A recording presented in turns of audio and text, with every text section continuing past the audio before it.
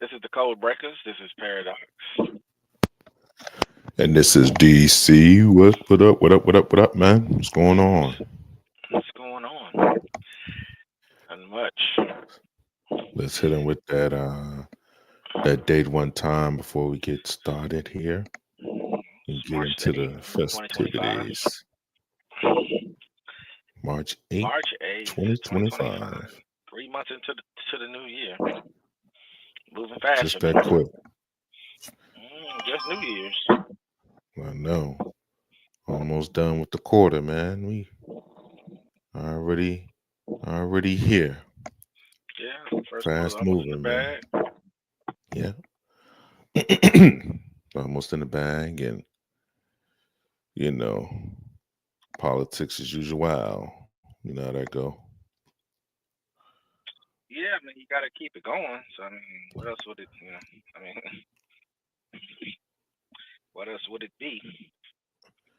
It's narratives amongst narratives, man. So it's Yeah, definitely, man. definitely a real interesting time as far as what I would call the the Trump years, but it's really an extension of from like when we was kids, from like where these intelligence agencies have kind of like colluded or coerced with leaking little bits of information, and then the media goes ham with it depending on which way they're leaning at that particular time. So it's Mhm. very, very, very, very interesting to be, yeah, in these type of times right now. Yeah, I think But i it's a want great people time for me. i want But, people to yeah. remember though that no matter what side you lean to, or whatever you if you deem that you have a side, or whatever the case may be, just understand that each of these particular sides have informants and have people that are leaking information to them directly to influence whatever they're going to influence on whatever side they're trying to portray. So I think that's very, very interesting to keep in mind. It's just For kind of me, like a I think yo it's yo. it's a great time because we could be in civil war. So I think it's a phenomenal time Well, actually. I would like to get into that a little bit later if you don't mind. To kind of because I've been kind of like really, I didn't know like the time frame on it, but I mean this is just a to me it just seems to be a conclusion of you know um, contrasting ideas in this country where they can never really get along or get aligned to accepting some things and allowing things to push forward. We just could never get there. So you know, Yeah, yeah. I look at it as you looking at everything in its totality, which is how I try to live in that space if I can. But looking at being a part of Western civilization and being a part of that history and that timeline, and you look at other timelines sort of merging, always merging together. Obviously, it seems like we're in a lot of ways. I think we're in a great time because at least from a national standpoint, being a part of a nation state, we're not killing each other and we're at war. And there's economic collapse, famine, starvation. You know, so it's. I look at it probably a little bit different than some people because I know when you're on the internet, it's all about conspiracies, pessimism, apocalyptic, end of the right, world type stuff, and I right. think it's kind of retarded actually. But they pushing it, and I mean not regular people, but I mean the smart people, the people who Mm, study this stuff. They grift. They grift all over the internet, and they grift writing books, and they grift, in these academic spaces, giving speeches at the universities, and at all different spaces. It's like I always wonder, can you convince a person, a regular everyday person, can you convince them continuously that the world is coming to an end? It's very strange in a lot of ways. When if you just sit down and think about it for a moment and look at the world, look at world history, look at conquering, look at empires, look at invasions, marauders, just the whole process of people just showing up in your area and taking it and enslaving you, and or killing everybody, basically exterminating everybody. And it's kind of like, well, based off your personal reality and where you sit in the time frame that you're actually alive in, if you evaluated that, depending on where you are in the world, of course, you know, where how do you gauge that versus all the rhetoric that's on the internet, that's on TV, that's constantly pushing fear and more fear? It's just interesting in a lot of different ways, because it all depends on how you want to approach it, right? You can say, well, our American spies are keeping us safe, American military is keeping us safe, military and economical, strategical, global positioning is keeping us to maintain a level of power to keep those events that I'm speaking of from not even happening. And then also running a certain amount of propaganda internally to keep things on, at some level under control, to keep folks, from a complete collapse, basically. So trying to maintain a civilization, and I'm assuming it could even be a small tribe or village trying to maintain it, or all the way out to where we are now in history, which is hundreds of millions of people. In some places, large swaths of land, and obviously in other places, smaller land. But just being able to maintain it. What does that look like for you individually? Like, is anyone showing up at your house, dragging you out your house and putting you in the gulag or prison, or you understand what I'm saying? So, like, historically, people take a lot of positions that has already happened, but it's over. But then it's like the fear Mhm. of, for example, you look at the Jews and how that propaganda is pushed, the fear of being exterminated to this day, that type of stuff. And so they're just pushing it and pushing. I always wonder about, it's just interesting when I think about stuff like that. Because from a racial perspective, even it's extermination, trying to get rid of you, and then on the other side, we're trying to maintain ourselves. It's just kind of a funny ebb and flow of realities, streams of realities. Because most people, I would argue, when you think about the historical context of things, in America specifically, you're very safe. Even if even if you live in the worst area in the country, Very. you're very safe, because no one's showing up yet at this point. Not yet. Maybe one day in the future, but no one is showing up. So it's just funny to me just how people can push into the world stuff, and what if the economy collapses? I'll give you an example of what I mean, right? The Russian Empire, the Soviet Union collapses, the states break up, and just say we have Russia and then the surrounding states, right? But what's funny about that is it's $1 trillion a year economy. They're still considered somewhat of an empire or a failing empire, or even if you look at England, you can still consider maybe a falling empire. And they still have enormous amounts of power, enormous amounts of influence. It's just even funny on that level, where because it just happens to be the time frame that we're living in, the context of nuclear weapons, technology, AI, drones, etc., and then future robotics, etc., that how the world is going to kind of shape itself. It's just going to be a kind of a funny thing looking, say 100 years into the future or 200 years into the future. It's just, and I'm trying to look at the future, then kind of look back at us and say, well, where are we within the context of that, historically speaking? Because constantly telling people all the time that things are horrible, it's just funny. That's all I'm saying. It's just a funny thing. Maybe that's a human thing. Maybe it's an American thing. But it's interesting, to say the least.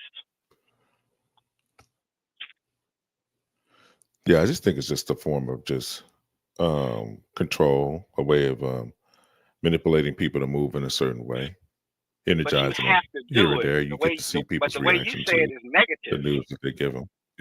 by the way. But the way you're framing it is negative.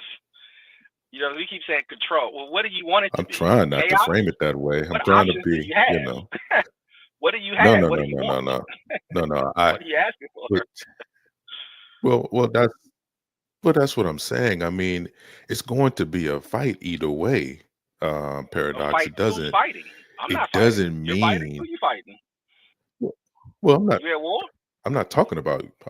You being sent to war? I'm not That's the talking only about fight us. that's real, I'm talking about isn't it? other people's. No, listen. Listen what I'm saying. You just said, right, that people in their mind, they're energized by these things, right? The conspiracy theories, the little lack of information they're receiving about things ending, financial crisis. There's always this one looming thing around the corner. But when you look at the reality of the situation, people are generally safe. Um, whether you are in, like you said, like the worst neighborhood or the safest neighborhoods. Um, People will argue against that. That's what I'm trying to tell you. And what Well, I'm they saying to you is because that it's a whatever your grift. It's mindset money. is, It's money in there. That's why, right? It's well, money. It's but tied but to that's attention. The attention economy. It's not really right, happening. That's what's so funny about it. right. There's When you frame it on the internet that way, observational. right, but what did you say? You There's said what's the first observational. thing you said, right? There's, The fear. You said that. How did you frame it when you the first two sentences you said is how the internet. That's how they push it though. The first two things you said when you first started talking, that's exactly how it starts. Control. But do you want what do you what do you understand even what you're in to get why you need to have order? Why wouldn't you want to have order though? Why wouldn't you want things to be so is orderly that a question, or and under control? is that rhetorical? Is that like a rhetorical thing, or you're asking me a question, but particular? It's a Like I'm question. trying to Yeah, it's a understand question. because, like, um, for me personally, I think that if you was to leave people to their own devices, that human beings generally don't have the ability to govern themselves properly without looking to a higher source to control them. It seems to be proven over time periods that there has to be something, I guess, that's overriding them to look up to kind of shepherd the horde or shepherd the people that need direction, so to speak. I don't know how to not make that sound like not negative, but it seems to be there are people that need to have someone to kind of tell them what needs to be done or what direction to go in. you know, it just appears But to why be how wouldn't you? My people point are is that why designed. wouldn't you have that? But why wouldn't that's I mean, why wouldn't it be that? That's what it is, isn't it?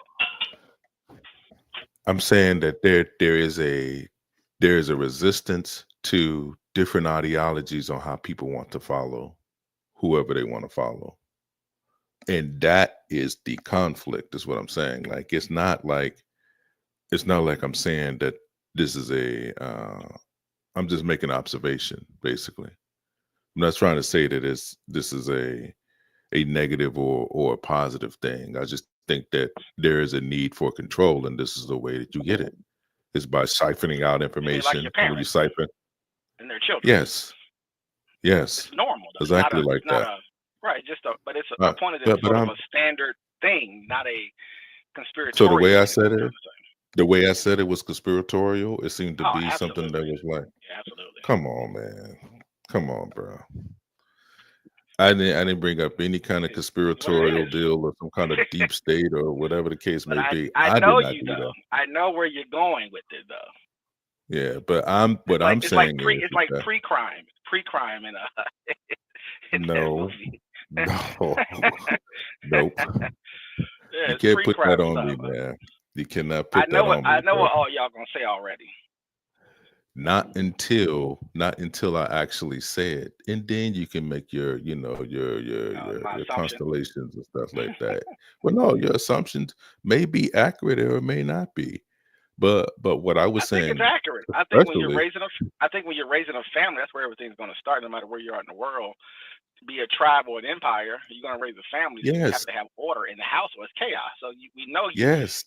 naturally all things need some level of order, obviously, to Listen, get something done, or you starve to death, or you kill each other. So I mean, that's kind of a standard, I think.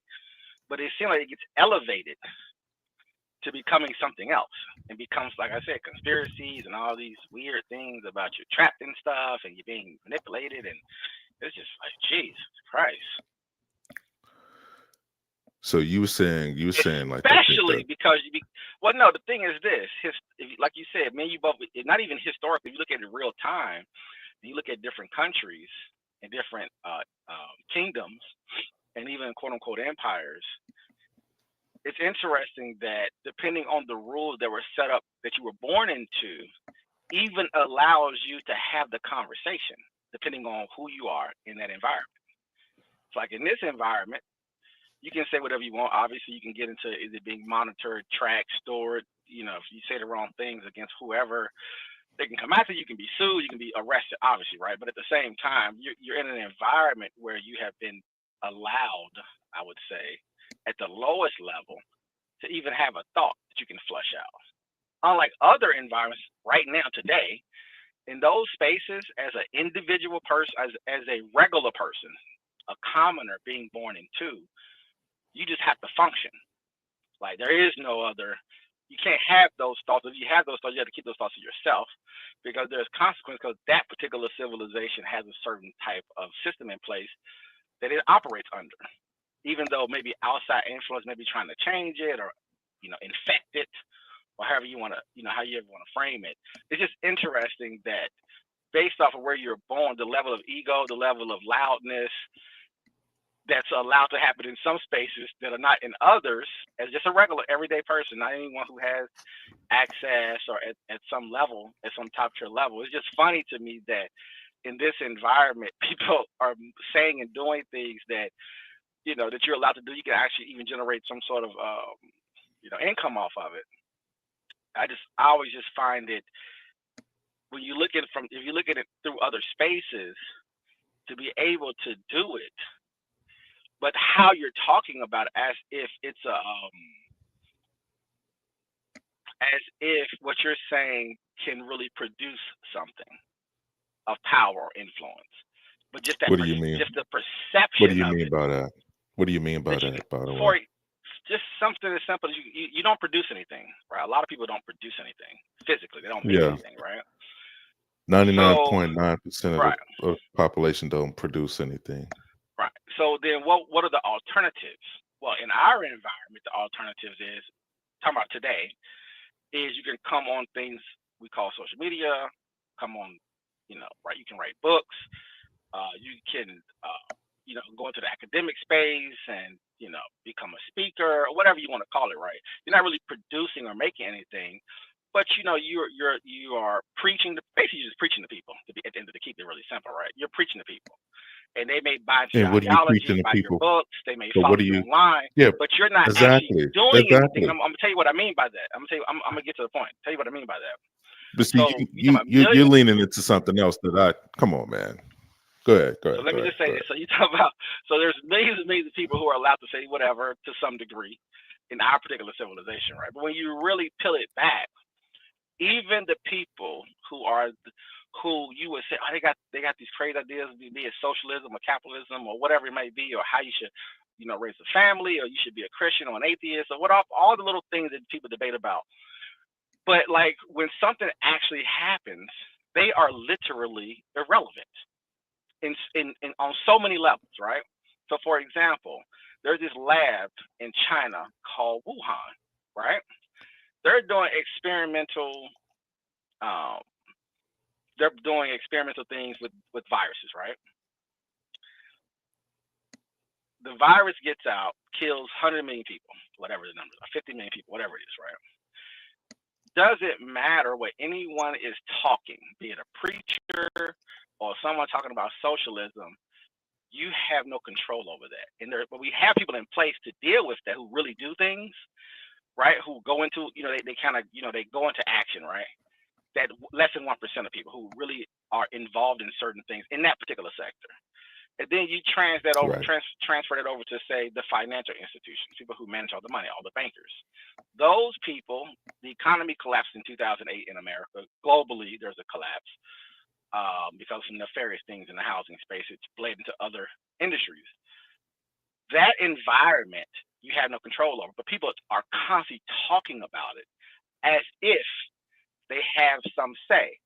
If the actual people, right, who control things was talking to you every day, you would have a very different perspective because it is what it is, right? This is what it is.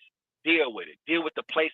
Deal with your place in society. You are what you are. Hard stop. Right. But in Right. this system, and I would just say in the Western system specifically, you are allowed to fantasize. And because you're allowed to live in fantasy, you can have a very large ego. And like I said, people become, they proselytize, they preach, they gather groups of people, they try to move things in certain ways, or they feel like they're moving things in certain ways. It's the whole process. What I'm trying to say, the entire process is kind of funny because almost pretty much none of those people have real influence, real access, real power to move anything. So it's just kind of a Oh, funny. sir. My point is just kind of a funny thing because you have conspiracies and they're just, but it's like you're telling me things basically after the fact. And even if you told me something that's gonna happen, you have no control over it. So you may even be alerting someone saying, "Hey, just be prepared. I've been saying this since 1999. The housing market's going to collapse. It's a bubble. You can't do it this way. You're breaking the rules, right?" They didn't stop it. Now you can capitalize on it by shorting the market, obviously, right? My point is that, but they could not stop it because they don't set policies. They don't do anything. The people who do all those things, you don't never talk to. So you're always hearing from outside voices, but they Right. appear inside. You follow that. Oh yeah, you're right, man. Things are messed up. Everything is coming to an end. Everything is ruined. And I don't know how to understand that. If that makes any sense. Because you're almost not allowed to be in reality of, okay, this is my job function. This is my life. This is how I grew up. This is the choice that I made. This is the choice that my parents made, my grandparents made, my great grandparents made. It put me here. This is the space that I'm in now. How how we always talk about America and China from a sense of empire, right? And how in the argument from experts, global from geopolitical people is always, what is your, how far can you project power, right? So we know that 99% of countries, whatever you want to call, however you want to call them, nation states, countries, empires, kingdoms, whatever you want to frame them as, most of them, pretty much none of them can project power outside of their own borders. Some of them can't even project powers to their borders, right? And there's a lot of other people in play to maintain borders that's outside of them to help them exist, basically, right? And so it's always funny to me that you as an individual American, quote unquote, and a lot of people don't even want to be that. They hate the country, but they're here for some reason. But they can't even project their power maybe outside their own house or even within their own house. So here comes the internet, here comes social media, even people who go on television who write great books. And if you even find out their lifestyle and find out how either out of control their lifestyles are, or they don't even have power in their own house, but they will Right. come on a national television show talking wild stuff about the economies, about this, and I'm an expert. I'm an expert in everything, and I know all these things. But I'm like, but who are you really at the end of the day? Mhm. Because I'm gonna tell you why I say that. When George Bush decided to invade Iraq, which it goes against everything, guess what happened? People fell in line. So I'm like, my point, I'm observing people, you, me, everyone. I'm observing myself. I'm observing you. What we say online, what everybody's trying to say. Everybody's trying to explain. Trying to, philosophize about all types of things. And it is always funny to me because if we get invaded or hit by a nuclear weapon, or there's a meteor that hits us, or if there's a super volcano, or if there's famine, or if there's a bird flu, for example, and kills all the birds off, and all those things, it's almost like people can maybe tell you about those things. They have no control, no power, no influence. They can't move anything to make anything not be, if that makes any sense. So, for example, when they introduce a lot of things into our society, say in the 1960s, right, 50s, 60s, 70s, when they start to introduce, we'll just say credit on one hand, credit cards, stuff like that, that technology, and then they also started to introduce, say, for example, high fructose corn syrup, just something simple, right? Red dye number 5, just whatever, right? It got put into the society. All the people who were telling you to eat this way, act this way, do this way, avoid X, Y, and Z, they weren't able to stop anything from happening. Right. That's all I'm trying to make a point about is that it's almost like I keep hearing I hear it's so much noise, but I'm like, but is it stopping? What's happening though? Does that make sense? But so Yeah, you can grift off of it. You can even that create makes an sense. alternative to it in a sense, right? But it's just funny. That's all I'm trying to say. It's just funny. But I digress. Now, You, obviously, there are. Go ahead. but you're saying more things that align with the way that I project out, thinking that there's really you don't have as many choices or the kind of influence that you think that you have. So I don't. That's what I'm saying. It was kind of weird listening to you say all of that to kind of like because when I don't know what triggered you when I said the deal at the beginning when I guess I was making the control thing as if we can control it. Is that what you was getting? Like maybe we can actually ground and control if you know that I'm telling you that you're controlled by these particular entities that we don't have any control over. I thought Oh that's what we no, always no, do. no. When We someone always says talk. something, but no, when someone says it makes me think about a whole bunch of other things. That's all. So when you said it, I just thought about like 50 different people who I know that just be talking, saying things, and I'd be thinking to Oh, myself okay. like, what kind of right? I mean, they always push these things like we're under control, we're under control. They're trying to control you. They're lying to you. They're doing this to you. They're doing that to you. I just think it's just funny to me. That's all I'm saying. It's funny to me because I always think about things like, yeah, that's cool, and you can say these things in a peaceful time, or at least the perception of peace, right?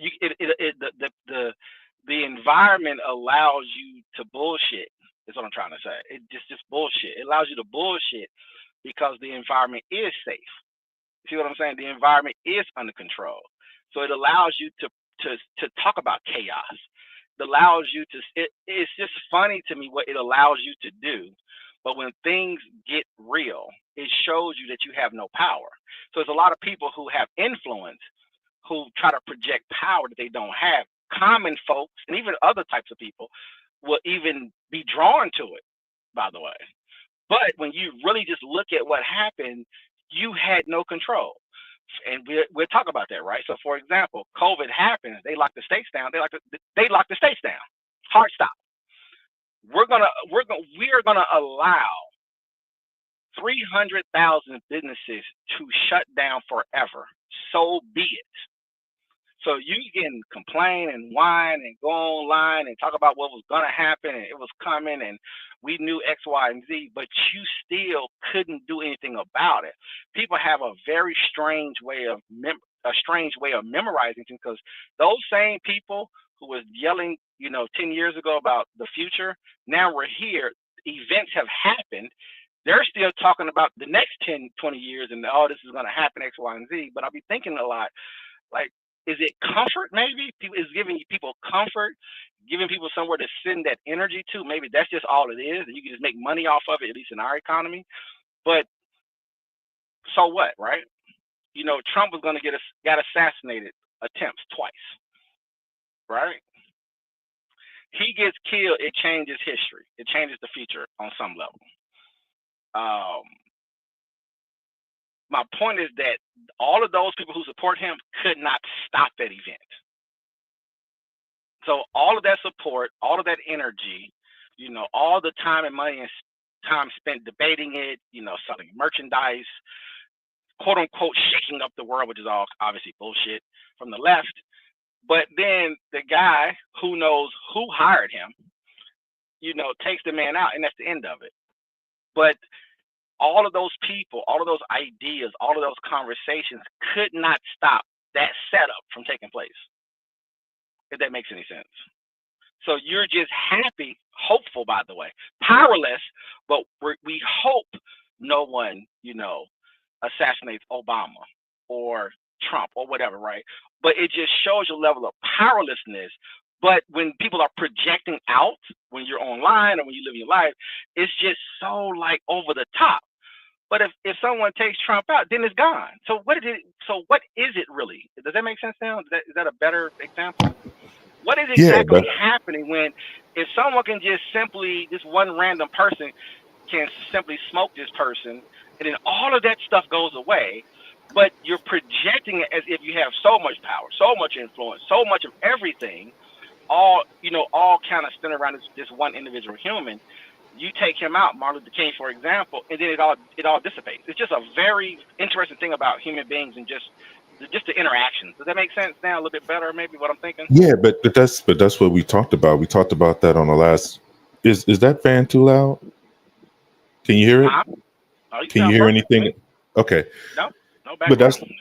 okay, cool. So that's what we were talking about last time, you know, to be grounded first in reality, you know, in in military terms, check your six, check behind you, check in front of you, um, take inventory on what your life is and how your life has been influenced before you try to project out your ideals and thoughts.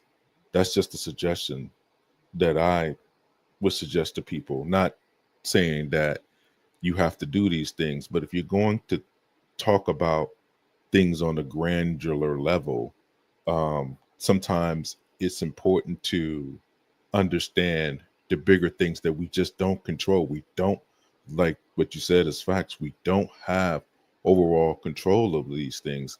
And I thought that that's what our program was trying to really bring forth. Like, we talk about these things as far as like not having that control, and to let some of these things go and be more of an observational mode to where you possibly could move around, but that's what you're going to end up doing anyway.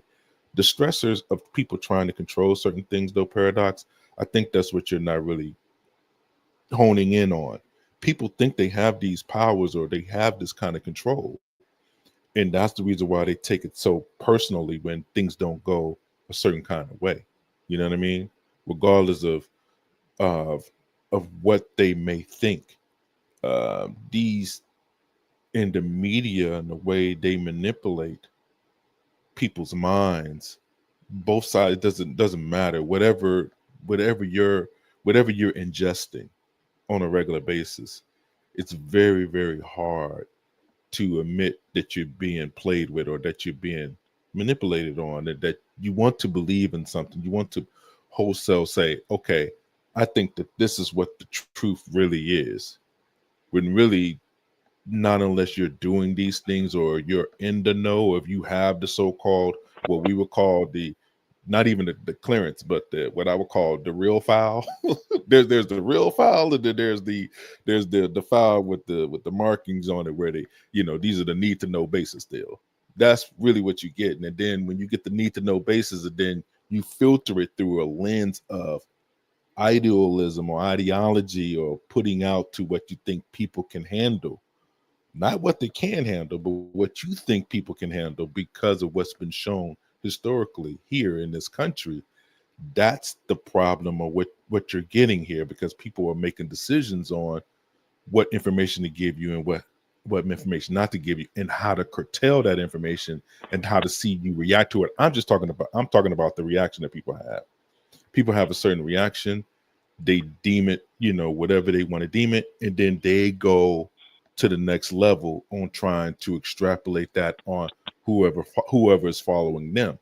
Because, for whatever reason, I think that a lot of this stuff is just church, if you know what I mean. It's just another way of just finding a way to preach to people. And the person that has the most bully of all pulpits, whether you have more subscribers than this person, whether you have more money, more so-called influence when it comes down to even raising money, getting certain celebrities on your team, whatever the case may be. If you find yourself in these kind of conundrums, it doesn't speak to the truth of what is really going on with that particular person and the people that are around them. Some of the most powerful people in the world don't have control of their households. So I mean, it's it's like that. But in a sense of projecting out, these things are in place because of a certain kind of way. The order of things, I guess, to put it more succinctly, is if I put you in position of the so-called office, right? You could Let me give you an example, right? Maybe I shouldn't speak about this. Let me say this. Kash Patel, right? Kash Patel is now the director of the FBI and ATF, right? The director. A year ago, he was talking about bringing down those particular institutions. Speaking to what you're speaking of, once you're sitting in the seat of power now to be in that position, now there's a different viewpoint that you're viewing things now. Now you have more information. You had a little bit at first, which is kind of, you know, curtailed through the media and whatever the sources was, and you are working from an oppositional position. Now you are the one that is in charge. You understand what I'm saying? So now you're the one that's over everything. So you make the decisions now. And you have to understand that making these decisions with certain people that are already in place, been there for a while, done these things, they know how things work. You're going to need these particular people to make so-called thing work, not unless you're going to dismantle the so-called agency itself. It's just speaking to how things can change very quickly, by the way. It's just very, very interesting where you could talk down on one thing and then, okay, we put you in charge. Now what you're going to do with it? You see what I'm saying? So it's almost like, you know, wow, I didn't know that this was going to happen this fast. You know, life happens, like life hits you, you know, very, very fast. And now you have to make the decisions on what you're going to do. This is what you wanted, right? So now you make the decisions on how you view things and how you think things should go. Is the FBI going to be more transparent now? Are you going to open up different things as far as having more information to be put out there to the American public? Because you're saying that there were things kept from the American people. Are you following me? What I'm saying, is that making sense, or that's still kind of like too vague? Well, what I was thinking of things like this is what I know where you're going with it, which is more in the political space. But I would just say this: remember when the fires happened in California, Yeah. or the hurricane and floods that hit North Carolina, right? Yep. Which was the latest disaster I can think of outside of the snowstorms and stuff that's happening, tornadoes. My point is that when events like that happen, right? It's just funny that you didn't stop it, you couldn't stop it, but you're talking and you're generating all types of political things from it. You're generating all types of content from it, the news media, all the way down to social media.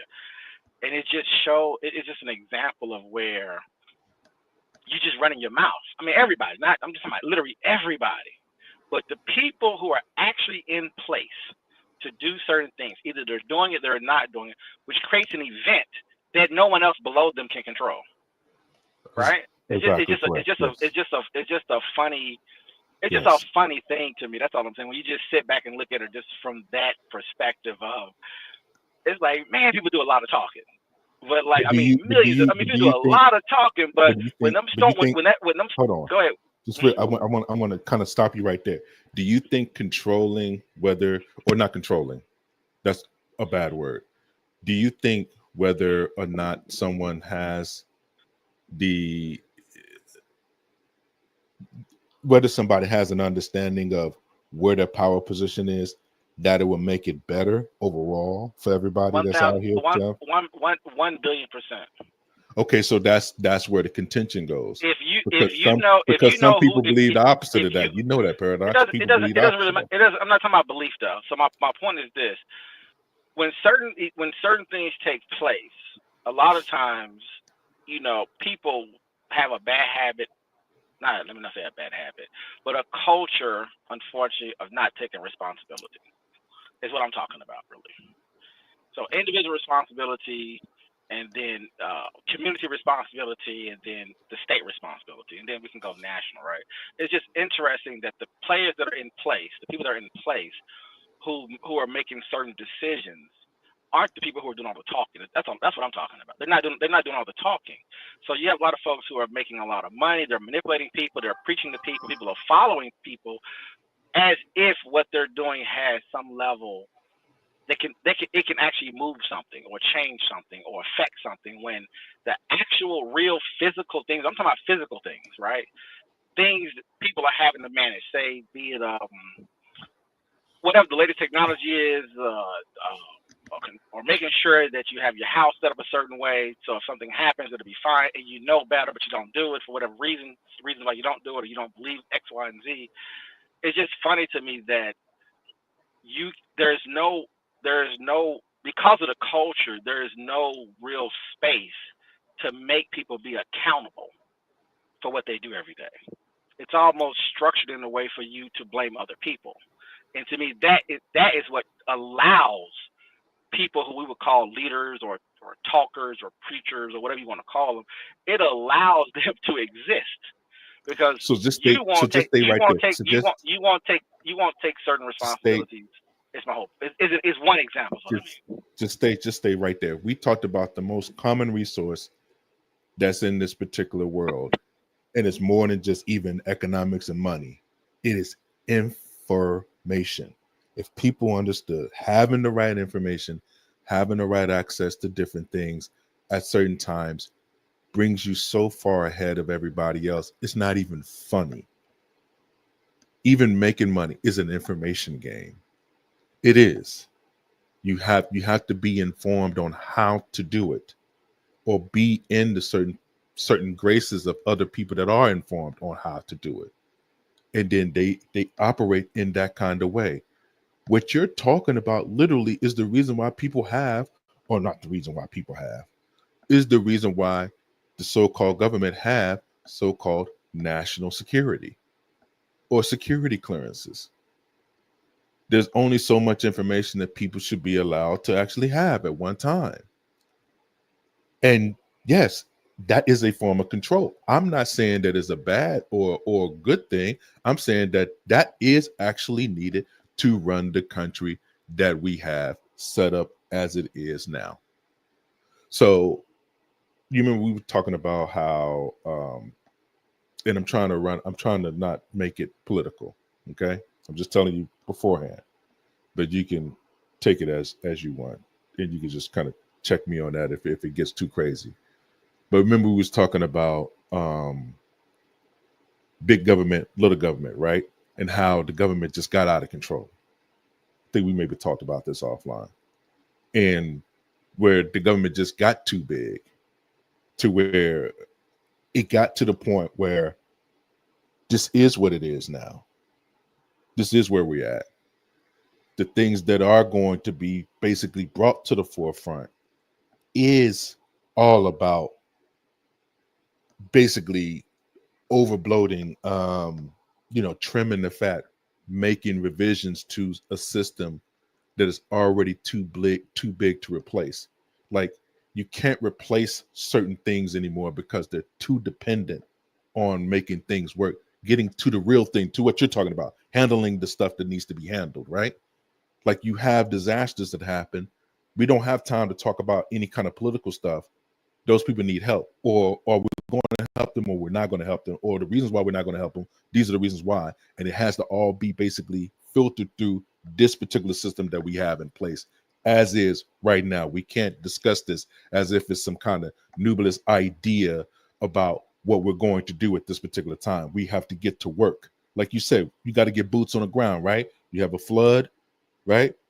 You have this situation going on in North Carolina, the fires happening. We don't have time to politicize this. We have to deal with it in a sense to make sure that these people don't get hurt as much as they already have been hurt. Yeah, there are some things that probably should have been done earlier, but we don't have time for that now. We have to get to the doing part. And that's where I think that it doesn't stop the process from happening. You just become part of the machine, so to speak, because the machine technically is bigger than your feelings and it's bigger than the people. And I think that's what you're trying to get to. Like, it's bigger than what we think or what we have going into place, that we have things that are kind of like already working to where we're plug and play, kind of almost. Okay, this is what you're designed to do, or you're put in this position to do this particular thing. Okay, let's handle it and let's get that done. you know doesn't matter what you feel about the type of situation that you got to handle at this point. We got to do it, and that's what we're tasked to do. Maybe that's not what you're trying to say, but I just think that on a bigger No, level. that's in the same vein. Cause I'm trying not. I'm gonna push it out in a minute, but I'm just trying not to. Because I'm gonna go through it at some point when we're talking about it. By the way, it's because it has to get bigger, right? Because there is a lot of things at play to get to the point where an individual would go online and run their mouth or follow someone running their mouth about whatever it might be, and not really focus on their community, for an example. So Well, yeah, but that culturally, there's things taking place culturally when you're trying to develop an environment. Now, historically, to get an environment developed is a whole nother history, right? To get it to where it's at now, that's a whole situation. That's a whole conversation in itself. But this is where we are now. It's just interesting that we're at a point where a lot of people, if not almost everybody, is so used to things just running, and then maybe in their mind, maybe running well or not running well, but it is running, and that you as an individual just don't have time, right? So then it apply back to time. So I'm spending all my time as an individual, maybe working 60 hours a week, so I don't have time to worry about the pothole, if that makes any sense, right? Now you can expand that out to many other things, be it monitoring the police department, making sure we have the right materials on our home because we live in a fire zone, making sure we have the right designs coming out because we live in a hurricane zone. As just a simple example of things that are devastating, obviously, it's going to happen. It's going to happen every year no matter what. It's just interesting that everyday people, that's where people will start to apply conspiracies to things, because it's kind of like, well, since you don't have time, you're doing your function. Other people up the chain is doing their functions. When those functions break down, everything becomes a conspiracy at that point. But you as an individual didn't spend 5 seconds right. thinking about those things. You're watching stand-up comedy on YouTube. You're watching Dave Chappelle, right? So you're not Right. making your time the most efficient, because remember, in Right. other civilizations, you don't have no control. So they tell you what it is, and then you just accept it, or you overthrow the government. Whatever it is. In this society, we're not really structured that way because of the type of system that we're in. And so in this system, you have the No. ability as an Right. individual to push politicians to get, to improve things, but you have to focus on that. But instead, too many people, if not the vast majority of people, do their function, whatever that function might be, and then that's the end of it. My point about the powerlessness part, and the part where people are exploiting people, is technology. Technology is probably the best example of where, again, I'm thinking through what I'm telling you, by the way, right now, real time.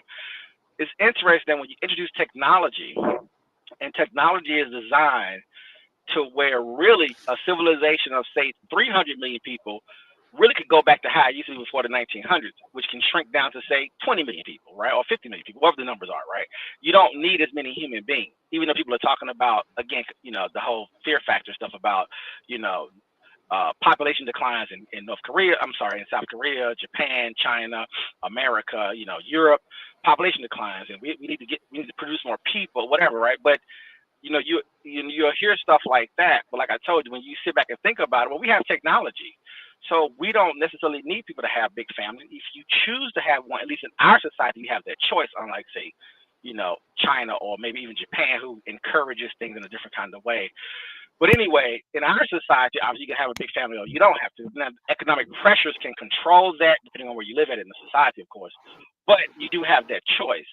When you introduce technology is saying, well, I'm gonna have automation, and at least we're gonna have automation and robots, basically, right? So going back to the 60s and 70s, you had robots building cars at that point. You have more robots that can do more functionalities that say a human being in this system that has, say, a 6th grade education in the past could do and make a living, right?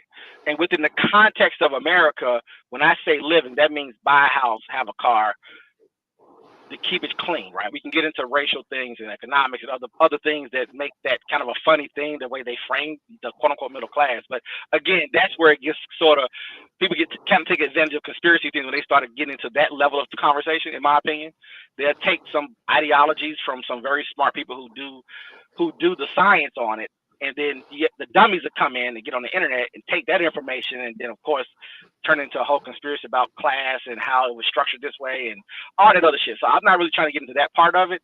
It's just interesting that as a group of people, even automation comes in, robotics comes in, and a lot of low-level functions will either be replaced by that or it'll be sent somewhere else, right? And how does that impact the psychology of a civilization when basically you're gonna have to accept it no matter what your leaders tell you online, or who write books, or who you follow, who keeps telling you know how to keep telling you, well, you're gonna get replaced. We've been getting replaced forever, right? Civilizations have replaced people forever, and normally, obviously, through slavery, but they have always used different ways to get things done. How does the individual deal with that? And does that then trigger someone to take advantage of that individual, saying, well, they're going to take your job away. It's going to go to China. It's going to go to here. And also, by the way, the robots are going to take the other jobs, and automation is going to even take even more jobs. And it's just how they sort of try to construct that thought process. And then it puts you in a weird space of, well, I'm powerless, but this person makes me feel powerful. Me linking with these people that I'm following makes me feel a certain way, but you're not going to stop it. It's the difference. Now I can give you a fantasy conversation about, well, we can all organize together. We can kill all the robots. We can stop automation. None of that's real, right? Because me and you watched. Is it 50,000 or 90,000? Is it 90,000 factories left the country? Something like this. It's a crazy number, right? I think it's between 50 and 90. I forget the exact number, right? Those left the country. And you can sort of dig into other things. Or once we got email, once we got the internet, once we got computers, how a lot of companies didn't need so many, typists or whatever you want to call it, right? Like you can sort of see how with the infusion of technology, people trying to feed themselves had to adjust to that. And can you exploit those positions as those adjustments take place? And then can you create a massive conspiracy around all of that, right? And can you influence and move people saying, well, all the truck drivers are going to get replaced by Elon. Elon's the enemy. See, does that make sense now? Like, or what do they call it? Corporate farming, right? When they come and take over all the small farms, buy them up, we'll take them over. Well, there's a conspiracy behind that. That's why that's happening. Right. And then you can then that allows these people I'm talking about to sort of take advantage of those regular people because their fear, their anger, etc., instead of just making them accept the reality of it. Because it's almost like you're not allowed to do that part, because it's almost like you're trying to like enslave people, or like, you manipulate people in the opposite way. So it's better for me to turn you up, to get you all crazy, but I'm gonna go back to it. But you never stopped it. You never could stop what was coming. Does that make sense? But you're now taking advantage of it. Does that make sense? If you integrate blacks into society, if you allow women to fly planes and drive cars, if you allow this person to do this, the thing is this: you never stopped it. So now I have to come. Now you're going to get me to join forces with you, use my energy and my time and resources to deal with some shit that you could never stop from the fucking beginning. And then it all gets turned up. You all exploit those positions. It's just so funny to me that as the people who actually run the civilization, because like me and you both know, both parties are liberal. Both parties lean to the left. No matter how much they claim to go in a certain direction, that's the reality of the Western world, which is we want to leave the past where things were structured a certain way, and we're going to move this way while you're kicking and screaming. And then I'm going to take money from you, and I'm going to exploit your time because I'm going to make you think something that doesn't exist. It already has happened. Automation has already happened. Exploitation is it's already done, and then you want me to, and so like anyway, I'm laying all that out to get to Trump, by the way, just to put that out there. But anyway, the Constitution itself is a liberal document. It's hard to not get around that. That's the reason why there's so much. The interpretation of it has been kind of moved back and forth, and it's back to what we was talking about earlier, where that control word gets kind of used. So I'm gonna be careful with the control word. Maybe that's something that I have to be a little bit more cognizant of. Well, let me just say this. The thing is that when you introduce things, you have to find out or try to understand where that's coming from and what does it mean and why is it happening. That part is not really being done. What's actually happening is, as a regular person, what's actually happening is politics is going to move you. What people don't realize is that the only thing that the Republican Party is designed to do, well, It's designed for a few different things, but one of the major tenets of it is to basically slow down something that's going to happen, but to slow it Right. down and balance it out as it takes place over time. That's Right. why, at least in our scenario, which is black and white initially and native, that's why it had to be done the way it had to be done to get to where we are now. And as you introduce new things for various reasons, it's going to be obviously social and economical mainly. As you introducing new things, if it goes too far, if it happens too fast, there is a reaction to it. It's the job of the other groups of people to manage that reaction. The problem I have with it is that they're managing the reaction, and the people don't have space or any outlet really to say, you know what, this is what's taking place and this is why. How do I want to deal with it? And what's so funny about what I just said is that it because it goes right into the everyday family. So as I'm introducing it, right, the families have to adjust. So then it becomes the angry uncle or the conspiratorial brother, because that's Hmm. how the system is sort of kicking them out, right? And so the job is okay. Is that's happening at a higher rate. We need to harness that energy. So what's so funny is that all the people who are claiming to be a part of like any kind of movement, the common folks are under the impression that they're stopping something. They're under the impression that they're achieving something. And I'm thinking to myself, within this organism that we're living within, it's just funny that what manifests up, say, for example, Trump, what manifests up based off, obviously what happened in the last, say, 25 years, you manifested this creature. And then it's like, well, why is this happening? And what's going on here? And so instead of people trying to explain the events and why it's moved and why you feel the way you feel, instead of people telling you that part, they're taking advantage of your feelings and making you angry about it. Hmm. Right? And what's so interesting about, as you see the anger, there's people in place to then now manage that anger. So now the person is saying, well, okay, we know everybody's angry. Okay, you're going to be over here. You're going to be over here. As we shift the society in a certain way that's maybe you would argue more fair, more even, more peaceful, more balanced. The imbalance is we have to say, well, okay, we're going to give you this. We're going to offer you these things, and then you have to sort of deal with that within your family, and then work your way out into your corporate, into your job, or whatever it's going to be. Right? All those moving parts are happening, like you said. I think that is how you turn off so many people and turn on other people. Does that make sense? Or that kind of all over the place? No, no, no. That's so I understand what you're saying now. So yeah, I agree. I agree. I think that the way the balance of the parties, if you look at it, is to balance each other out, push forward, slow down, manage, be able to conserve, trying to figure out a way of opening up something that's going to already happen, but allowing the people to kind of catch up to it. But here's the problem, though, Paradox, is that when you introduce these other things into this social dynamic, which is a human behavior, human beings, human psychology, the basis of how race played a part in this, um, the sexual component on both sides, the shaming, the so called pushing the liberation of it all, because the pushback is going to always be, well, you can't tell me what to do. They're going to push it even more forward and be more exaggerated and be more like, I'm oppressed, I'm this, I'm that, and it's going to have its feel, and then those people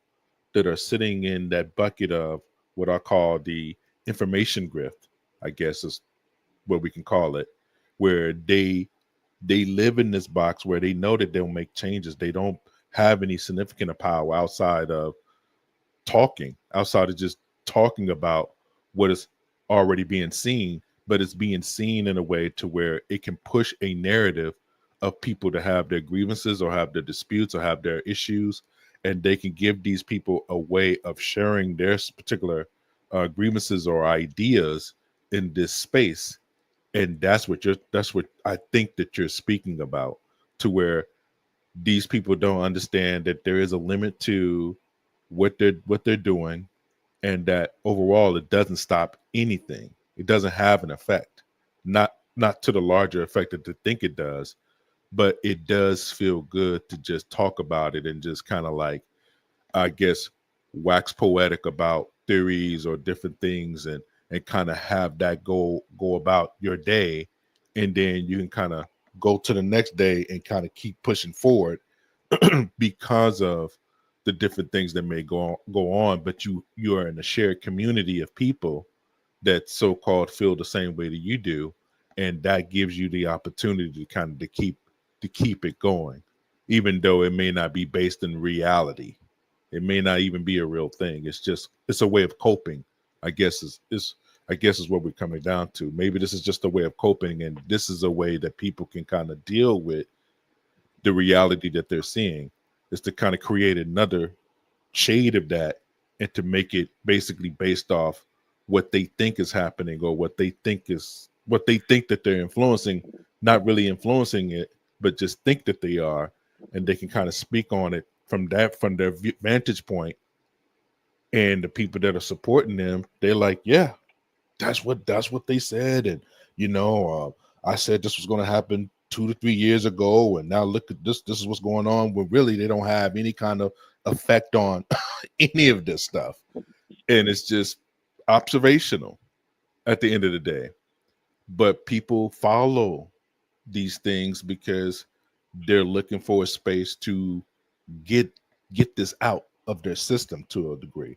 And technology has played a big part of doing this, but it's also hampering the part of being in reality, or being grounded in reality.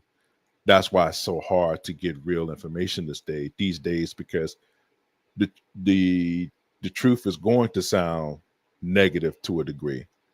I thought we wouldn't be sounding negative, but we're not telling anybody to just to give up on life. We know that people got to still keep living. You got to keep doing what you got to do to survive. But just understand where we at as a country, what country we live in, how it projects out to the world. It's almost like speaking about the Palestinian conflict to a degree. That conflict has been going on for, in open time for 80 years now. 80 years. And to just put it to the point. Really, you want to go, you want to go back further though, don't you? Yeah, but I'm saying, because like, really, I know, but I'm really, but I'm just on what you just said. I always have to say this though. Ottoman Empire. That's all I have to. Ottoman Empire, the French and the British is what we're dealing with, and of course the Ottomans they don't exist necessarily. Turkey, but it's just funny when people say the Jewish thing. The history of it is just so funny because it's literally a direct cause of the collapse of the Ottomans, the control of the British and the French, how they chopped that area up, how they wanted to expel the Jews, and then the history follows that. It's just a funny thing, because like I keep telling you, no one is trying to contextualize it in a sense, because remember, you're trying to force people to pick sides, so you're not, you can't. Now the information is available, but nobody wants, the people who are running their mouths don't want to really get into that, because you can't push that in media, right? Because like I keep telling you, no one wants to accept things. So for example, when the British got here, and then once they started to push west, and now we're here, right? It's over. But people won't let it be over, right? People won't let slavery in America come to an end. And we can just keep on going all over the world where people won't let it's not that you don't, as an individual, you don't care. Because I keep telling people about I don't know if I was telling you about some folks who they have a history of a horrific thing, but it happened some time ago, and the way their society was, they just moved on from it. So it's not discussed, it's not talked about. They're just living, real time basically, unless you're a historian, right? They're not carrying the baggage of something, and no one is keep putting it on their backs to carry it as baggage. And so a lot of things have come to an end. Like, I follow Native people on social media, right? And some of them are more what we would call Americanized than others. Some of them are more we will classify as radicalized, right? And what's interesting is that it is literally over, right? Can we both agree with that? It's over. Yes, we do. It's over. Yeah. It is over. And it's almost like people who are losing fights. What human beings as a group remind me is no different than individuals, right? You know how you have two fighters, And the one fighter said he didn't lose, even though we saw him get knocked out. He's like, "No, I didn't lose that fight." That type of thing. Like it, even with a knockout, it's still some doubt. Like, is he still better though? Right. Like, did he just get lucky? I'm gonna try it again, type thing. And again, I don't want to. And again, I'm not gonna wish anything. I understand that people hold on to what they hold on to, and it gets taken advantage of. And so it'll carry with them until obviously at some point it goes away, but over centuries and over time. But like I told you, I always just find it funny. It's almost like somebody trying to bring Kemet back or something. Like it's just not right. It's just not. It's not there. There's nothing there. And so I always just find it fun that you still got to deal with it though, because people keep introducing it over and over again because of the history and how you can talk about it. And you have some folks who want to basically erase it to move forward, and others who are trying to hold on to it to make people feel a certain way. And then that gets taken advantage of, by the way, and can drive a whole movement. And instead of saying this is where we are, accept this reality, and it's almost like me saying accept the reality is like telling you to accept defeat, but you already lost. Yeah. But Yeah. if I can make you think that you really didn't lose, and they had technology and they were savages, and that's why they did it, none of that means anything. This is where we ended up, and you lost. The end of the conversation, but that's not reality in our environment, right? The environment is saying hold on to all those things. Don't let if you can try to assert yourself and then get checked, at least you know where you are, right? In this environment, you can kind of play with it, and you will run into that wall, of course, at some point. It'll get checked, and we can even elevate that to say Russia. Russia is a failed empire, right? They lost.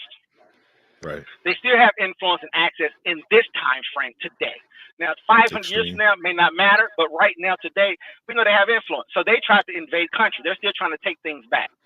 And then they're learning what that looks like. Well, how far can we go with that? How much check are we going to be in? And then over time, things will happen the way however it will take place. But it's just funny that there are people in positions to maybe turn it back a little bit, to try to regain what they lost. You know what I'm saying? And even in this country, one day when this place collapsed, I'm sure however it reorganizes itself, somebody says, man, we used to have California and we used to have New York. We used to have it all, right? And then they may just have they may be left with a little piece of say like Texas, and that's all that's left of America. And you're mad. Well, we as a just say we're just Dallas now. That's America. It's just that little piece, right? And it's kind of like, man, we used to have the whole, see what I'm saying? And then I can gas that and light you on that, and from a social media perspective, I can exploit that, because even in even with religion does it all the time, right? We're losing our faith, we're losing our belief. We gotta bring it back. It's gone. Atheism is here. Secularism is here, buddy. Sorry. You see what I'm Feminism saying? is here. Feminism is here. So you're fighting it, and that's cool to fight it while there's a fight to have. You know what I'm saying? So always trying to pick, even that, trying to figure out as me as personally speaking, like which fights do you want to have that's real, that has some semblance of winning. But the Navajo ain't coming back. See what I'm saying? Like some things we know it's over. The Aztecs, the Incas, not coming back. Because I follow a lot of Latino people, from Mexico and stuff like that. And I always laugh because they talk about their heritage and stuff, and it's cool to talk about. And you can maybe be a little upset about how it played out as an individual person, but you should not be trying to turn it into some kind of movement to regain the Aztec Empire, right? Like this, But like you should know your history though, and I think that's also how. Unfortunately, you get in this society, you can literally make money off of people not knowing something. Right. So say if you talk to Mexican people, the Mexican history as a nation state, but you fail to tell them about their great empire history and how when the Spanish came over, the conquistadors came over, maybe there was 100 million people in these areas, the Caribbeans and Mexico and et cetera, right? And that once they came here, that shrank down to say a couple of million people. So a mass extermination, right? How do you tell a person? Now, maybe you need 1,000 years to get over. Maybe you need 1,000 years to where it not matters. But right now, we're not in that time frame, at least in the Americas, right? So I always find it funny that I can make you upset about that in real time. I can make you angry about that. Oh, America hates you. Mexico hates you. Forget these nations. You know, they murdered our ancestors. Like, we can't keep doing that, bro. But there is literally a marketplace for that. And there really is no one saying, this is ridiculous. Go do some things that are more productive. Does that make sense where I'm walking into? Does that make some sense? Yes. And I would push back on the sense of the grievance. The reason why the grievance is still there is because people keep making it a grievance. No, but what I'm saying with Black people in particular, right? Okay. I think that with Black people in particular, I'm just going to speak to our group, right? Okay. The group, the classification. I was purposely not doing that, by the way. But yeah, go ahead. I'm only speak from our, because it's hard to jump into somebody else's field. Because I thought it's easier because it's not emotional. Well, no. But this is going to be. This is gonna. I'm gonna try to be as objective as I can. But for far as what I see, right, the Jewish community has been able to combine both fronts, right? They've been able to hold on to remnants of their past, and to be able to push forward with that narrative very, very successfully. But there's reasons for that. There's a certain amount of acceptance of globally for that group that is understood these things did happen, and you may not like everything that they pushing or the historical narrative that's in place, but there are protections in place to provide them the space to speak, acknowledge, push forward to the future, and to protect their historical narrative. I think that what has been happening to natives is harder to speak upon because that's kind of complete reversal of trying to change things as far as the modern world, the way the modern world views itself now. There won't be no going back to that particular thing unless the way the world runs now is totally obliterated, like some kind of cataclysmic event happens, you know, that nobody wants to happen. That we go back to where that is basically a formation of where people can deal in tribes and smaller tribes and things like that. You know, that's a whole nother deal. Yeah, because I'll leave that alone. If a cataclysm happens, there won't be no tribes. But go ahead. Right. I'll leave that alone. I know. It'll form if there are human beings left. It will form. It'll go all the way back, it'll go way back. But what I'm saying, type shit. but what I'm saying is that even that is going to look different than what it originally ended up being at that particular time, because it's coming out of devastation. It's coming out of something that was all history is wiped to it, right? So if we're dealing with the context of how the Black narrative and the white narrative have kind of corresponded and grew together in this modern time, the grievance is that when there's an agreement put into place, there always seems to be this roadblock of this racial dynamic always not allowing certain things to move forward to the point where there is what you're talking about, where we can kind of like, okay, let's get modern, let's get completely modern with it. Now, not to say that this is not going to happen. I just think that it's already happened. Right. There's still a lot of reasons why people hold on to slave narratives, mistreatment narratives, stuff like that, and it's still a real thing to this day. So that's yes, it is. So you're saying that there is no correlation between the economic disparities between Black people and white people, that is not something that's still modern as of right now today, and that doesn't go back to what has happened in the past. That's what I mean. That's what I'm trying to say. Or even if it's like access to information, neighborhoods, schools, redlining, making these things making it to where they're still trying to exclude, like the whole DEI hold on, thing. hold on. DEI has been formulated hold into a on. different thing. That's what I'm saying. So you got. So I'm going to take you. So you're going to force me into a political position with that statement, right? So either I'm going to do the victim side, I'm going to the move on side, right? To get over it side. So that's where you put me, right? So Republican get over side, Democrat victim side. So I don't. It's a weird place. It's always a weird place because I can say something that's going to be very inflammatory because Black people specifically have been trained a certain way, unfortunately. And so how we handle certain things because of politics and a lot of loudmouths, if I say what I want to say, just my natural gut, what my gut says, it's anti-Black, it's a sellout, it's et cetera, right? Because the argument would be, well, you're ignorant or you're trying to ignore or quote unquote whitewash the reality of it. So you gotta be trapped, right? Because I'm being honest about it, right? I'm trapped. I'm not trying to trap you, man. No, not you. Just the reality. It's just our reality. It is what it is, right? It's nothing.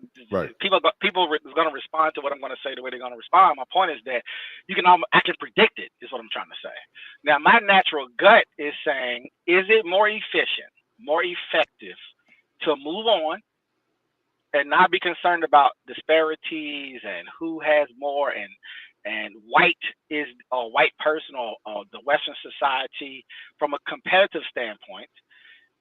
The standard is set by the European, and then my job is to try to equalize to that, either bringing them down or pushing me up.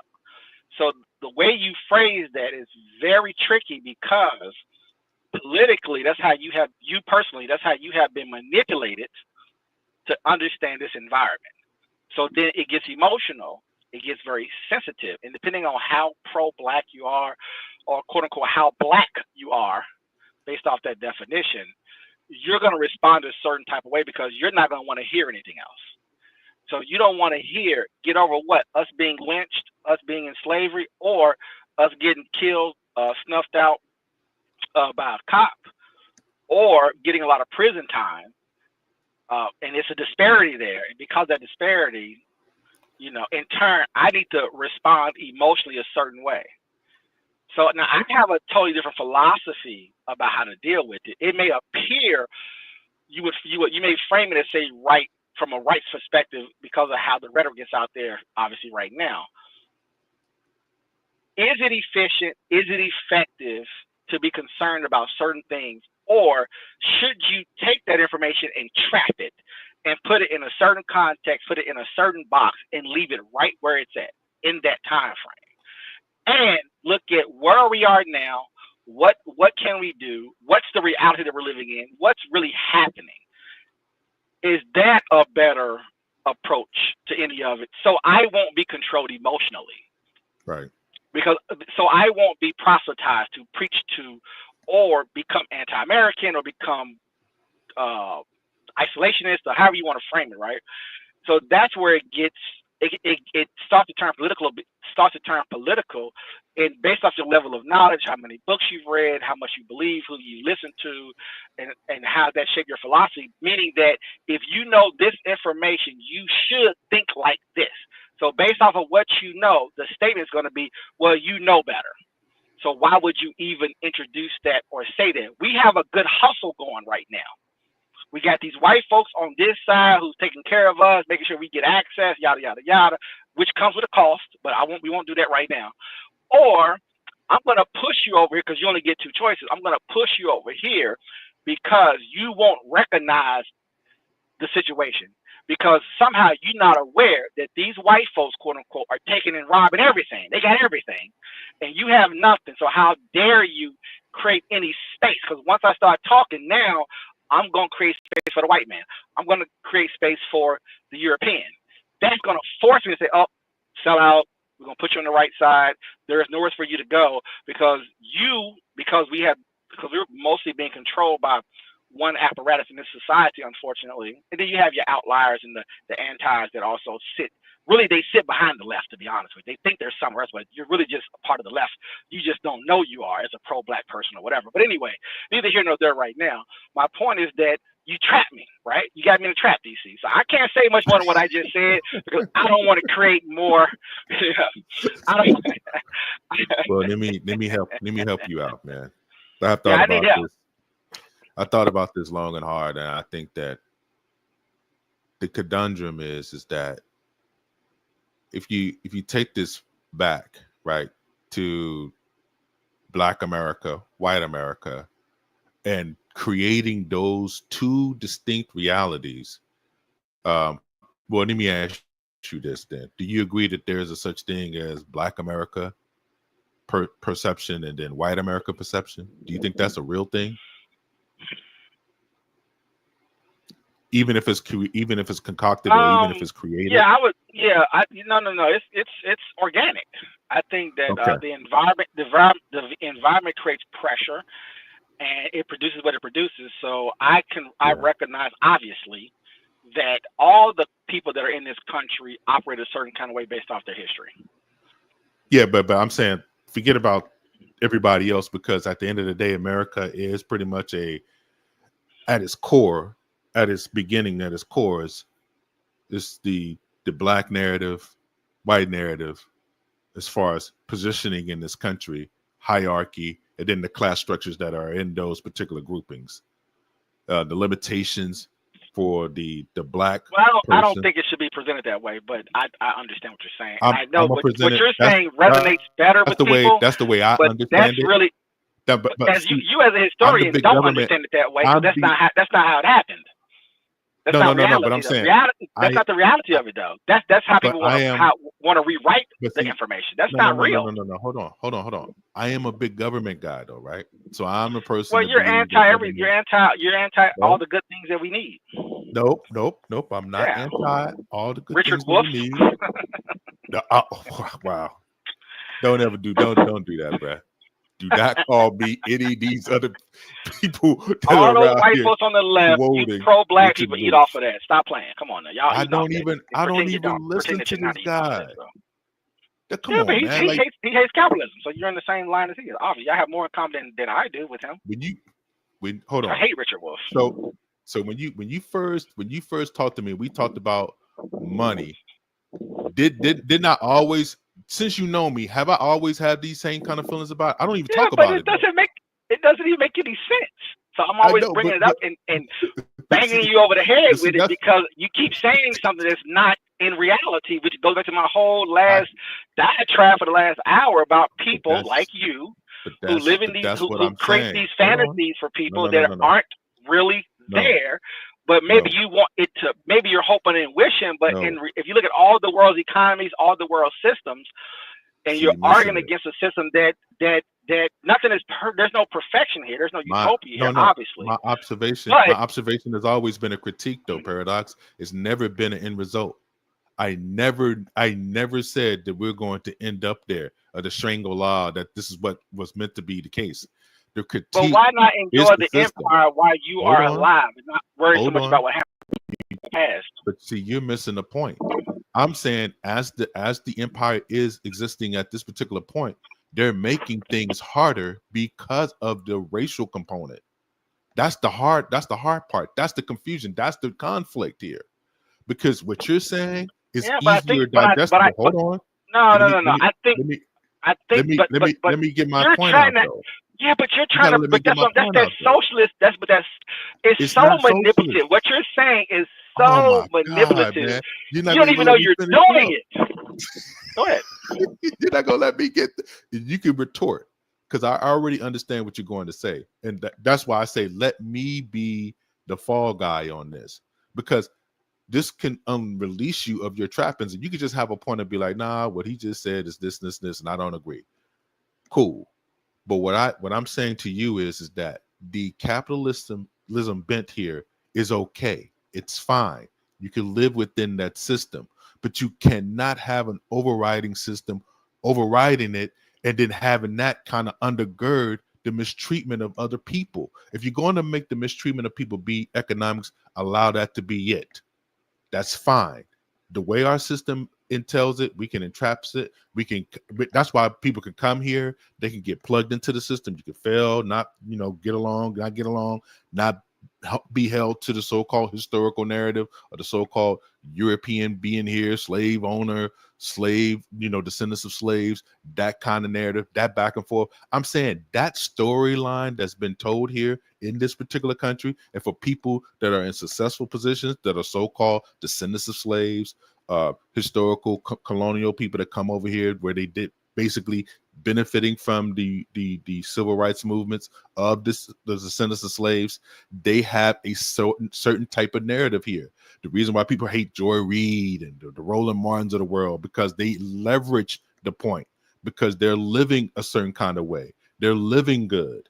They're living better than the people that they're so-called representing, and they don't represent these people to the fullest because those people are never in these rooms to have these discussions with the so-called powerful people or the big wigs. And these are not even powerful people, by the way. We already know that they have a very limited reach, but they seem to be doing okay for themselves, making money and leveraging some of the information that they do have, and they use this as talking points against so-called grievances of the past and the present. But I'm saying, though, Paradox, is that if it's a reality at the particular time, that's the issue, the reason why people can take advantage of it.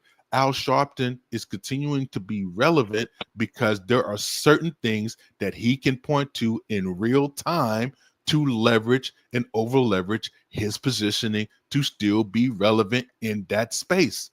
If you take race off the board, you can eliminate a lot of this stuff. The reason that I told you that I wanted to move forward with a total so-called overall liberal agenda to where race wasn't the so-called narrative is to eliminate the Trump thing. But the reason why that keeps coming up is because that is a blatant reason. People going to politicize it.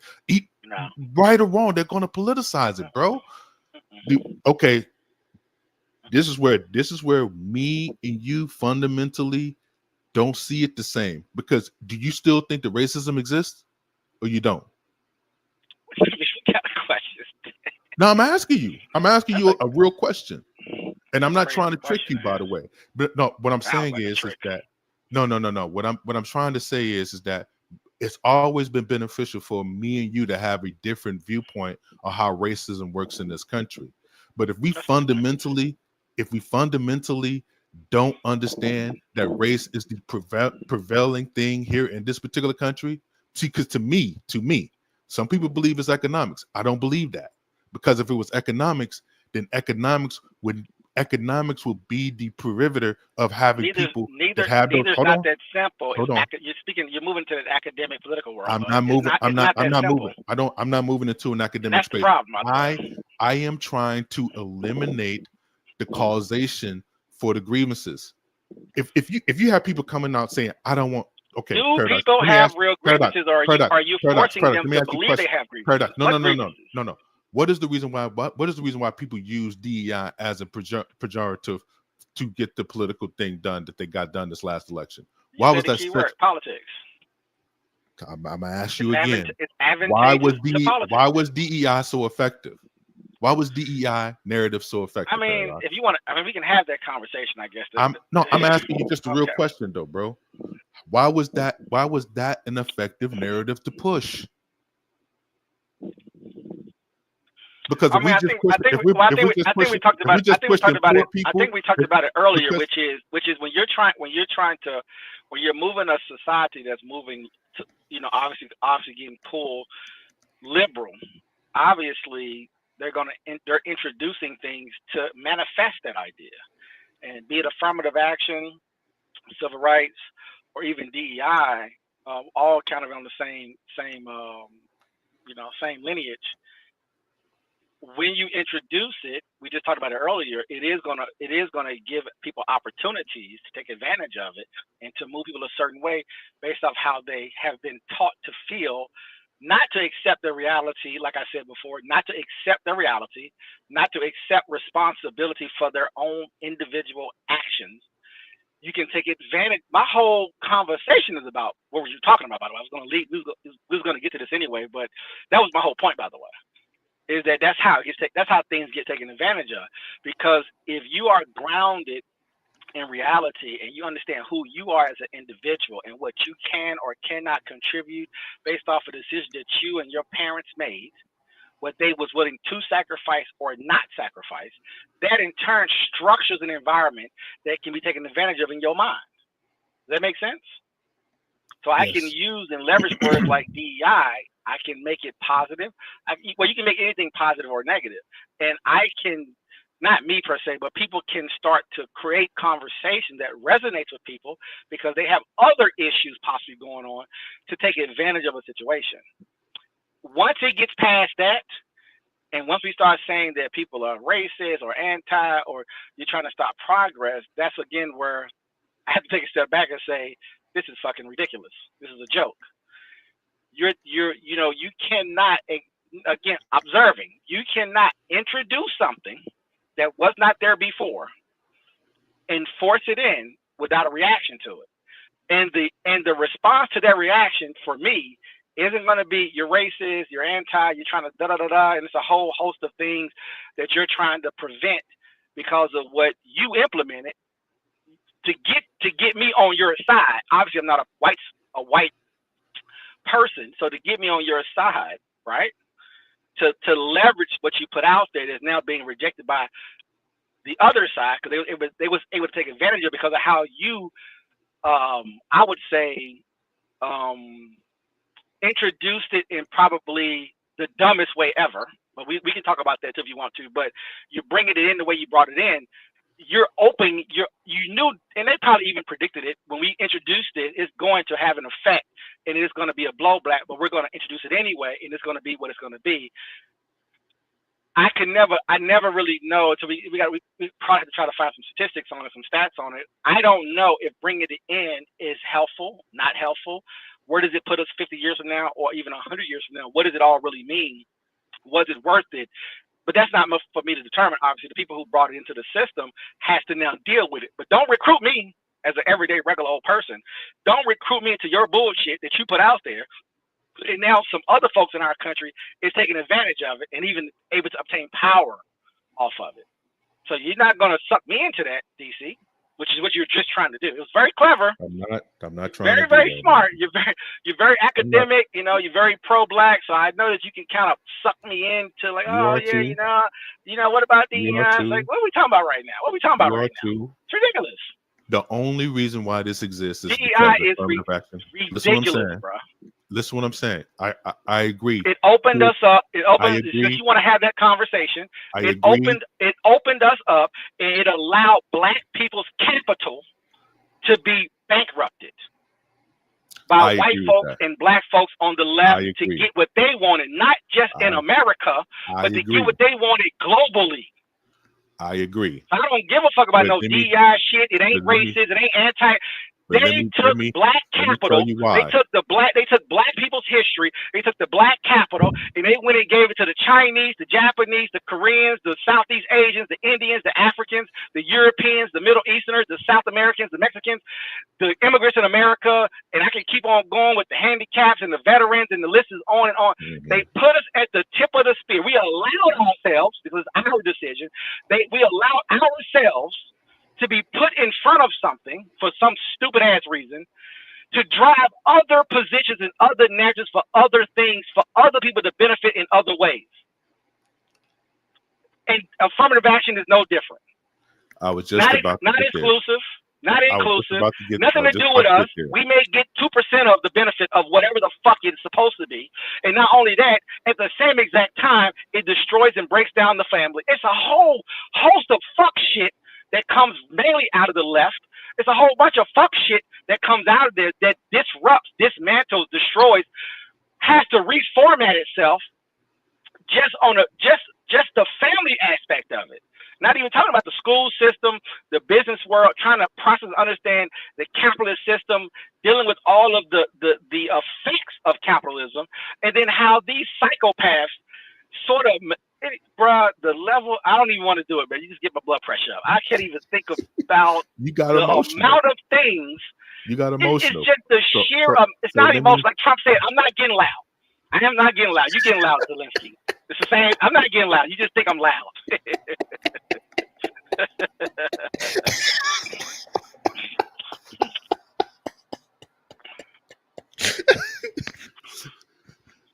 So let me move it this way. If you look at the reason, stop. But before you say that, and me and you both know when me and you went to the Me Too movements, the BLM movements, all those we was planning those spaces 2014 for all that time frame back in the 20 teens. Yeah, right on the ground. We was watching and looking at how they did it. We watched them do it as you know, we couldn't do it when we were 8 years old because really our parents should have already been prepared for the bullshit that happened in the 70s and 80s to be ready for the next cycle of it and say, look, relax. You know, you don't let them do X. You see what I'm saying? Right. Like let's be more. But I know that now what I just said there, I know that's fantasy because it's not organized. See, and that's what I mean about how it gets very tricky here. Because what you're talking about is a critique, though, Paradox. And like I said, I'm right there with you. I don't have that problem with the critique. What I'm saying is that race need to be taken off the board. Then it has you can't to do be. it. It's impossible. You gotta stop saying that. Well, it's not real. Okay. So if that is it's not like real, saying stop being a Muslim. hold on. It doesn't make any sense. Listen what I'm saying. If that is not real, then this back and forth that we keep having with this thing, that it's going to keep happening, because what people are going to look at, what are you talking about? This kind of push to try to force people to try to include something that they don't deem should be even relevant or even a possibility of even seeing it as something that is if I'm trying to push something on you to say you need to be more diverse, and they'd be like, well, why are you trying to push this on us? There's no reason for this. I don't see what you see. I don't see the same thing. Well, I don't see the inequality of it all. The problem is this: people who want to keep things the way they are should be on the right side of things to slow down progress. But from a racial perspective, as a Black American, I'm almost not allowed to even have the conversation about progress. Well, you know, you was in slavery. We didn't have progress. That doesn't mean what you just said. Don't mean anything. That's not even real, right? As you know, right? So you know how they'll rewrite it. They'll tie it. But in reality, what was happening during slavery, as you know, DC, all over the Americas? What was the real thing that was going to happen? Warfare, right? Yeah.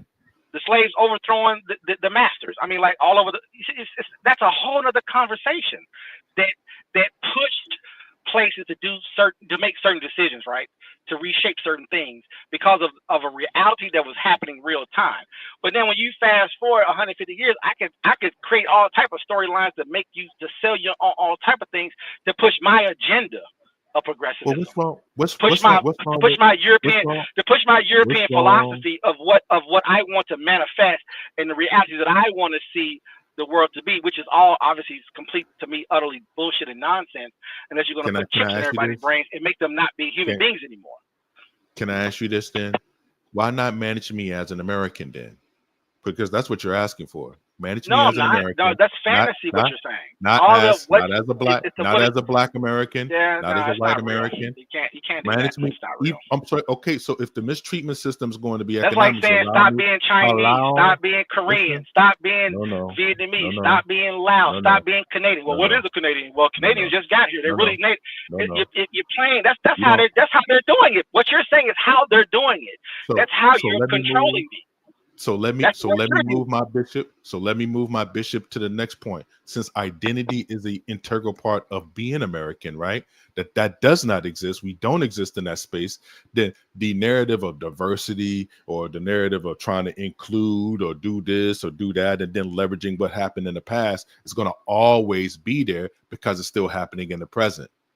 That's what I'm trying to tell you, Paradox. What's happening in the past is still happening in the present to these people. So that's the reason why it gets over leveraged when you get people that can include these narratives, because it's not going to stop because so-called Trump is you just said it. You just made the most crucial point of it all. It doesn't stop. It either slows down or it's full steam ahead. Okay. Now we're trying to slow it down to have it to where people can accept what's already coming, right? The acceptance part. I want can we agree on black that part? people. All right. We do agree. let me just say, I wish something. I wish that more black But you people. just told me to be in reality. See, I you're got telling you. me to be in reality, I got but you. you I want keep you to be in going to reality, fantasy but I'm gonna land. give Why you keep why you put why it you why you can because you put it in why my why head can you get because you put hold it on, in my why head can't because you no put it in no my no head. no no You hell did no it. no no no You no started you saying can't get a wishing, now you got me you saying it. can't no you can't get no Willy Wonka ticket and I can't. Come on, man. We both I wish no. I want to sing the song too, just like you want to sing the song. So that's I what was I'm trying to trying make to a tell point you. by saying that, by the way. I was just But trying you, to say that but I let you it ties slide. back to what You'd have done that to me 3 times now. right, You tell but me it I'm in tied, Fantasyland, and but then you you put me jump into there, Fantasyland. Oh, because you come put me on, there. Because you put me there. I'm just saying this. Let me just say this. If we were able, I put the word wish in there, but if you and I really am are a wishing. paradox, boy. You really are a I'm paradox. just saying. Look, I'm just saying this. You introduced it. You introduced the evidence. I have to be able to take advantage of it, right? I was just saying that if we're able to, if we had people out there that could just talk more about, and by the way, this is what really in what we were just talking about. By the way, the reason why I was kind of switching over just a little bit from the wish perspective is just that if we were teaching more about European history and teaching more about European philosophy, it would then make more sense about why the society moves the way it moves and why it's shaping the way it's shaping. And so as um, as America started to receive more and more Europeans, America becomes, I would argue, maybe quote unquote less American on some level, and a lot of the European history maybe at some point in America wasn't that relevant, right? It was about America and whatever we're dealing with, natives, blacks, whatever you want to call them, Mexicans, whatever you want, just dealing with what this place was, Chinese, whatever that was here. And somehow, instead of kind of staying there, as more Europeans came here, and as America, especially after World War II, but as America started to bind itself sort of back to Europe and sort of taking on a lot of the ancient historical ills of Europe, in the Middle East mainly, but really North Africa as well, and we can keep expanding that. I think a lot of things that are happening here, which me and you both know, has been coming out of Europe forever, for at least 100 years, if not more. Their ideas, their philosophies, how you should be more socially liberal, more open, more free, etc., and just certain behaviors. Even they don't have the freedom, even they don't have the freedom of speech, the First Amendment or whatever, but still just the ideas of open societies, open borders. We're all the same people. Like a lot of that hippy dippy shit that's in this country as well, coming out of Europe. But just that the Western world. Because for example, right, you could tell a person, well, I'm going to give you the Western history, and I can tell you that yeah, they want them as a people, and as they become more of a group of people and not just French or British or American, is that they want their history, their scientists, their inventors, their et cetera. They want to wash out the rest and just highlight theirs, right? And their history and what was important, going back to Plato and Socrates, Newton, et cetera, right? And kind of highlight their scientists, their engineers, or their philosophers, even though if I want to tear what I just said down as a non-white person, even as a white person for that matter, I would give more detail and say, well, of course, Plato and them,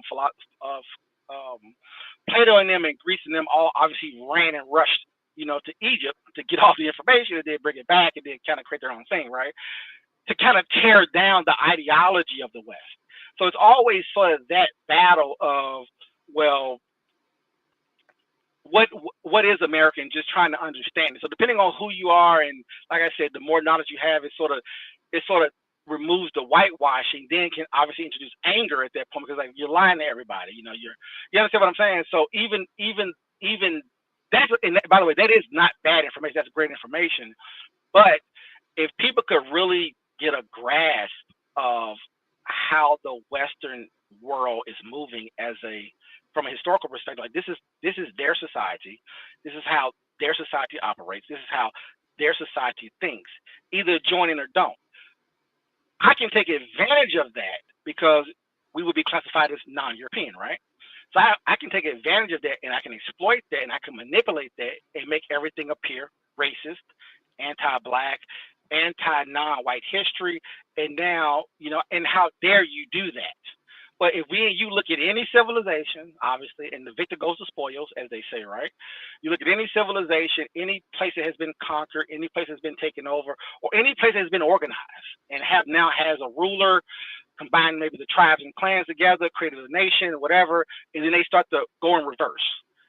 Let's create a history, let's rewrite a history, let's create something to organize us and keep us all together.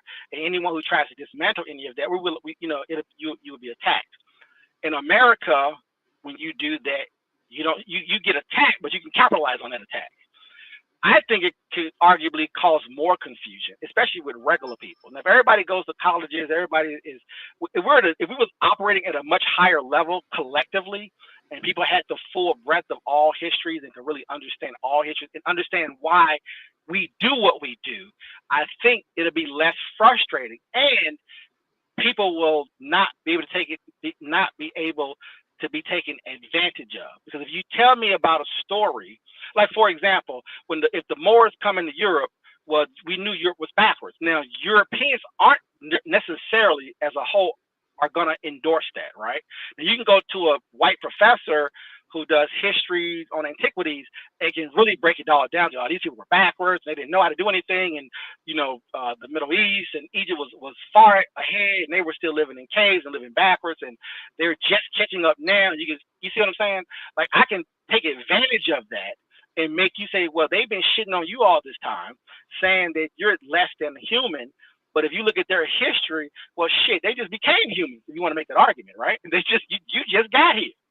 And so it's always funny to me how what I just said can be now introduced into current times, can be introduced into the common minds of people, and then can be taken advantage of and grifted off of, and can introduce anger and protest and et cetera, because the people who conquered this land, who created this reality, trying to hold on to that reality, you can sort of create, does that make sense? You can sort of create that tension right there. I don't know if it needs to be there, is what I'm trying to say. I don't know if it's necessary. I don't know if there's a way to lay it out to say, well, yeah, this is why they did that, accept it. You have access. You have access to more information. Huh? Without Am I pushing, waxing too much? But I really want you to understand, though. No, you don't. But what I'm saying is, without that push, right? Without even the push that we're talking about, even though we know that it still is harmful, some of the things that people are benefiting from, these people would not even get those benefits. It's not proven that we would still get the so-called benefit of the American system without pushing these so-called harmative narratives. So we're harming ourselves at the same time, and we're benefiting at the same time, even though it's a very minute number of people benefiting. So let's take it to like the 80s, right? When we was coming up, the 80s and the 90s, right? So people getting government jobs, right?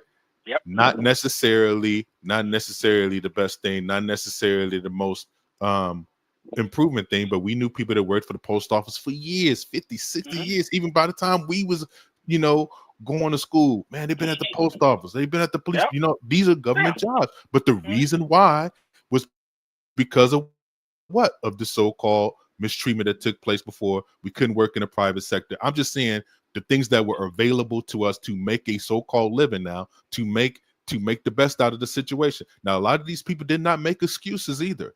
A lot of these were not your so-called liberal folks. We're talking about very conservative Black people. Went to church every Sunday. Well, nobody I knew made excuses. The excuses came from the outside world. Hold on. From the Black academic world, the pro-Black world, and from the left-wing white world is really where a lot of it came from. And even on the right side of things as well, because don't take my point away from it. No. I'm going to say no, because you saying something is, okay, I'll come back to it. Go ahead.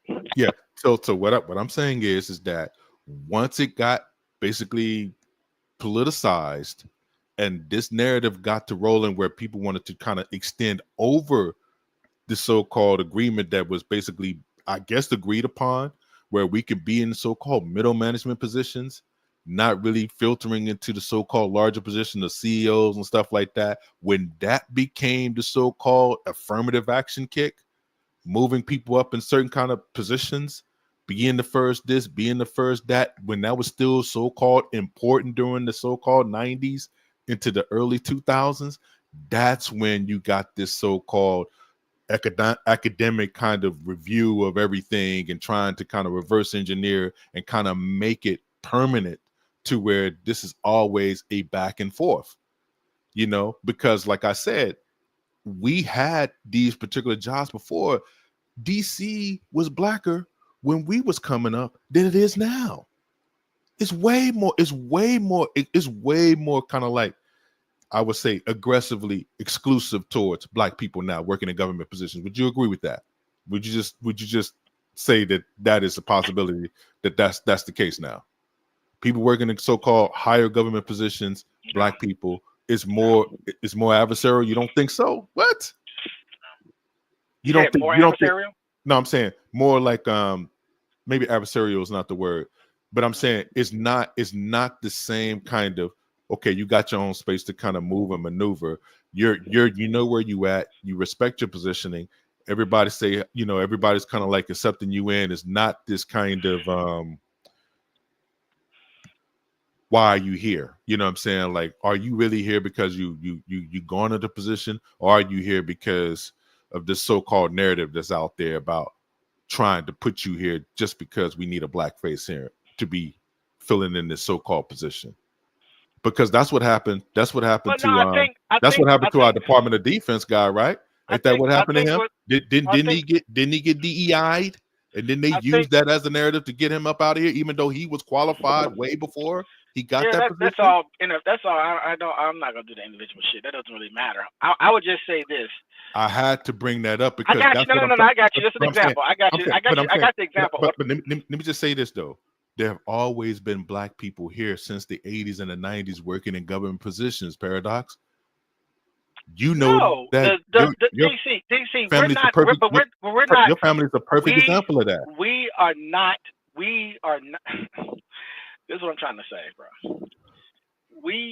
All right. Remember, I said it early. I'm listening. When we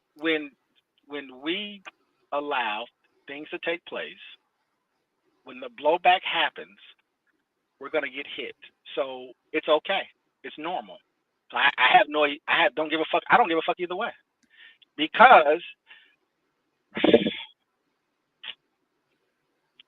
I hate to keep hitting the left. I'm trying not to do it. But I'm saying, can I honestly say this though? Let me just. But didn't you benefit though? Didn't you though? Didn't you benefit? No, we're not doing that. No, I'm saying not. Oh, you want to be honest? You want to be honest about that? Let's be honest about that. Okay, I think I will make an argument that, and I've made this argument for a very long time. My family, in particular, have lost millions of dollars working for the government. So I'll leave that there.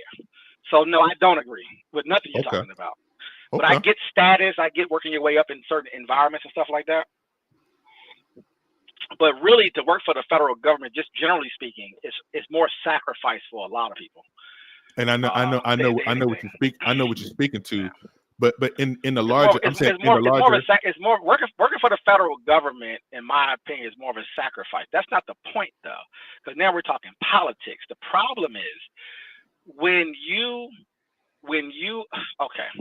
Let's go back a little bit. Understanding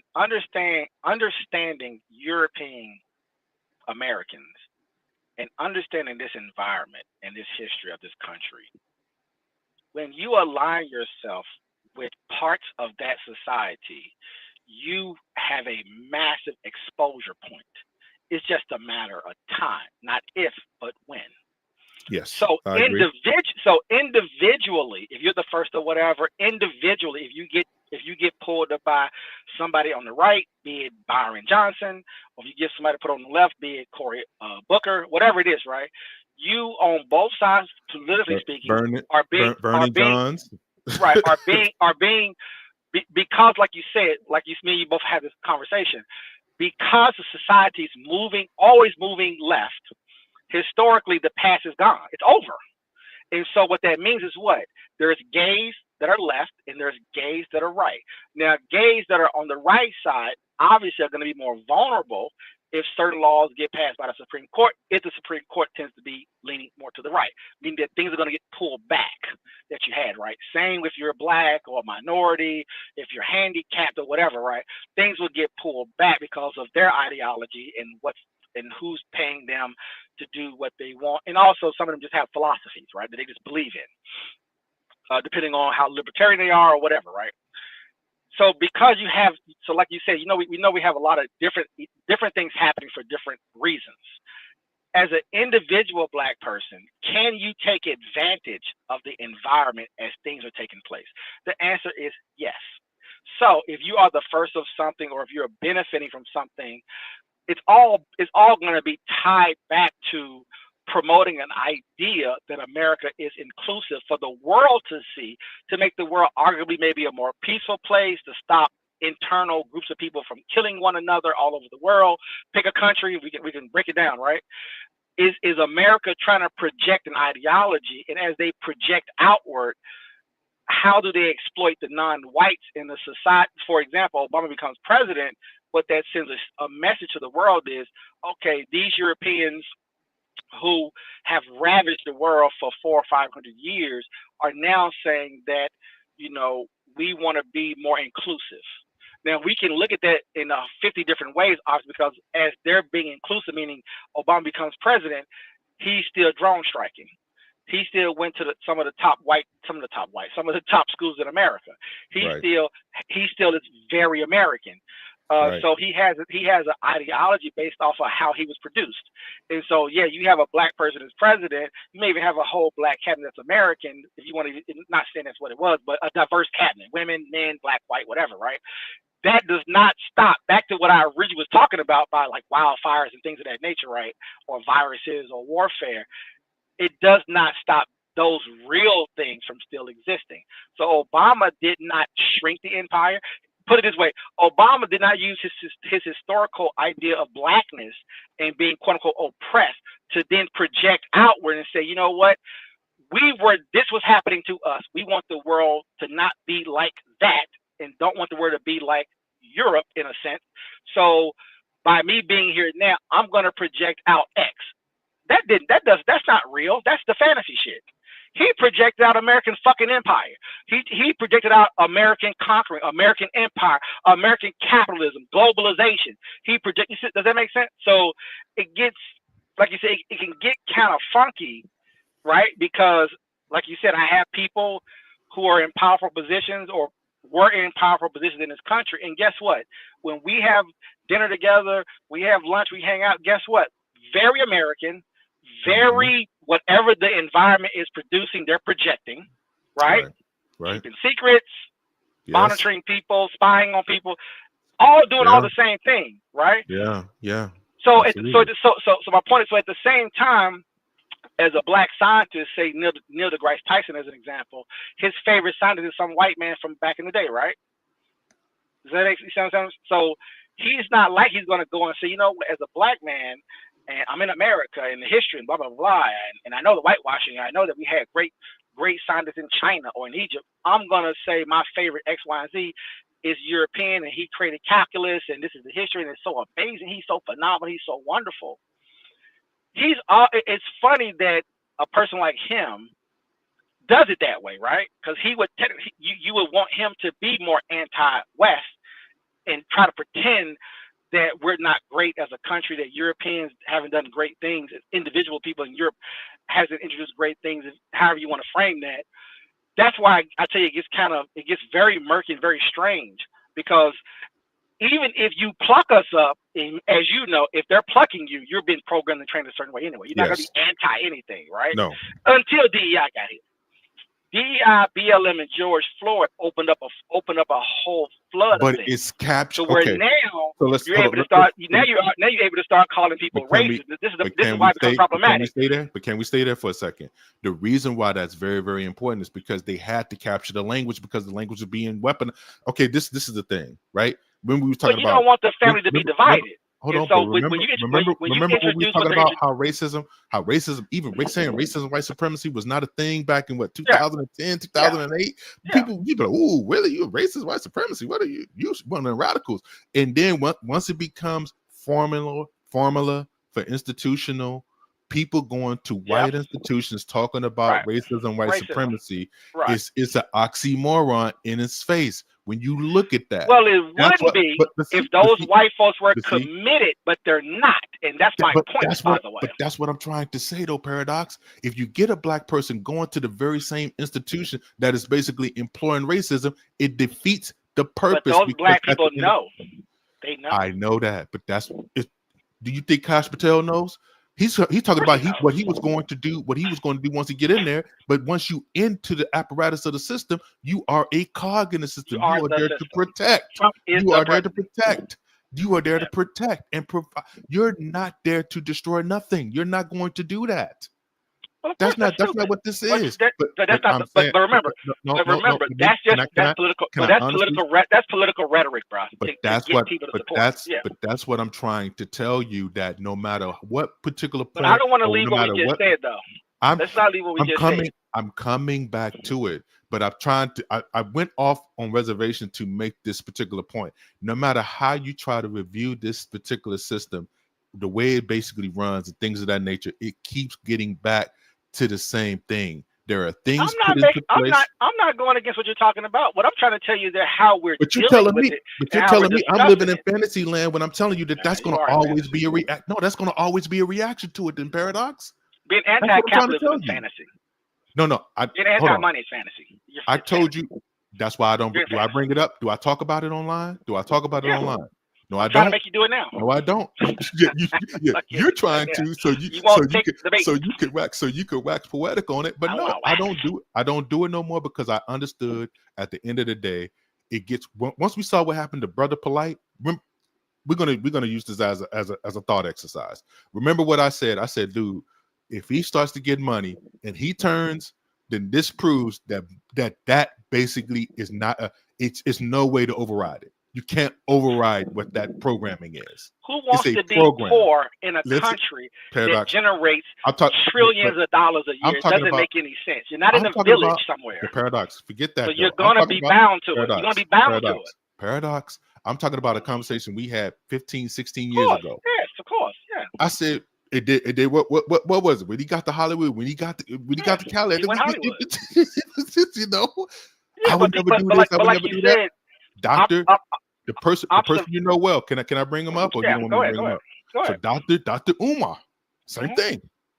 We talked about it. If he remains in this space, well, I wouldn't say the same thing, but I'm saying do that. No, not the same thing. It's not the same thing. It's different.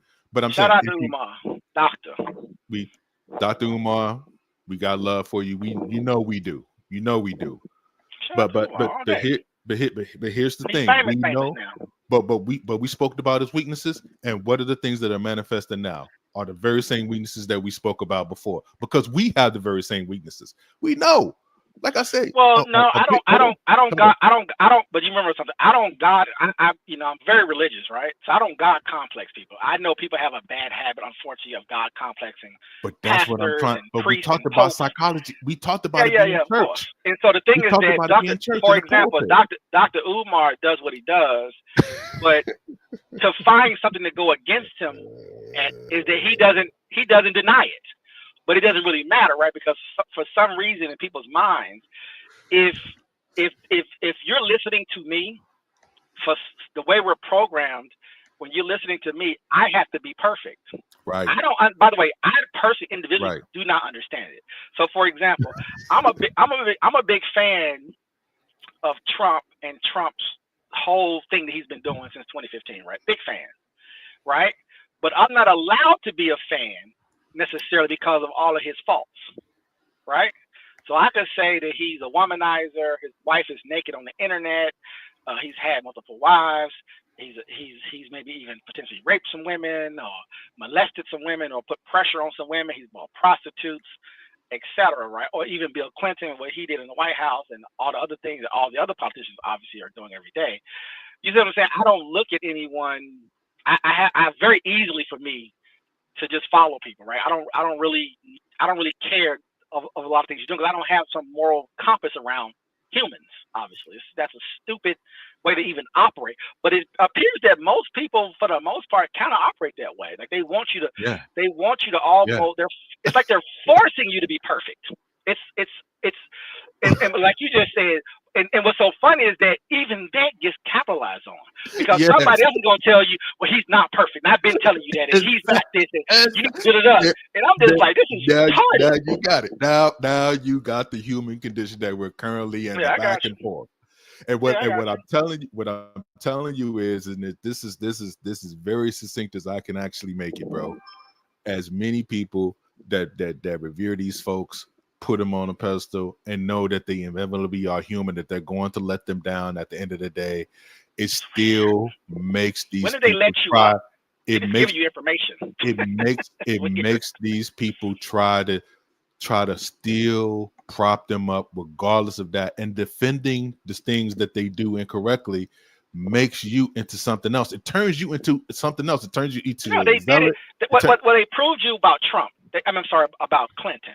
The argument back in the day was what?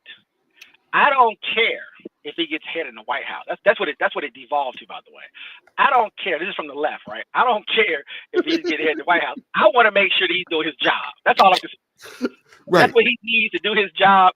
Tiger Woods with the women, like if this is what you need to do your job, I personally do not care. That's why the right was able to capture what the moral high ground. You know how they say, well, LeBron is perfect. He's never been in any trouble, and he's never got caught with a woman. He's smashing everything. Right? But they covered up and they created ideas. And so, like I said, I understand what you're saying. Everything is trying to promote perfection based off of a pinprick of seeing a person. So, for example, my principal in my school, right? Yeah. So, my principal in my school, because you get the pinprick, a pinprick view of him. Very narrow view of what he is and who he is. Then your mind, by the way, and I think it's even out of our control. I honestly do not know because not let me say out of control. It's because of how we're taught. We're taught very young to do this. That's really the problem. Is that if he does anything wrong, bro, because my mind because of my programming, has automatically made him something because of his title, his older, his age, and he's doing good things for the school. When he cheats on his wife, right? I feel a certain way about it, and I shouldn't. Does that make sense? Because he's not my God, he's not my creator, he's not my whatever. I shouldn't even have that built into me, but it's in here. And I know that's coming from upbringing. I don't think that's I don't know if that's a human thing. Maybe it's a natural, organic thing. Maybe, I don't know. Like you said, when you put people onto quote unquote pedestals, or it's a natural thing because they're in charge, right? When you go into this place, they're the ones in charge. And then somehow I put morality on him and he needs to not do anything wrong, which puts more pressure on him. And he can't live up to that pressure anyway. And I think pastors probably are the greatest example, even beyond, I think, politicians is probably the best example of doing that almost, naturally. And I think that what's so funny about Trump, I would argue, is that he's basically broke that mold. I think Clinton was maybe not even Clinton, maybe even Kennedy was the beginnings of some of it, and maybe even before that was the beginnings of some of it. But Clinton probably cracked it open, and Trump just blew it apart, right? And said that I'm going to get things done for you. The rest of the stuff don't matter. Doesn't matter if I'm a billionaire. Doesn't matter if I do shady deals in real estate, and that's the real estate industry anyway. It doesn't really matter. And I think he's probably been the best example of a president or a person in leadership that we've had in our lifetime, at least, to where you can sort of see it's all transparency, to be honest with you. Oh, you know what I'm saying? Man. Because what I mean by that is this: they tried to. No, really? Yes. What are you talking? Are you for real? What? You saying? Nah, you're not serious. No. Hold on. You don't think that this particular presidency don't have their own secrets and things of the nature that they're hiding? Come on, man. Let's not. I'm asking you a question. You saying this is the most transparent presidency, right? In our lifetime? Let me rephrase it. Let me do a better job of that statement. Because clearly you're not thinking about it, so I try to help a little bit. Okay. If Do you remember Let when me see Trump? what you're talking about. Do you remember when Trump and Hillary was having a debate,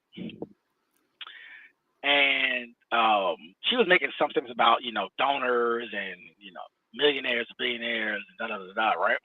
No. Even better. That's not even the best example. Do you remember when Trump was on stage with the 16 other Republicans?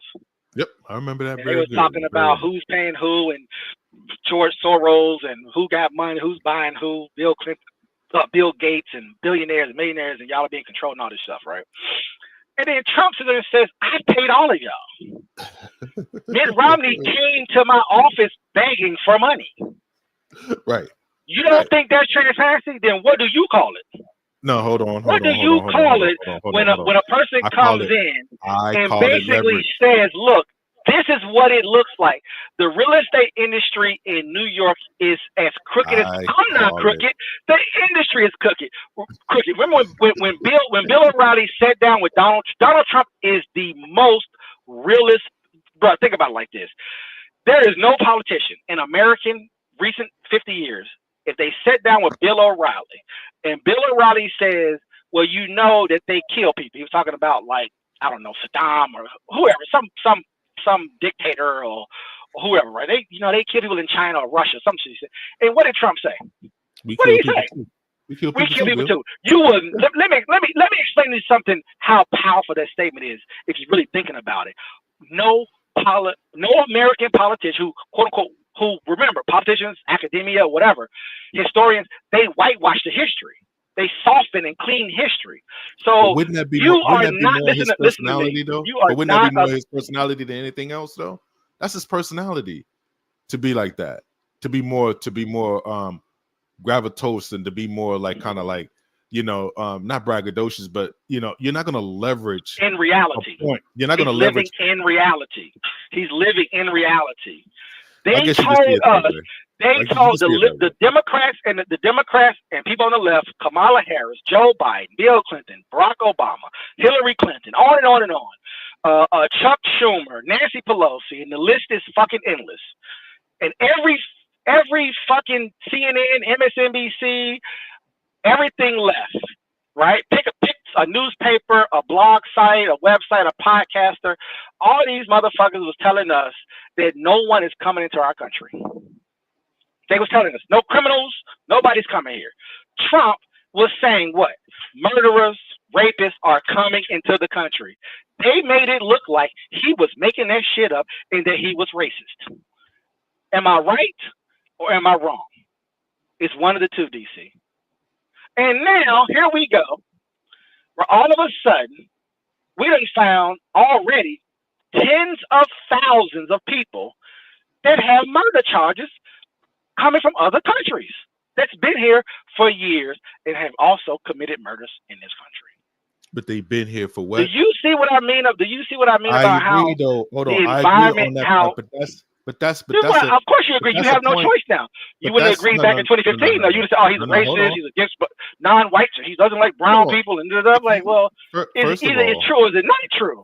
Trump actually introduces more truth into the environment than you want to give him credit for, by the way, because he mixes up with a bunch of other shit. We could always go back to how we actually viewed Trump during the 2015-2016 election and how problematic Hillary Clinton was. Did you think that I was?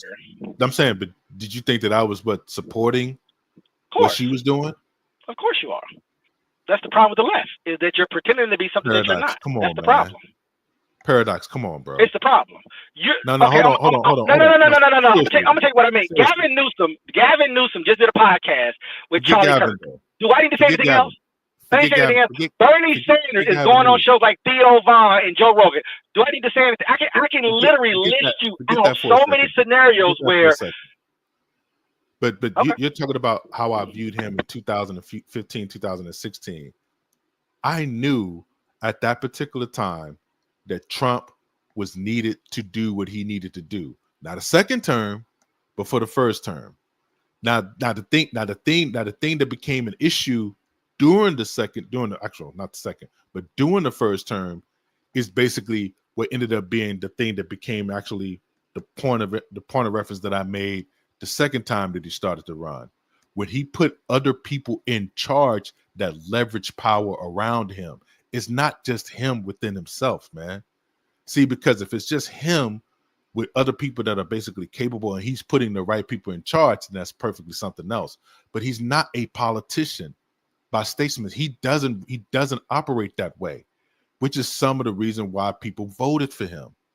But the problem is that when you put other people that are politicians that do have an actual ideology and a leverage to grind, when you put them into power positions, then they leverage it. That's what I'm saying to you, man. He was basically used as a means to an end to get more power for basically corporate Republicans that furthered their agenda while he was actually in office. And they're still trying to do it to this very day, even though he has more of his people in place. But more of his people being in place has made it into this kind of in fact, from being as transparent as they were, you don't know what's happening in certain things that are going on in government right now. Now, unless you're a part of it, a lot of the stuff that's going on is being hidden. Now, some of the stuff that is being out to the forefront, immigration is easy because that's what he ran on. You got to expose immigration to that particular point. But immigration, to me, have always been what? Bipartisan. I never looked at it as a Republican or Democratic issue. There were problems from both sides. Whether you go back to Reagan and whether you go back to 92 with NATO and all that kind of stuff, dealing with Clintons and all them, when they made these agreements with Mexico and stuff like that, to take some of their most, deprived individuals, to, so to speak. That is a leveraging point. But I think you're missing what I'm talking about. I think because I can play you a video of I'm not missing Obama what you're saying. Literally parroting exactly what Trump. I'm sorry, Trump is parroting exactly what Obama said, word for word, in a speech that Obama did in 2009 or 10 about the immigration situation. Trump said almost the exact same thing. And when you watch how the left is controlling racial emotions, I think it's detrimental. By far, it's not even close to anything on the right. It's not even close, bro. It's disgusting, to be honest with you. It's not close to what? Just what on the right? What do you mean on the right? What are you talking about? As far as what? How you leverage race and emotion. How you move people through race and emotion. How you're trying to paint a picture that these people look this way and we're not like that. It's a really stupid world. It's really a very stupid place to be in when we're not able as a group to really think for ourselves. And it scares me the more I think about it, the more I think about civil rights, the more I think about the history, and not the everyday black person, obviously, but just the people who have been elevated to speak for people and to sort of move people and to be in certain spaces with Europeans. I just find it absolutely nasty. And I really do think that other blacks tell them, say this, do it this way, present it like this. They will respond to that stimuli, and we respond to the stimuli. But if you really just sit back and think about it, it's like, well, hold up. Now, and again, not just us, by the way, whites and everybody in the country is affected by this, of course, not just black people. But when Obama says something because of who he is and the timing of it, can make a statement that gets processed and accepted as, yeah, that sounds rational to me. To fast forward just a few years into the future, all of a sudden, it's irrational. Well, it's not a word, but it's not rational. It doesn't make any sense. It's not, you understand what I'm saying? It's not, it's the most it's the most white nationalist, it's the most isolationist, it's the most of everything. That's how, and by the way, since me and you look at everything globally, it gets parroted all over the world. You understand does that make sense? And so Trump is painted a certain way, but Trump is just a regular, everyday, same old American. But to watch how the media and people on the internet and podcasters over the last 10 years are able to just sort of create a fake, it's not even, none of it's real. They're literally, none of it's real. And everybody's eating off of it. And you can't really cut through any of it because of the emotions tied to everything. It's all emotional. You don't think that that's unusual? That the way to keep the vast majority of the blacks in check is tied to that. Not explain to people like, well, yeah, they have certain beliefs and these people have certain beliefs, and you think that they're inclusive. It appears that way. And maybe, and if you look at maybe the far left, it might even be a true thing in that very, very small group of people. They might not care about anything, possibly. I don't believe it though. But I've noticed that as we're being used emotionally and being taken advantage of, simultaneously, Gavin Newsom and Charlie Kirk are having a friendly podcast together at the same exact time, while you're telling black people that Charlie Kirk is racist, Trump's a racist, they're Hitler, they're fascist, they're anti-black, they're anti-everything that's not white. They want to keep the society whitewashed. He's changing the names back to Fort Bragg. He wants to reintroduce loving our founding fathers back into the school systems, et cetera, et cetera, et cetera. All of those things make him very racist. It goes against everything about being black or brown or yellow or red or gay or trans or handicapped or veteran, and the list, and white women, and list, whatever the fucking list is, right? It's just a strange way, but it does work. It's effective, obviously, but it is unusual that you don't have more black people really breaking it all down on both sides. It kind of show you that Bill Maher has been preaching for 10 years. The left has left me. I haven't went anywhere. We had an agreement that we're gonna be colorblind. We had an agreement that we're not gonna just everything is the way it is. We're gonna leave it the way it is. So we're not gonna try to get changing names to things, moving statues, whatever you want to pick, right? All the things that you get to see visually, like whatever the fuck it is, right? Because it's going to break apart our society. And so I'm watching the Europeans, break apart and then merge themselves back together. I'm watching it happen real time. But what should be happening, I'm going to tell you what should be happening. What should be happening is, because blacks are committed to the whites on the left, the whites on the left, be it Bill Maher or Bernie Sanders or AOC, should be saying, fuck the Midwest, fuck the South, fuck all you white folks who live in rural areas who either support Trump, who are Christian conservative, who are white national, whatever the fuck you are, common sense, whatever you want to call it, fuck all that shit. We're not talking to you motherfuckers no more. We're not going to no shows. We're not trying to come back together. We're not trying to find out ways to get back to you. Be it what's your white boy name from the cage, the Raging Cajun. Like, we're not going to do none of that shit. Fuck all that shit y'all talking about. We support blacks, minorities, disadvantaged people, disproportionately advantaged people who get too much prison time, the crack epidemic, like all those fucking things. And if you white people who are poor, who don't have shit, who want to support the Republican Party, so fucking be it.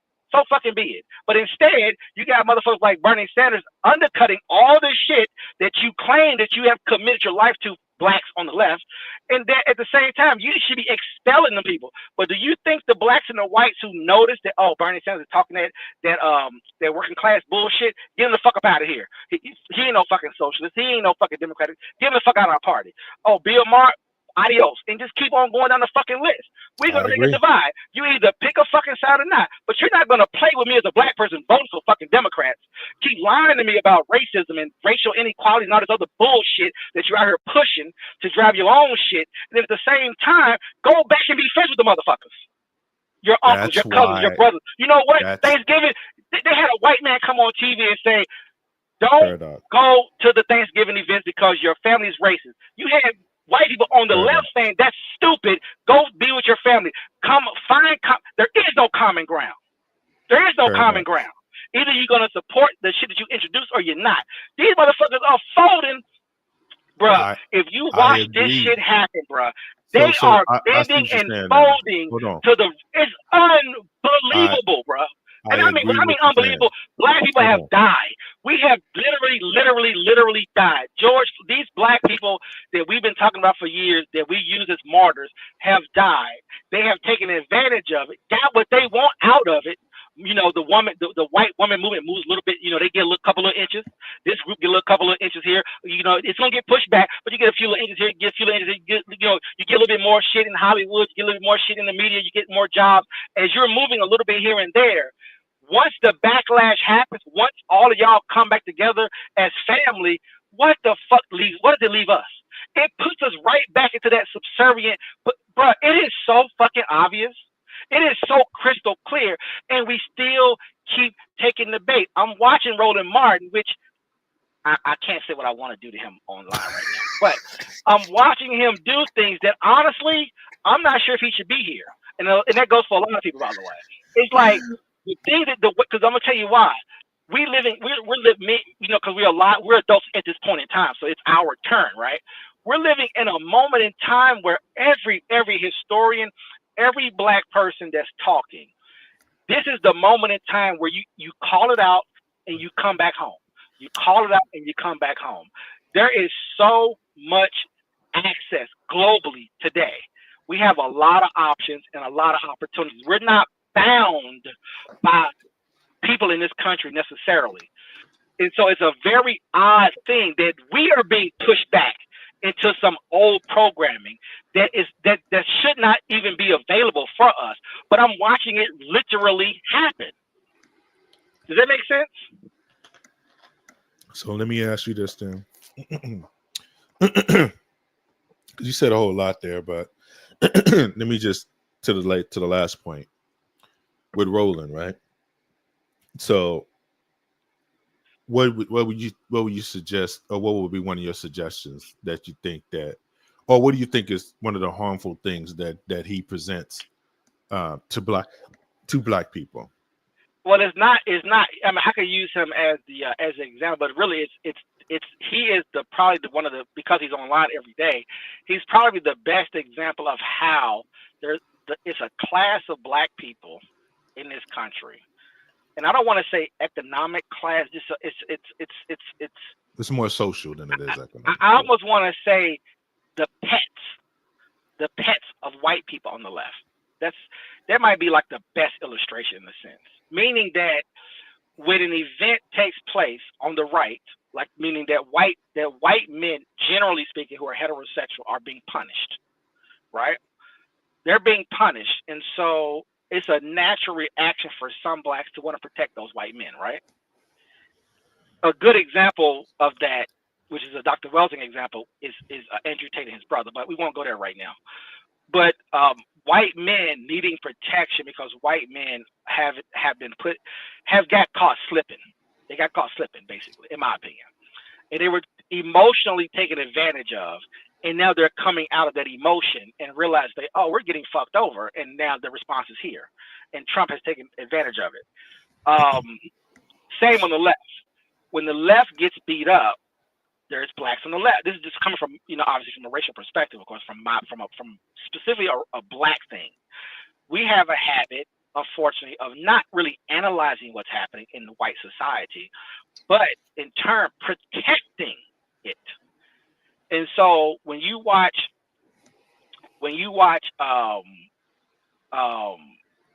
Roland Martin, which is such a great example. If I took Roland Martin and Dr. Carr and put them with Umar and Tariq, those four people, just those four. Yeah. And I just said, how am I understanding this? Well, those four heterosexual, I think Roland Martin is straight, I'm not sure. But we would just assume those four, we would take those four. If I look at those four black men, I think they're Umar's over 40, right? Is he over 40 yet? I think he's over 40. Umar age, man. Umar Johnson, Dr. Umar Johnson. You know that. Umar. Come on, man. Yeah. He acts young sometimes. That's why I say that. But anyway, he does to me. But anyway, if I took those four black men, and just try to understand what I'm saying, because of course they're making money, they're getting attention, they have followings, they have movements, they have philosophy, they have all of this stuff, they have history and knowledge, they have a lot of stuff, right? And they sort of all four can represent certain things to what I'm saying? They're really a representation, right? And so you look at those four, they should be together, but they can't be together. Now, is it that they can't be together because of the differences, or can they not be together because of white people? I'm always it's one. It makes me think about things like that, right? Why can't these things exist in the black face at the same time? Like what is actually happening to us? And like you said, when you pull back, you look at European society and what they're doing and what they control and how we play a role in their society to move their society to the left. I'm sorry, move their society perception wise forward, move it back, or hold it in place, depending on what's happening at any particular time, right? And you think about Roland specifically, and I have to ask myself, what exactly is he trying to say? And when you distill it down and you remove all the black shit and the sororities and fraternities and the Divine Nine and the yada yada yada, because none of that shit got any power. It's all bullshit. And you look at specifically what he's doing, you work for white people, specifically the people who are on the left, who has an ideology that you're driving. I don't know if you believe it or not, but you're driving it because you possibly believe that there is some sort of benefit from it, some sort of comfort from it, maybe some sort of access, and it makes you feel a certain way. And in turn, you can produce content, you can help out brothers and sisters that are in universities and colleges, and it produces help to a lot of people, right? It informs. He's very, very, very intelligent, of course, but you can inform a lot of people. You can give a lot of people access. Hook them up like he gave a lot of folks opportunities that now have jobs on MSNBC or have jobs on CNN or etc. So he is a great tool to use to manifest real realities that put money in your pockets, that make it very real, which in turn will make you support him because it's a real thing, right? It's really happening. Right. The problem you have is that when you introduce Dr. Carr, Umar, and Tariq is probably the worst example I have here, but if you introduce all of them to the system, it shows you the conflict that he's in. It's like, well, Dr. Carr and not even Dr. Carr, this other lady is what they come on his show sometime. They're saying they're really trying to tell Roland, but they're not, in my opinion. You've sold out. You're gone. You're out of here. You're not for black people. You think you are, and it does sound right because he aligns with civil rights. He aligns with him and his family being very political. Working for black newspapers, creating black content, doing everything black. So it all looks right. It all aligns up right. Even Reverend Sharpton on MSNBC, it all looks correct, right? It all aligns right. Is that we put pressure, and some groups of white people who happens to be on the left gave us access, and we rather have that access. And I would even give you even a starker example of what I'm talking about. I watch all the award shows, right? It's fascinating to look at the stuff, right? And black people have had a thing going back a long time, which is called crossing over. Because at the end of the day, I can exploit blackness to get somewhere, to then free myself, at least in my own mind, from blackness until, of course, you run into that proverbial wall of empire. But individually speaking, I can live in this fantasy. Tina Turner goes. If you look at some of her concerts overseas, it's like you would think that we are a beloved people. You see what I'm saying? That's not the reality of it. You're just designed to entertain the empire. And so many things get mixed up because, of course, you're trying to feature family, but you're taking advantage of history. You're taking advantage of people who didn't have anything, who sacrificed. You're taking advantage of those things to exploit situations to get paid. And you're never going to say that part. That's why I think about, every time I think about the Essence Awards, BET Awards, the NAACP Awards, and I always find it fascinating that our most successful, our richest and most powerful never show up. But when you show the Grammys, when you show the Oscars, or you show some other high-end thing, they're there, or want to be there if they're not there, or want to be invited if they're not invited. That contrast, and I feel like in the past we did discuss that more, but I guess now we live in a time where we're a lot more integrated. A lot of things are much more acceptable. That it distorts the reality even more so to where you can't even attack the people, right? You can almost say, well, why don't Jay-Z them show up at this award, or why don't they come to this award, etc., right? And we have figured out a way through class and race to justify being a wonderful singer in a black church, crosses over, goes secular, then does, say, R&B or whatever, then crosses over again, and then become a pop star. And then once you make that final cross, which is what we argue really is the white system that basically pushes you on steroids, pushes you global, and then it gets all at that point. Then it gets all kind of manipulated, right? Well, look at black people have the culture of the world, and the whole world wants to be like us, and then that feeds our ego. And then we start saying, well, we must be great. We must be from great people. We must have a great history because everyone wants to act like us.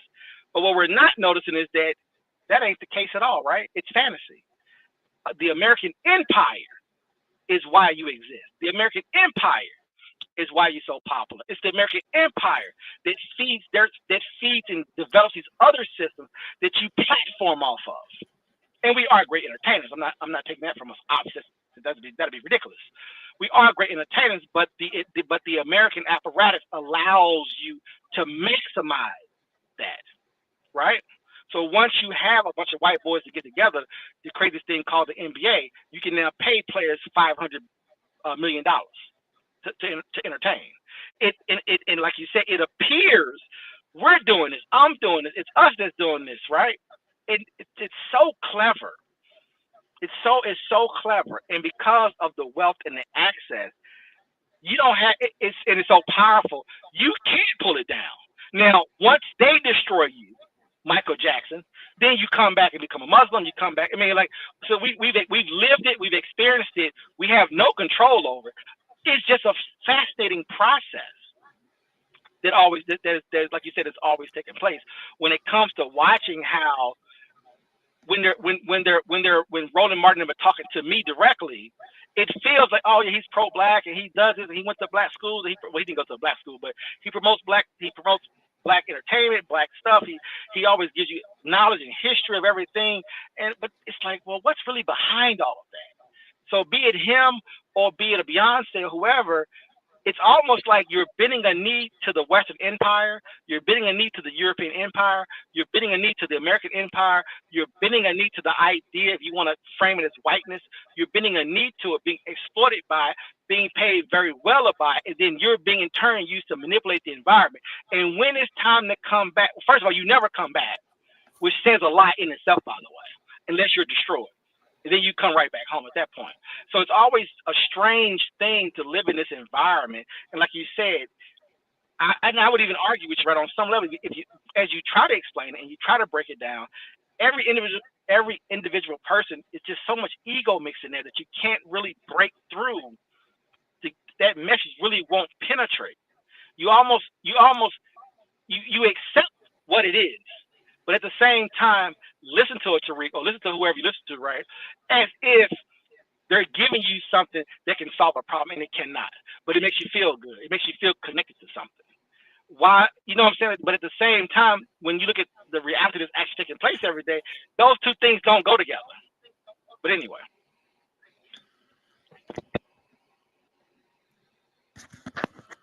I mean, can you hear me? Yeah, I hear you. Okay. Yeah, I think that I feel a little bit differently about Roland. I think that he's a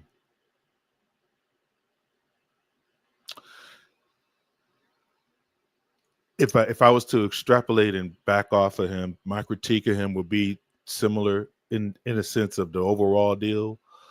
But as far as where Black people are doing and what energizes us, even when it comes down to politics and stuff like that, I think that he gives people a platform to do certain things. So he is useful in that sense. Now, the ego that he extrapolates from that usefulness is problematic, where he thinks that he has a little bit more power, a little bit more reach than what he actually has. He thinks that he, the platform that he has holds some kind of I'm not going to say it's powerless to a degree. I'm not going to say that, I will say this though. I think that he compromises people to have the same kind of belief that he has. Maybe if he had more of a view of filtering different viewpoints, I think it would be a little bit more effective. I can't really speak because, like I say, he has his opinion, and his opinion is kind of it's all over his programming, and he even interrupts people when they're trying to share what they share, and even if it contradicts what he's saying, which doesn't really provide the necessary network to open up to different Black voices that may have a different point of view than what he holds, even though he's saying that that's what he's doing. So that's just that's a critique. I do see that he does beneficial work by offering a alternative to news in the sense of being able to deliver it to the Black masses in a way that they understand, even those that disagree with him vehemently.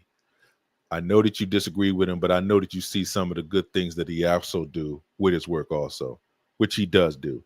It's just that he doesn't recognize some of the problematic ways that he's basically filtering out the information. And does that benefit Black people in a whole, or does that keep us trapped into the cycle that we're currently in? You know, like whether people will look at that as the Democratic plantation, or whether they will look at that as far as just not understanding that he's a Democratic shield or whatever that means, because people will say that I'm a Democratic shield. So, I mean, you know, there goes that. But I think that well, you can't have it both ways. DC is the problem. Is my whole point, by the way. You cannot promote capitalism and taking advantage of the environment and exploiting your position and leave it there. Don't turn it into some social construct thing where that's what we talk about. Let's get to the money. Let's get to the success. That's how you get out of what your situation is the money. Just say that. Quit trying to hide behind. People are hiding behind all these things. But I'm like, no matter how you want to spin it, go out there and be great. Be Beyonce. Be global. Go on to have these white audiences and these Black. But you know what's so funny? But you're trying to hold on to authenticity from a racial perspective and a Black perspective. Yeah. It's so weird. Yeah. It's the weirdest. It's just the weirdest thing because, like, okay, we give you a pass. Go ahead and go out there and be. We're going to criticize you, but go ahead and go out there. But my point is, when you strip it all away, it's about getting to the money, and then once you get to the money, then the hate kicks in. Oh, you don't want to come around us no more because you got money. That's the reality of capitalism. That's how this works. Yeah. Yeah. And so you take advantage. You're mad at success, but then at the same time you want success, and it's so mixed in. And people like him just create. That's why I wish he allowed. But that's why I wish he allowed more room to just say, this is my opinion. This is how I think things should be done. I think it would be more nuanced instead of saying that this is the right way to do it. That's how he's coming off. And then he compromises Dr. Carr because Dr. Carr don't believe in the system. He don't. And it's clear that he believed that it's problematic and that it's not going to work until it falls and that it gets replaced with something better. But it does work. It's the best system. No, but you know that's what per the information that he has to his disposal, he looks at this as, and I'm kind of like in that same vein a little bit, but I'm more realistic to the point where I know that this is going to be the system that we're going to be in. We got to do with it. Well, it's no utopia, and it's really nothing to even accept. It's our life. So instead of you making me think I'm having to accept something, what you should be saying is, this is the life that we're living today. Now, you can pick and choose. You have different. We live in a time where if you want to be socialist, you want to be anti-capitalist, you can't tell somebody to accept go down that road and enjoy yourself. But do not be. Look, I'm gonna tell you what I mean. I'm gonna tell you where I'm going with this. It's the same thing. I watch so many millionaires. Right? I'm about to get there. I watch so many things. I spend all my time looking at white. I don't even look at a lot of black stuff. I'm 80% looking at mainly the white society. So and they bitch all the time though. But they be bitching all the time though. Paradox. They bitch all the time about what they're not going to get. Exactly. Oh no. I know where it's coming from. By the way, that's my whole point. By the way, I know where it's coming from. And so I look at these millionaire progressives. I mean, multi-millionaire progressives who hate everything about America, about capitalism, and about our system, but they're They millionaires. don't hate it though. That's what I'm saying. It's They don't insane. hate it though, man. No. Listen They don't to me. hate Listen it. to me. That's the That, grift. there, Okay. listen to me. That's my whole point, though. Those white folks in their European world, that shit trickles down and infects us. Is my whole point, by the way. Which as an example, you get the Rollins and everybody. That's my whole point, though, is that that's where it's coming from. They're pushing this ideology about, we don't need money. Let's it's all type of crazy shit, by the way. It's everything under the sun. Men are evil. They should all disappear off the planet. I mean, them white folks on the far left got so. Now again, we can do the far right with the whole. We need everybody to be blue eyes, so we can do that argument, of course, on that other side as well. They have their own crazy shit. But on the far left, it's so it impacts us to me a lot more because that's what we're close to. We support them at 80-90%. The people who participate, right? So that's where we lean more too. But a lot of their ideas and stuff, like I told you, I'll always make an argument that either be on the right or just be out and just watch it play out, watch the game play out itself, because the things that they want to bring in doesn't. I don't think it helps us at all, to be honest with you. I don't think it helps us at all. I think that thought process is a very what they would call first world nation problems. A lot of their ideology can only exist because of the American military, which they hate. Their ideology can only exist because of when America decided to open its markets up in the 1940s and 50s and 60s, which in turn made South Korea what it looks like, made Japan what it looks like, made the Middle East what it looks like, made China what it looks like, and rebuilt all of Europe, and that's why it looks the way it looks. Everybody in Europe be speaking German right now, bro. I mean, like, this is we ain't making this shit up. Our global, America's integration, creating the global marketplace is why you see skyscrapers in Thailand. It's for a reason, right? Why all these economies, people living in these, you have all these people around the world living in these individual personal fantasies about their nation. Your nation, you was riding on ox, and you know what I'm saying? You had oxens and I forget them damn animals or whatever, donkeys and stuff. You was riding on donkeys and stuff 50 years ago.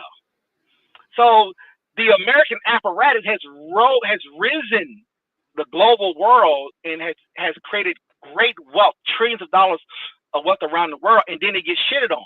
And it's a convenience of, especially the far left, especially the far left who are very rich, by the way, who want to pretend that they don't have anything. It's so twisted when you watch that. And then to watch a black person like Roland Martin and his history and our history as a collective, us tying ourselves to that, to me, doesn't make any sense. It literally makes no sense. They're the rich, liberal, white fantasies, European fantasies that they have about how the world should operate and how the world should be stopped, should be suppressed, should slow down. And that's just my view of it, because if you dig into their ideology, feminism especially, but a lot of the stuff is just so wacky and out of this world to me that. And I know you disagree with this. You may prefer the world to go in that direction as we sort of move the world.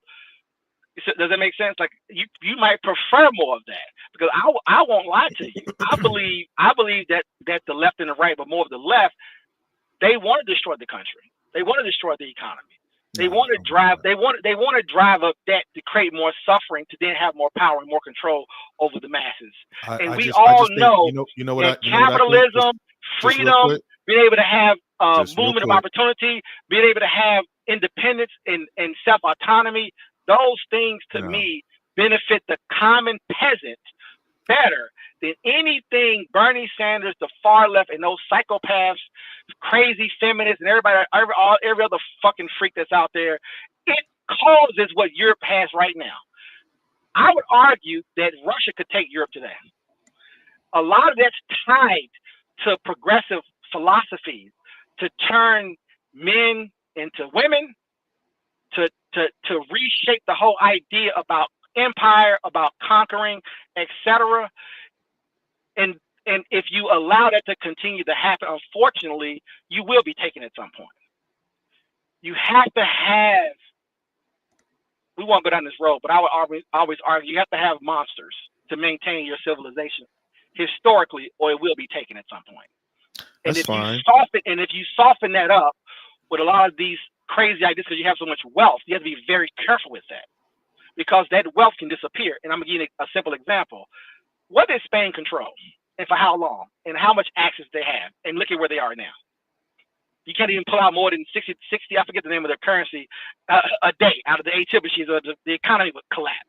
Like they have to monitor everything but these people control half of America, all of Mexico, all of most of half of South America, right? A lot of Caribbeans, a lot of Asian countries. They have parts of Africa as well, right? They're bankrupt. So we know it can go, right? We know it can all go.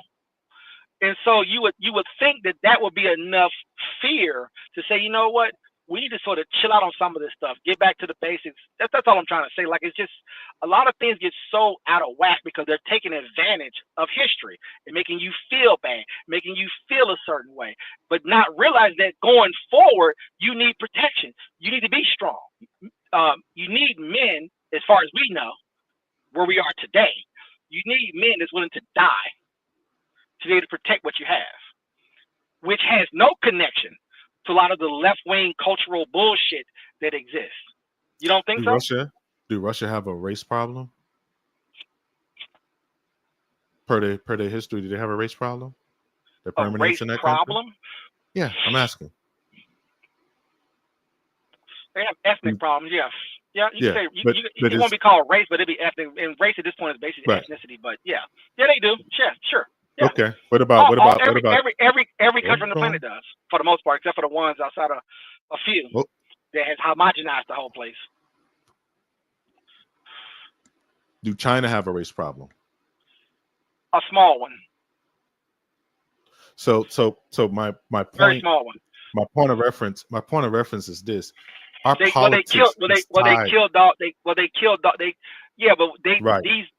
about, they did things to make things what it is now. So every place has had what you would call ethnic or racial problems. Yeah, it's not an uncommon thing. Russia did too to a degree. Yeah, because the world was a bunch of tribes and clans forever. But I'm saying that for a particular reason. There is a continuing America's not unique. I'm not saying it was. I'm not saying black it was. And white is not unique. It's I'm a false saying narrative. that part of our politics, the reason what you're talking about, us being leveraged, black people, right? Black people being leveraged back and forth. We're not being able to get anything done really real politically. It's because of the history of this country and the way that it can be leveraged each time that something comes into forefront. Somebody gets killed in a police stop. Somebody getting mistreated at a job. Somebody getting mistreated per whatever they deem to be so-called a racial situation. To get that handled, it takes a whole lot of issues to get moved out the way, which is not a reality at this particular point until something else becomes more important. Right now, I'm not trying for it not to be important. I don't know what you're saying. What you're trying to. What I'm saying is the reason that Roland Martin exists, the Joy Reids of the world, I'm talking about black people, by the way, the people that espouse these. We're being manipulated. We're being manipulated. So the reason for that is because there is a way you can leverage that against the other side, but the other side has to be able to present something that's going to either make black people feel more comfortable, or they're going to have to present it to the fact where it doesn't show its ugly head. So what happened to Candace Owens doesn't happen. The left wants us to be racist, bro. Hold on. The left wants us to be racist. Listen you what I'm saying, that, bro. Right? The left is promoting this shit. That's part of causing a little rift here, so we can keep the same kind of capitalism thing going. We can keep the grift going. We can keep this, and I'm talking about white liberals. That's a white liberal issue, because we know that white liberals are very much. If we weren't so tied to them, it would be less of an impact on us, DC. Okay. If we weren't so tied to them, if we didn't have blacks grifting off of them, we would. So realistically, do we create our own party? Do we create our own party then? No, I don't need all that. I don't need. No, I'm not saying. I'm not saying that. It's just it's just what you're willing to respond to. So I'm is what I'm talking just about. saying though, because at the end of the day, people are gonna want to go. People are gonna want to do something with their energy. They're gonna want to do something with their energy. I would argue that everyday Black people, generally speaking, each individual person may want certain things that the country that they want from the country, right? So that's fair. My issue, like I keep telling you, is that the problem is it goes back to how am I being taken advantage of? How is reality being distorted? And what's the ultimate plan here, and why? And that we don't have people that can really call it out or have any kind of move. I'm gonna tell you what I mean by that, right? Because we can't have the hard conversation. When George Floyd gets killed, the whole world generates trillions of dollars off his killings, right? Yes. None of that solved the problems in Milwaukee or Minneapolis or whatever, right? It didn't solve any problems. What's the kid that got killed in that little area outside of St. Louis?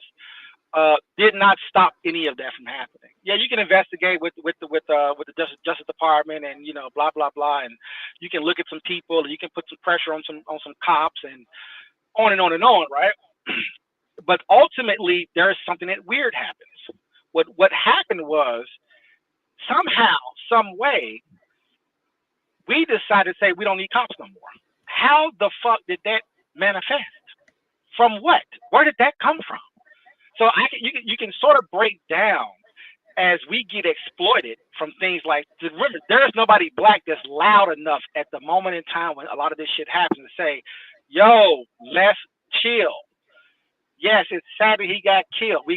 And I consider a lot of this shit's been orchestrated, but that's a different conversation. But he got killed. How should we respond to this? People should, right now, since he got killed, Black people as groups all over the country should be discussing how to respond. How should this be? What happened? Who benefited from it? How was this used?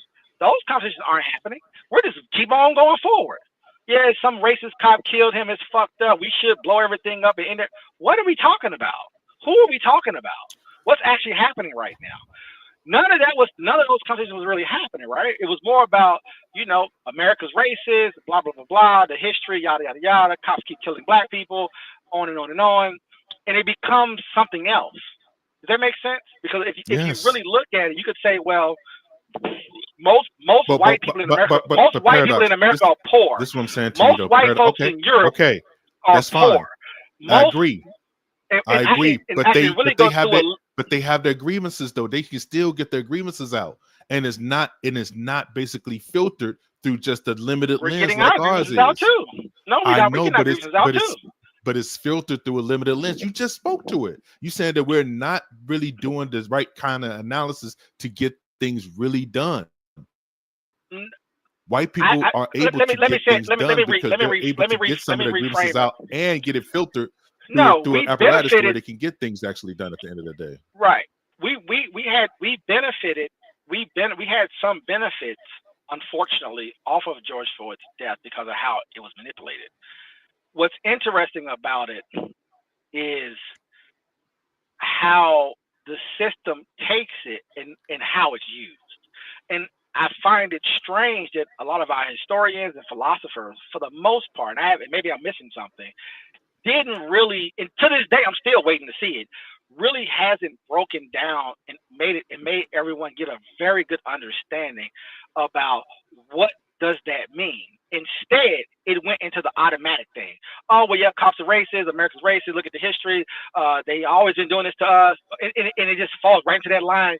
And and the people who are around that environment can just take advantage of it. No one ever said, well, man, Black Lives Matter, what is this organization? And because, you would hear little rumblings here and there, but it all gets kind of shut down, right? It's like, well, what is going on? What are these different things that are happening? And then when you look at what came behind it, you're like, well, what is all this shit? Right? What is all this? And then, like you said, laws get passed in blue states and you can commit any kind of crime you want, and crime is out of, you can just do whatever and tell the cops to stop doing things. And it went into this other thing. I was like, well, is this what Black people wanted? Or where is this coming from? Who wants this? And I don't understand it exactly. And how often are people being attacked by, by cops, and is it a feeling that we're talking about? Is it, what exactly is happening? And I felt like all the data is manipulated, all the numbers are manipulated, all the disproportionate stuff. I think it's all manipulated. I don't really know exactly what's happening, because for example, we know we live in America. We know it's a white, black, brown. It's class structured. It's race structured. We have history behind it. So if you get put over by a cop and you are a upper class black person that got money, and the cop pulls you over and harass you, that exact moment in time says that this is tied back to slavery. This is tied back to Jim Crow. This cop was trained a certain way to see me a certain way, and this is how I should feel about it. This is how I should interpret that information, instead of just say maybe it was just a traffic stop. And you're always dealing with that dilemma, and then it gets put on jet fuel, basically, right? If what I just said leaks into the media, But and couldn't then it all be these machines get on it, and then it goes from being about the black. It goes. I understand that. Let me walk But you it through could it. it could be both though. Hold up. No. Hold up. No. It is both. But I'm trying to say though. So instead of it being about the black guy, right, it becomes about the Asian community, the Jewish community, white women, abortion, right? It becomes about the Uyghurs are being mistreated in China. It becomes about Ukraine. You see, does that make sense? Like it started about us and him individually in that particular county that he's in, and maybe the police force there, and maybe the judges there, and maybe the state's attorney and the governor that maybe somebody black voted for, right? Like it becomes not about the actual things that are happening individually day in and day out. It becomes something else.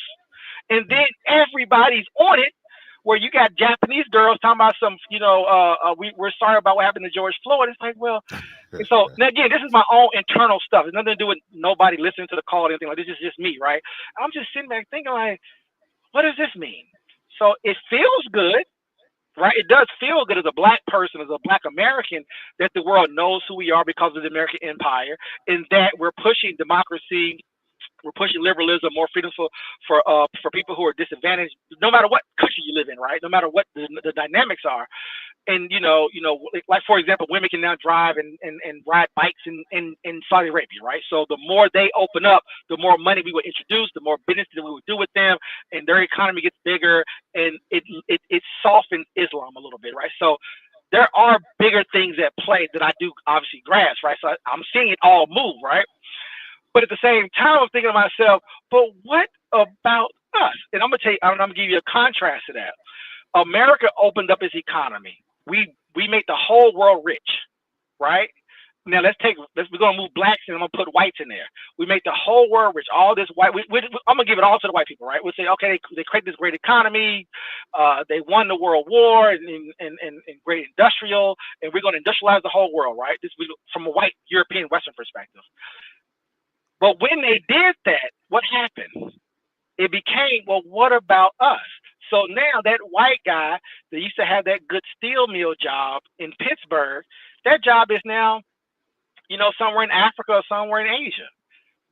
And you see what I'm saying? What I'm trying to say is that just how, because of the type of country that we live in, instead of it being explained a certain type of way, it actually gets explained a totally different type of way, a totally different, not even a reality, but almost basically a fantasy of things. So for example, Trump comes into office and they say, let's go back.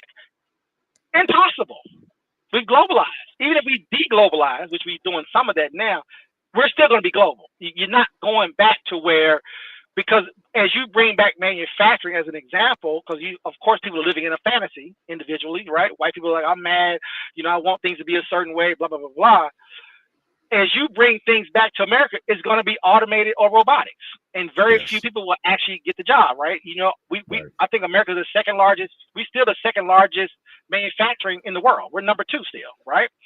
And But when you look at those jobs and you look at what that is, that's a lot of automation, a lot of robots, not really a lot of humans, right? And so you're not going to go back to a human being, screwing in a screw at the GM Yeah. factory in 1960 who owns a You're house, not two gonna cars, taking vacation, right? So you're not that gonna take you're not gonna reality take the is auto you're over, not gonna take the auto machines out of McDonald's now. right? You're not gonna take those machines and use Exactly. But right. what I Or can do Walmart or whatever. as So a person who runs their mouth, what I can do is take advantage of that and exploit that and make you feel a certain way and make you but that's believe in a but that's history that not no unique. longer exists and take But that's advantage not of unique you. to Roland though. Back That's to not black unique to people. Roland. Okay. But if I move it back to black people, that's exactly what's being done to us. You understand what I'm trying to say, right? That Yes. the shit that you're trying to introduce into me about the past don't matter no more. It doesn't matter no more. It's not going to get me where I need to get to. It's not going to necessarily feed my family and definitely on scale. It's definitely not going to do any of that shit on scale. But individually, you can be a talker and make money. Individually, I can pluck you and make you the president or the CEO of a company. But then, as I'm doing a lot of that bullshit, I can start to exploit the minds of the everyday person. And so, in the white world, it's a beautiful thing. I mean, you just watch it play out. Is that if I can make you believe that something is going to go back a certain way, even though it's not, but as long as I make you feel a certain way, I can get your support and I can move the country in a certain way. I can sell you on a certain thing because I have you in such an emotional state that you are responding to all type of stimuli. And you don't think as a black person in America, I'm not constantly being bombarded, and I feel horrible when I see a lynching in the past, or I look at the history of slavery. I look at how white American, European Americans whitewashed the history. It makes me emotional. I then know that I can at that point then be taken advantage of, which makes me unproductive, unfocused, can't get to what I really need to get to. And it makes me also anti-American, anti-capitalist. It does all type of shit. And it takes me out of the game. Well, A lot of white folks in America have been taken out of the game, and then they're now being taken advantage of emotionally, especially social media, instead of trying to focus on what do I need to do? Maybe I need to move to China. Maybe I need to move somewhere. Maybe I need to get in the mix of something else. No, I'm an American. I'm going to be here. Well, then you need to deal with the reality of what we're doing, technologically speaking, to where you're going to be put in a really strange situation and not allow people to take advantage of you as those things are being implemented and get more into where you need to be at. You need to be more, more. Anyway, I digress. Here's the conundrum, bro. Here's why I say that the right and left argument needs to end. That's why I was hoping that we could get past this, because this is going to continue. But this is why I say what I said. Sometimes getting rid of DEI, even though that's not helping white people as a whole and their poor conditioning, as far as them getting better opportunities for the jobs that would never come back, the educational opportunities would never arise, and automatically because of the so-called DEI or affirmative action practices have now been eliminated. But sometimes that's enough as a win mentally. That's why I'm saying about politics being basically reverted to identity. We're stuck in identity politics, not even economic politics yet, or even class politics yet. So as that being as an aside to what you're saying, they're looking at this as still a win. Getting rid of DEI out of schools or getting so-called affirmative action opportunities that doesn't move the needle as far as the white frustration that you're talking about. Hence the reasons why those people are still kind of like still mad, still frustrated. You're getting rid of all these things, but I still don't see anything that is happening for us, monetarily. Like where are the so-called programs that we're supposed to receive? Where so-called like in these are like rural areas. These are like red areas where they're still having problems with their constituency because they thought that there was going to be more of a windfall that's going to happen by eliminating these programs, but that's the lie that's been sold, and that's what I'm saying. So it's an effect on both sides. It's not a black people could explain this, but they're not. They're actually leaning into the bullshit instead of saying, like, look, people, this is the reality of America. This is how things operate. This is the things that you need to accept. We're not having those conversations. We're having the same conversation that they're having, and then that's what's causing, I think, a lot of the conflict. I would almost argue that I don't even want to play. I know I have no choice, obviously, DC. I know I'm fantasizing again. I don't want to. I'm trying to keep you in reality, and you keep right, hitting me back. You keep hitting me back on what things should be. You keep saying what things should be. I know. I want you to recognize you're the one doing that, not me. I'm confessing it. All right. So your pushback to me is you want things to be a certain way, but I'm like, no. I'm looking at how it is, and I just find it interesting that there's very limited space, almost no space, to get things in to at least us as a group could have a position of not exposing the system necessarily racially in what we're not getting and what we don't have and how we're being mistreated, and sort of explaining it in a much better way to all of America from our perspective. But instead, it's just so bad though. But instead, it's victimhood and it's mistreatment talk, and it's not. I don't think it's not going to get us where we need to. It's not going to get us where we need to be. Is my whole point. And so, like you just said, that of course that is obviously fantasy. Obviously at this point, it's just interesting to watch how it plays. That's all I'm saying. It's just weird to watch us, the way we respond to things, especially people who speak for us, just watching how it's like, why do you keep trying to make me hold on to the past in the way you're making me hold on to it? And how does that generate money for me? Access, more of something. Or even better yet, how does that, because like you said, I want you to have a choice. If you want to be a part of the overall world, I love that. If you want to do your own thing with your own people, I love that too, right? But for some reason, there's so much conflict with those decisions, and that's what I said. I find it funny that people feel a certain kind of way that Beyonce doesn't show up at the NAACP Awards, but she'll go to the Emmys or whatever, right? Like she'll go to, you see what I'm saying? Like it's a weird thing, and that's economics and access. It's just a funny thing that we would accept that in a sense, right? To a degree, and we'll just take it. But when it comes to politics, not so much though. When it comes to politics, we won't accept some things. Like, so if I want to support Trump, if I want to support the Republican Party, I'm asleep, I'm backwards, I'm ignorant, I'm stuck in I don't know what's going on, I'm not informed. It's like, that's complete bullshit. If you're a black person in this country and you're on the left or the right, I can make the argument for both sides at the end of the day, right? But for some reason, you can't do it on the left. Like, and I know that's majority. It's kind of the majority thinking. It's the masses that lean that way, so it's difficult to obviously pierce it. But I just find it strange that, like you just said it, we should have said, oh, we know what's about to happen next. We've been here for 500 years. We don't. It's like we're not approaching this nation as if we haven't been here.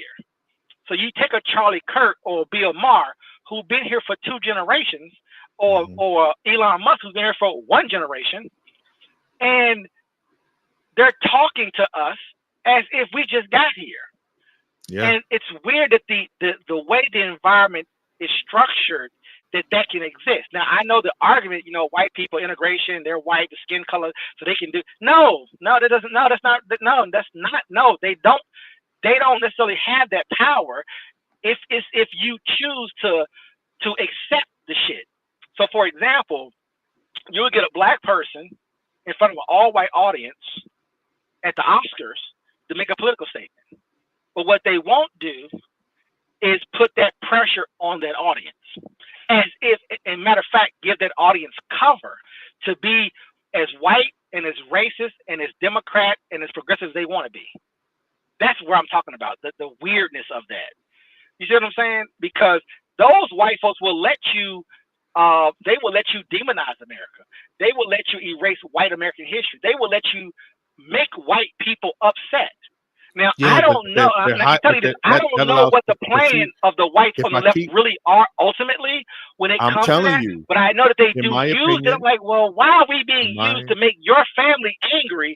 Make your own family angry. But I know I get the racial. Now I will say this, and this is me and you breaking down white supremacy, of course, which is obviously, and I know this already, obviously they've used us to offset white poverty, clearly. But I'm already. we good on that. My point is that I just trying to figure out how we keep falling for it though. It's not like because there's we no live in a time apparatus. frame where you don't have to fall for it. We live in a time frame where you have Listen, access man. to all the information. Okay, listen, man. This is what I'm trying to tell And you. we This keep is why I taking say the bait. Roland. It's just weird to me, bro. This is why I say Roland is effective, but he'd be way more effective if he just took a step back and just let people have it for a second. Let both. It should be his space All because blacks he has and all he has opinions and everything that's right. affected us should be out Exactly. there on the show. But it's not. Exactly. His show is basically Exactly. MSNBC. Exactly. Hold on, listen. No, This no, is the it's not messaging. that. You got to It's talk not, this way, act it's this not, way, walk this way, it's do not, this way. I'm going to ignore you. It's not that. It's not to that level, but it's close.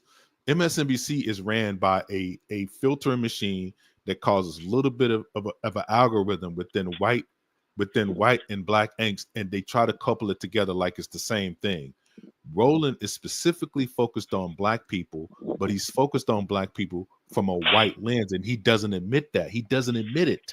So the problem is that him not admitting it causes that blind spot for him. He has a blind spot. No, he's I have protecting a white blind people. spot. He doesn't look at it that way. I'm telling you, bro. He does not. He may know it if you talk to him. If you talk to him directly, if you study Western history and you look at Western culture, like there's another way. And this is what I'm trying to say, though, right? If you understand their culture, and me and you both have a much better understanding than I do it, and people listening have even much better understanding of how of this information, right? If you look at European history for the last 500 years, and you know what they need to operate at the level that they're operating at, and all of their failures and all of their successes, right?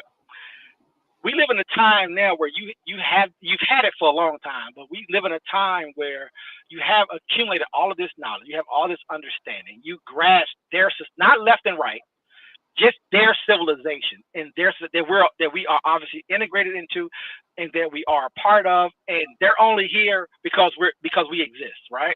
We made them exist on the level that they're existing on, and then they added to that by bringing in other groups on top of us and adding to it to make overall their civilization as a whole be a thing, their philosophies and their ideologies, right? Yes. But the problem I have is that Roland and Carr, as two great examples, they are aware of what I just said.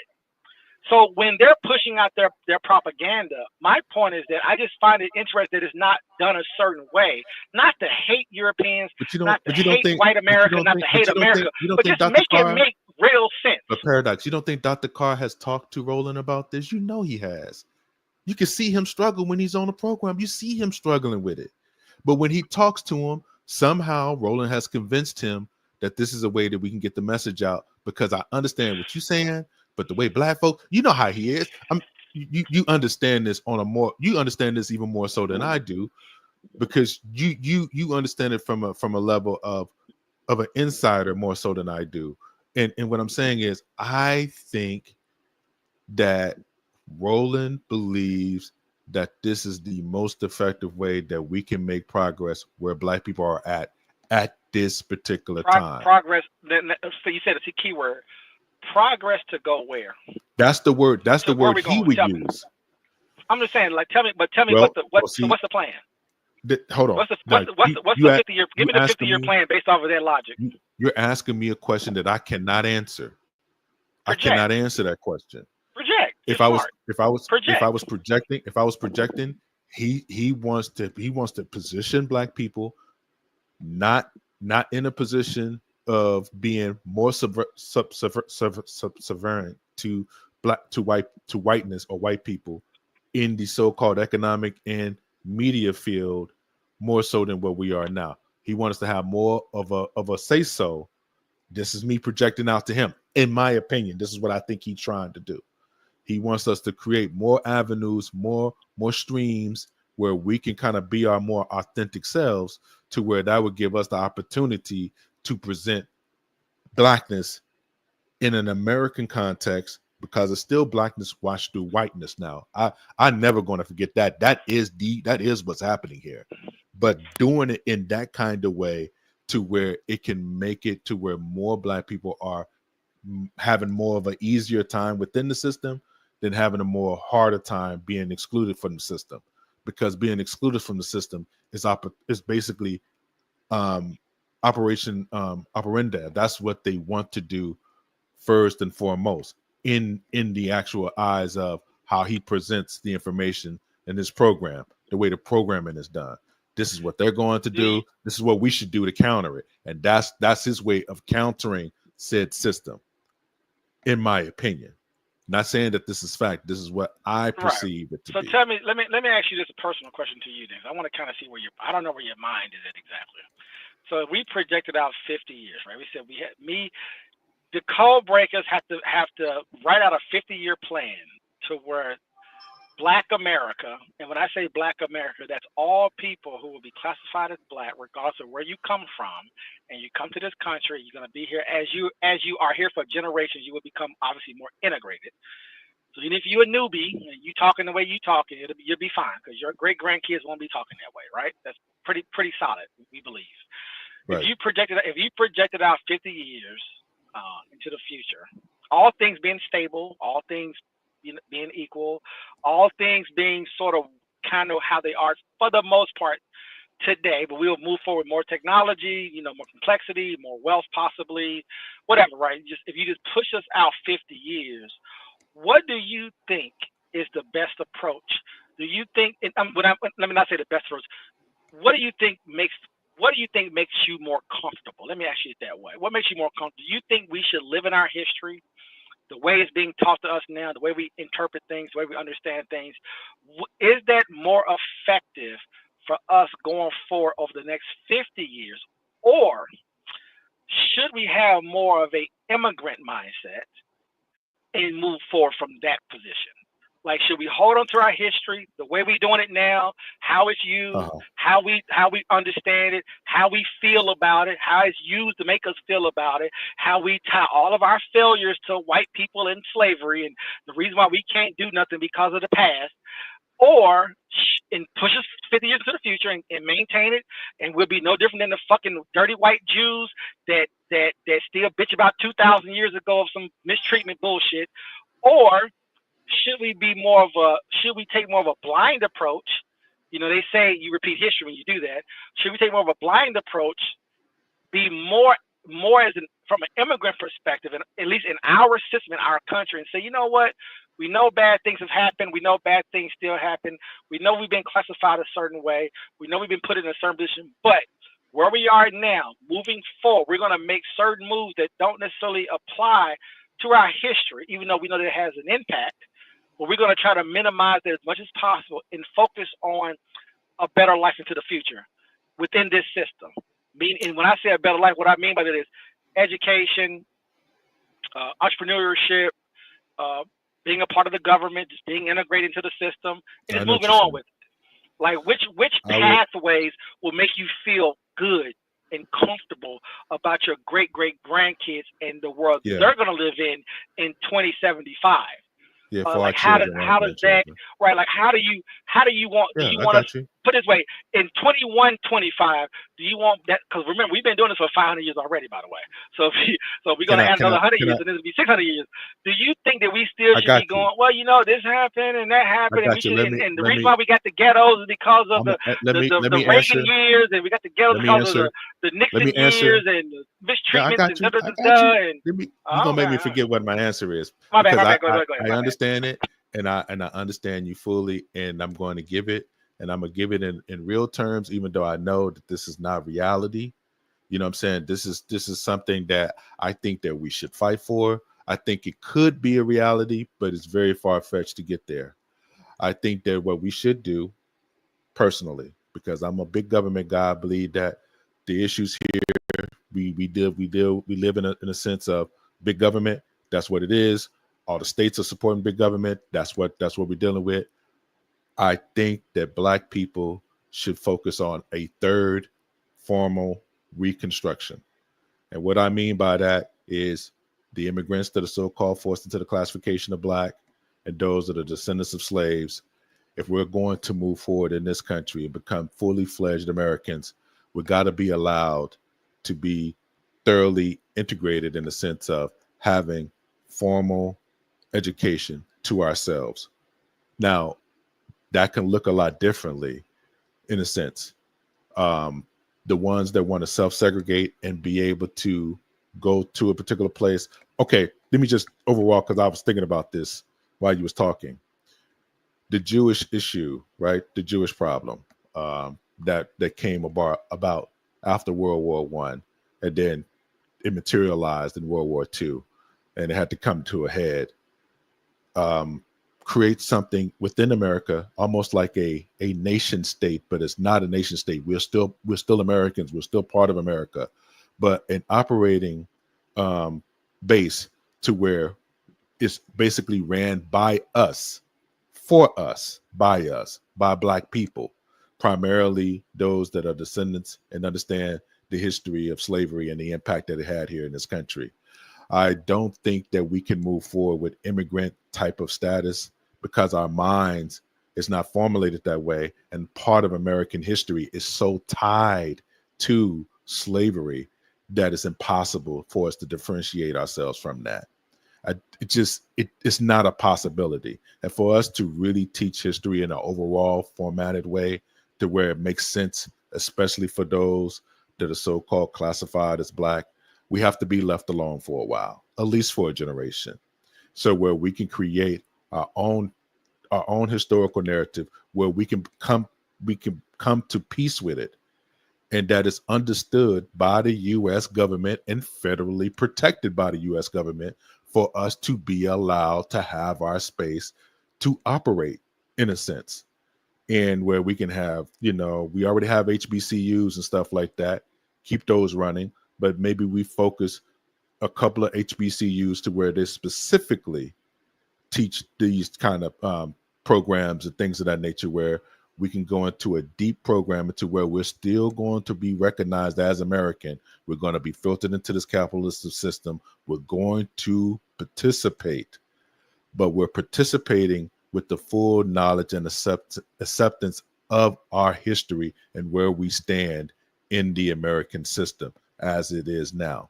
But that cannot be done without an understanding from the federal government and funded by both sides, by the way, which is primarily white people, to come to grips to really dealing with this problem in a sufficient way, dealing with it in that kind of context to really say, this can be our form of reparations for your group. Instead of giving the check out and all that. I know people want, this is just my opinion. But instead of just giving out a full size check and things of that nature, give up a nation state and allow the Black people that know how to get things done to operate in the American way. We're still going to be part of the American system, but allow us to basically get a grip on the history, how we're presented in this country, how we are basically looked at in this particular country, and coming to grips with it. Because first you have to be able to not have this dual kind of thing to where we're getting played on both sides. It's too easy to leverage us, and you could do that by money. You could do that by access. You could do that by success. You could do that by sexual access. It's a lot of different ways where Black people are compromised. And then we're looking up at some of these people that we think got some kind of power, and we're attacking them for being a human being at the end of the day. And that's the psychology deal that we need to deal with. So it's a way of basically giving Black people what was given to the Jews. And that's basically funded. If the US can fund a operational and do dual citizenship with Jewish people and American citizens that are Jews, and they can keep their history, which is the same thing, they keep their persecution. That's the closest thing, the equivalent that I can see to where they can keep that same kind of ideology and still be able to move forward. Nobody will sit here and say that Jews remembering their history is holding them back. You see what I'm saying? That is what I am concerned with, bro.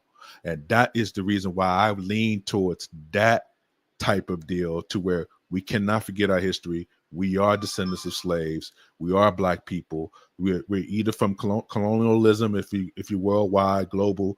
We was under white oppression, so we can try to move forward that way.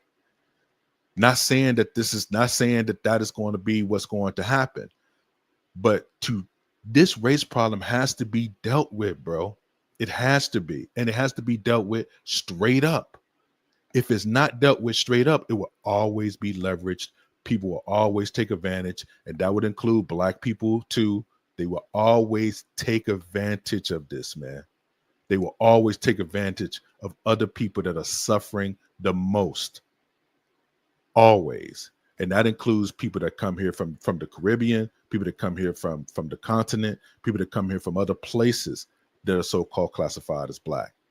So we, if you was really trying to really get this done, we try to leverage and say we can call it the third Reconstruction. The third Reconstruction. We have enough people, and we have a lot of smart people, bro. We have a lot of smart black people that understand government. We would still be part of the government. We would still be part of the United States. None of that separates us from it. We're just going to be focused on trying to deal and reconcile with the history of the United States and merge the two. The American history is black history. That's what I'm saying, though, Paradox. There's no separation. How can you separate slavery from American history? How can we separate that? How? How do you separate that from the 13 colonies? How you separate what happened during that time? Come on, bro. Because it's either that or revolution. You noticed that's what it leads to. Because if you keep pussyfooting with the white nationalists, they're going to come to the point where they're going to be like, you know what? It's just too many of them. And I don't want to see them anymore. I don't want to see mixed. I don't want to see these people around in our spaces anymore. We want it to be a certain way. Now I don't know how invested Donald Trump is into whiteness. I know he's invested though. And I know he's invested it to the sense of he supports it to the point where it makes sense to him to support some of the deals that they're actually I see Trump like this. When you present something that makes sense to him in his world and his point of view, he's going to go along with it. He's going to be like, okay, go ahead. Let's get that done. No, that shouldn't be here. DEI shouldn't be here. Let's get rid of it. Right. We're going to do whatever we can to get that out of here. So that is the reason why I'm saying that if we don't get a handle on this, it's going to lead to some kind of minor conflict here that's going to be race-based. That's all I'm saying, bro. I mean, but like I could be wrong though. I could be wrong, but that's my point of view. I mean, did that make sense or that didn't really make sense? Is that a little bit within reality or not in reality? No, it's definitely not in reality, but it does make sense though. Okay. It makes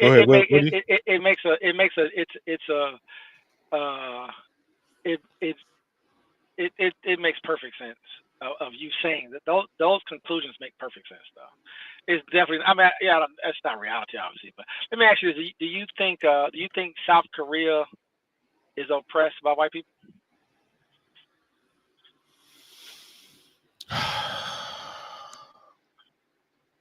Yes, I do. And do you think they feel that way? No, I don't. What about the Japanese? Not at all. I think they're thankful. Certain Japanese do. But I think they're thankful. But can I say this though? What is different though about these places is that these places were what? Even though they were destroyed by us, they were what? They were fully restored by us too, federal government wise, and we supported it. We sent the check, and we sent troops on the ground to restore these places. Paradox. Do you think you're oppressed? That's a tricky question, bro. Do you think you have more wealth than the average white person? My lineage is oppressive. Me personally, I'm not oppressed because I do have more freedom of movement to make things happen. I just had to get over the obstacles that are basically put into place to stop me. But the obstacles are not there to prevent me from doing what I need to do. Yes, absolutely. I can. As long as I got the money to do so, yes. And do you think your situation? Do you think you're better off than say half the white population, or worse off than half the white population in America? You talking about individually? Yeah, individually. Come on, man. That's not. See, that's what I'm saying. That's not a good. That's see, that's a false narrative when they don't operate that way though, bro. Collectively, no. Individually, of course, me and you, yeah, of course we are, of course. There's no doubt about it. You know, we've been in rooms where most white people would never be in. We've been around. I mean, yeah, there's no doubt about it. Like this, yeah, of course, absolutely. You think that makes you special? That makes you special and unique? No, it don't make me special at all. But people can leverage it that way, and that's what I'm saying, though. Paradox. Just because there are few of us in these places, Is it a few? Okay. Black unemployment is only 12%. Black unemployment is like 12%, 11% or something like that.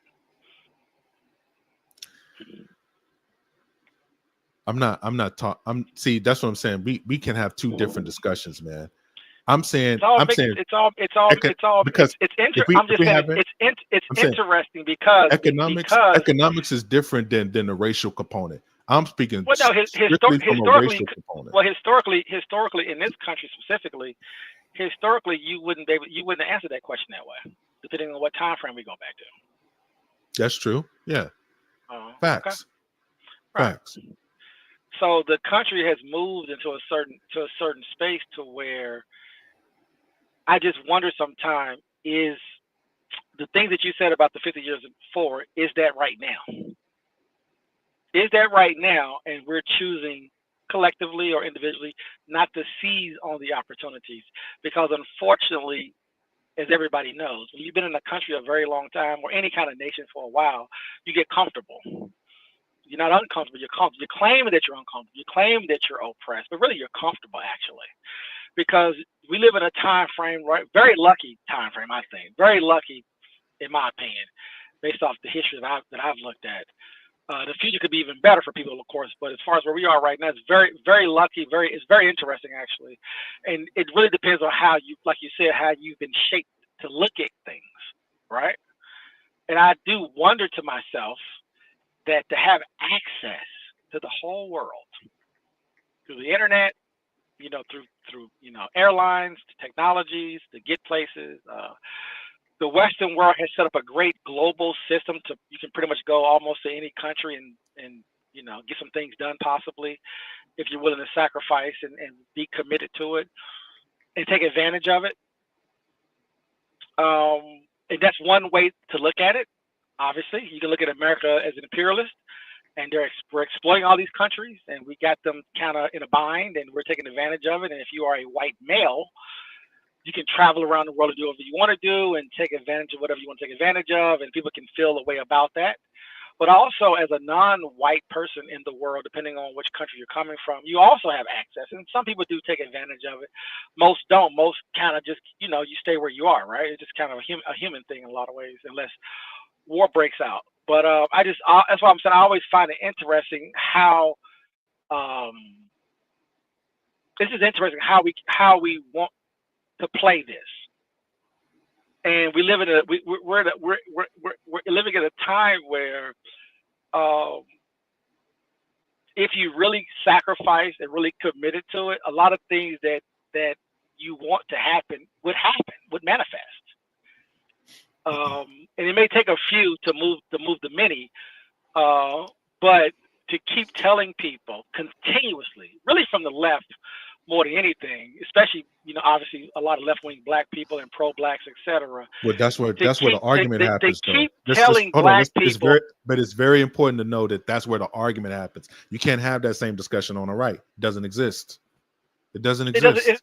It's not even. You're going to keep saying left and right. If you're going to say left, if you're going to say left and right, because we're not there. Because we're not there. Because we're not there. Oh, if we was there, the issues and grievances I think would be very different. Actually, I think the conversations would be very different, and it'd be a lot more pro-American, a lot more focused on entrepreneurship, a lot more focused on maybe less globalization, dealing with oligarchs, dealing with dealing with capitalism and how it has a certain behavior pattern that you have to sort of deal with and put things in place to sort of flatten it out a little bit. So you'd be having more of that conversation. But on the left, but on the left, when I say the left, we're talking about all of Europe. I wish that was the case, though. We're talking about Western Europe, Canada, and a lot of Americans. When I say the left, and even some other countries as well, that apply. Even some other countries as well is in that mix now. But as that entire mindset moves from our perspective, it's not having that argument doesn't even matter. We shouldn't be having arguments about it. We shouldn't be talking about that shit in that way. Is my whole point, by the way. So the left is allowing a bullshit conversation to exist. You're thinking that it's a good thing. That, oh yeah, on the left you can have these discussions, and the left allows that. It allows a bunch of bullshit. It allows a bunch of emotional, grievance-based shit that is not going to benefit us, in my opinion, in any type of way to move us in any particular direction, to make us more to put us in a position to where we're more informed, we're moving a certain type of way, and we're really understanding how the Western world is operating and how we play a role in that position. We're not able to do that on the left, in my opinion. The left is what they're pushing on the left is I think it's very dangerous for us, very detrimental to us, actually. It's very unhealthy, to be honest with you. And the way they have us living in them spaces, I just don't know how you're okay. Why not? But why they not? Want you to live in a victimhood mindset. Is just no. But why would not present that argument with the people that's on the left like I do? Why not present that argument to them? Why not? That's where we at. If we was over there on the right, then you could present it over there at the right. But there's not enough of us to offer the diversity of that argument there to even test out what you're saying. You're saying what you think it would be. I doubt that, because like I said, when you include people, there's conversation on the right. My point is just not as loud because it's just not as many. Okay. Let me rephrase it in a different way. Okay. If you don't allow for this particular conversation to happen to where you're dealing with it in real time against those people where it's not. But economic freedom, self-determination. What are you talking about? That's the reason religious why freedom, I say First Amendment, Second Amendment. What are we talking about? That's the reason why I wish. That's the reason why. It's just that black people are so captured into emotions and feelings and being exploited about their past and victimhood. That's the problem. But that's the reason why we're being played by the left. We need to move on. I wish that Roland had more of a space for diversity of thought, to where we can have these kind of discussions in real time, to where it can be tested out succinctly, because your identity is still going to lead your perception on things as far as how people perceive you and how you view things too, whatever that may be, good or bad. The world is open. The world is open for business. You don't even have to be around these people if you don't want to be. You have so many options and choices, and that is the conversation that we should be having. Not worrying about all the bullshit we worry about in this country and how it's been exploited and turned up from a racial perspective on us to make us respond a certain way. We don't have to respond that way. We don't have to be so vulnerable to our past. We don't have to be taken advantage of. Our past is our past. It's happened. It's over. We got to move on. I'm telling you, Paradox, that if we don't deal with it, and if white folks want to live in their grievances and they want the past to exist, so be it. That's their problem. But I don't want their problem to be necessarily my problem. It's like, I know your grievances. I know that you want things to be a certain way, but guess what? We globalized. We tried to improve the whole world. That's the risk that your people took, and that's where you are, which is why you're in the situation that you're in. So be it. Deal with it. But I don't want to be on the other. I don't want to be on the other side of that grievance. I don't want to be on the other side of the grievance. Say, well, what about my grievances? If we got mistreated and all this shit. If you say that to these people, and you say that, you know, we're not going to be. I know that, but what I'm saying is, I like to have the argument. I like to have the American argument, because if you're having a real conversation, you would really focus on Europeans and European history. You wouldn't be so caught up in your own shit, your own black. That conversation puts you in a bad position to even argue. But I rarely, and I mean rarely, and pretty much it doesn't exist in a lot of cases where you would even have a debate, even like on a rolling show, to where you're really debating European history. They don't even do it. It's kind of strange, to be honest with you. their culture and their history is what's driving the world. You would think that we would be having more of that conversation, not our own personal individual grievance conversations, just because of the position that we're in this country. I find that in itself scary, to be totally honest. But that We should be energizes our much more political informed. basis. We should be much more informed about their culture, not the Democrats or the Republicans, but about their actual civilization I agree with and that. how we function within our civilization. Not that we function as, oh, they're using us to make the poor white man feel good. They're using us. I don't want to hear none of that shit. That shit don't mean anything. Let's really understand their civilization. That's, to me, that little bit about, well, they have dynamics in place to make themselves feel good, and that's why that shit, whatever, bro. That's emotional. You can make me very emotional. Let's just focus on what you guys are and how you guys are really operating. To me, that's more valuable, in my opinion, because once you do that, you would arm black people, and when they see white folks, they would ask certain questions to not even worry about that other shit, right? Because when you really dig into their thought process, how they operate and how their dynamics are structured, I'm less concerned about how I make them feel. I'm less concerned about how they feel about where I'm at and how they need to feel a certain way and I need to be in a certain position. That is a clever way of keeping me distracted, right? But instead, I really want to focus on them and how their influence, how they influence the world, what they're really doing, and their vulnerabilities and where they're weak at and what position I can exploit on them. And when we have debates and stuff, I'm not gonna let them use the racial thing to trigger me. Or I remember when, and I was so angry. Jordan Peterson and my boy Eric Dyson was gonna have this great debate. And the first thing Eric Dyson said is, "You a mad white man and you a racist, blah blah blah." And that was the end of the conversation. I'm like, that's it. So we can't even. So you're in a great position on this platform to expose white society as a whole, but you went with that shit. What the? But again, I know he's a person to the academics. He's a person to the left. He's a person to a lot of black people who want to feel a certain way. I'm like, that shit doesn't mean anything. Let's start to break that. Let's start to break them down. Much more effective. It's much more effective, by the way. You know why? Because then because again, and I would argue, in my opinion, it would be more effective because you're dealing with a historical narrative, and it wouldn't be as pronounced because everybody would know where they stand.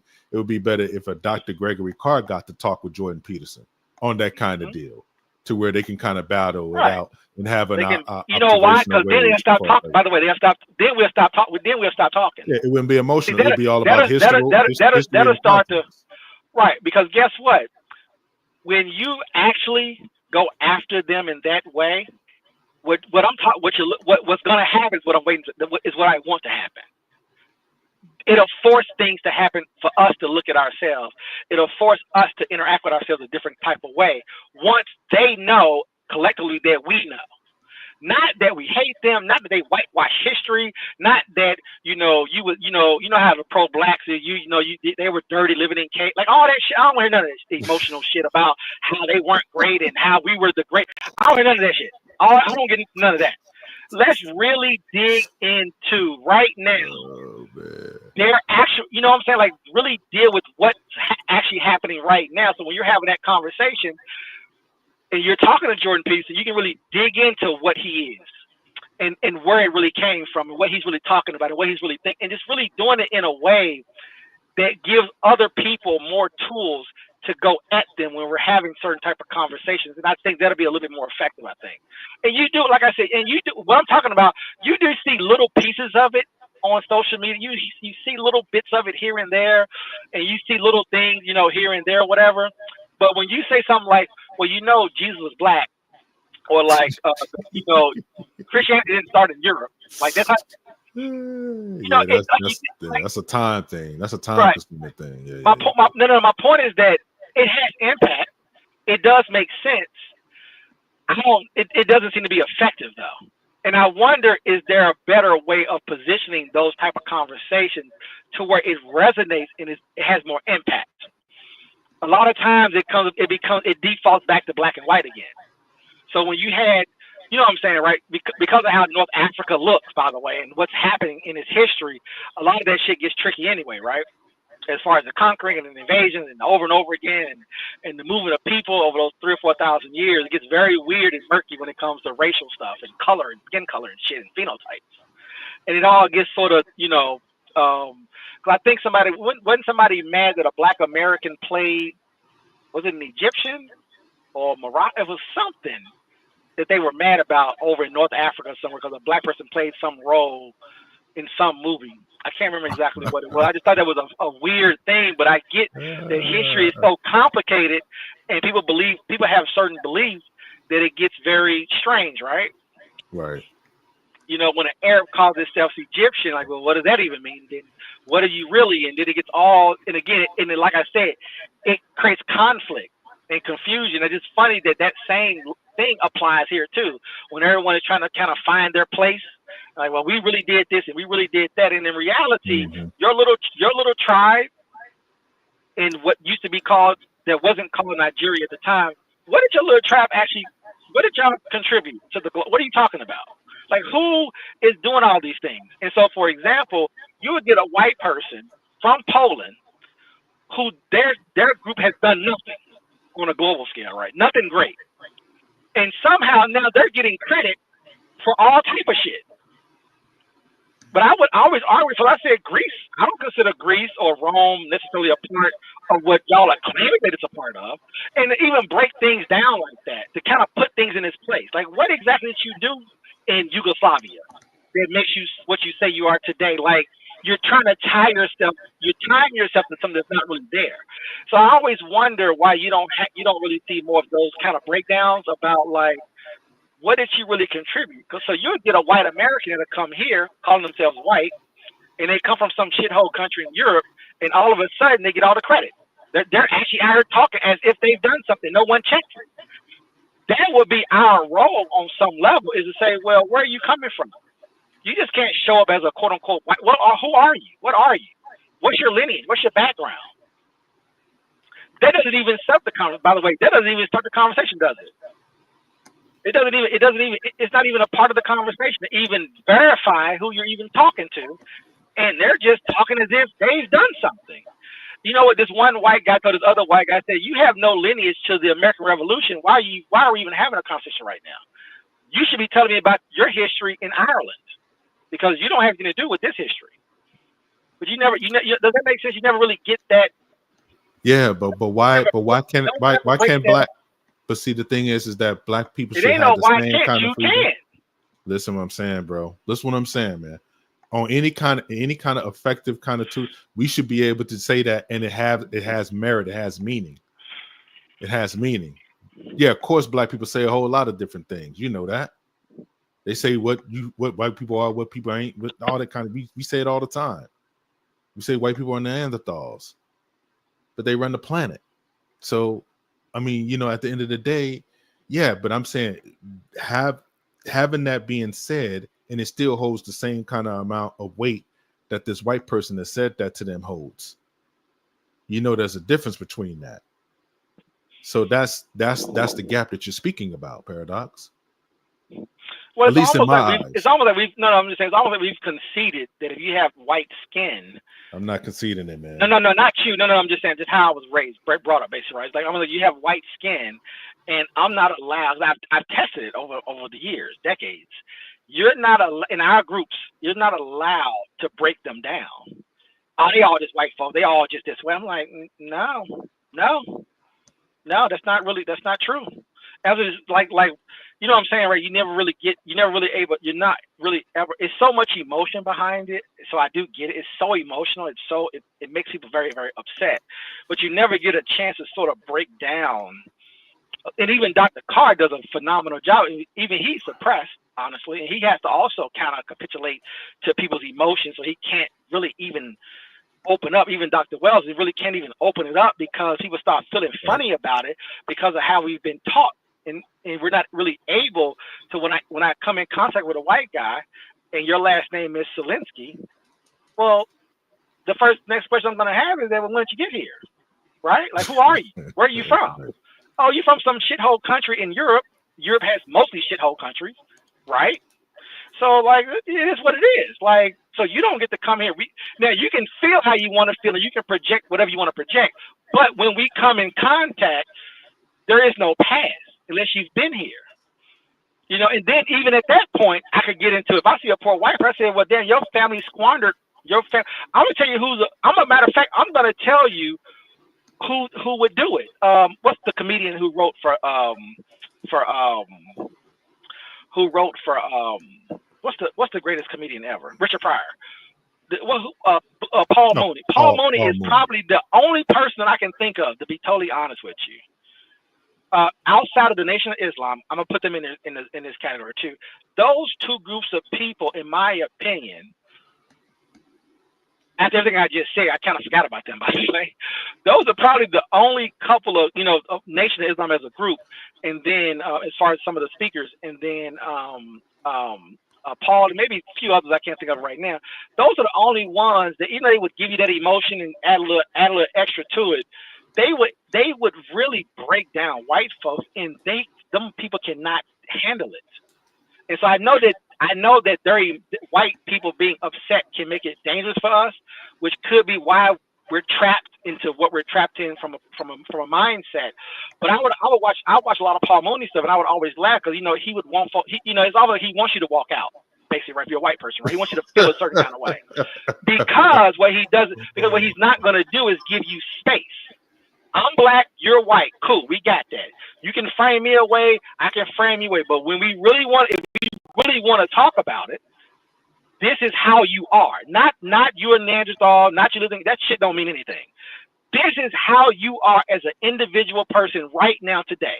So I know the society has made you feel a certain kind of way, and I know black people have capitulated to your feelings.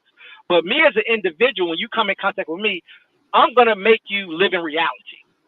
Where are you from? Who are you? What are you? What are the trends of your culture? How do y'all behave? And the reason why I make a point about that is that even as something as simple as there's a really good show that I love. It ran for 10 seasons. I cannot think of the name of it right now. Trashy white family out of Chicago. I just can't think of the name right now. But I think about even shows that they have to suppress. Like Shameless, right? Yeah. Shameless, if Shameless was a black show, it would be the greatest thing. It'd be crazy huge, right? But I always find it funny, for the most part, Honey Boo Boo, Jerry Springers of the world, Al Bundy, Roseanne, the list of ratchet white shit. Clean, they'll pretty it up, and not on top of that, or they'll suppress it. But it's just funny, even how to control that mindset, to have that mindset out there, how we interact with those types of things. So where white people are trying to tell you that I don't have nothing, I ain't shit, I'm a mixed mutt from Europe, I'm nothing. The society is saying, shut the fuck up. We're great. You know what I'm saying? It's such a weird fucking thing.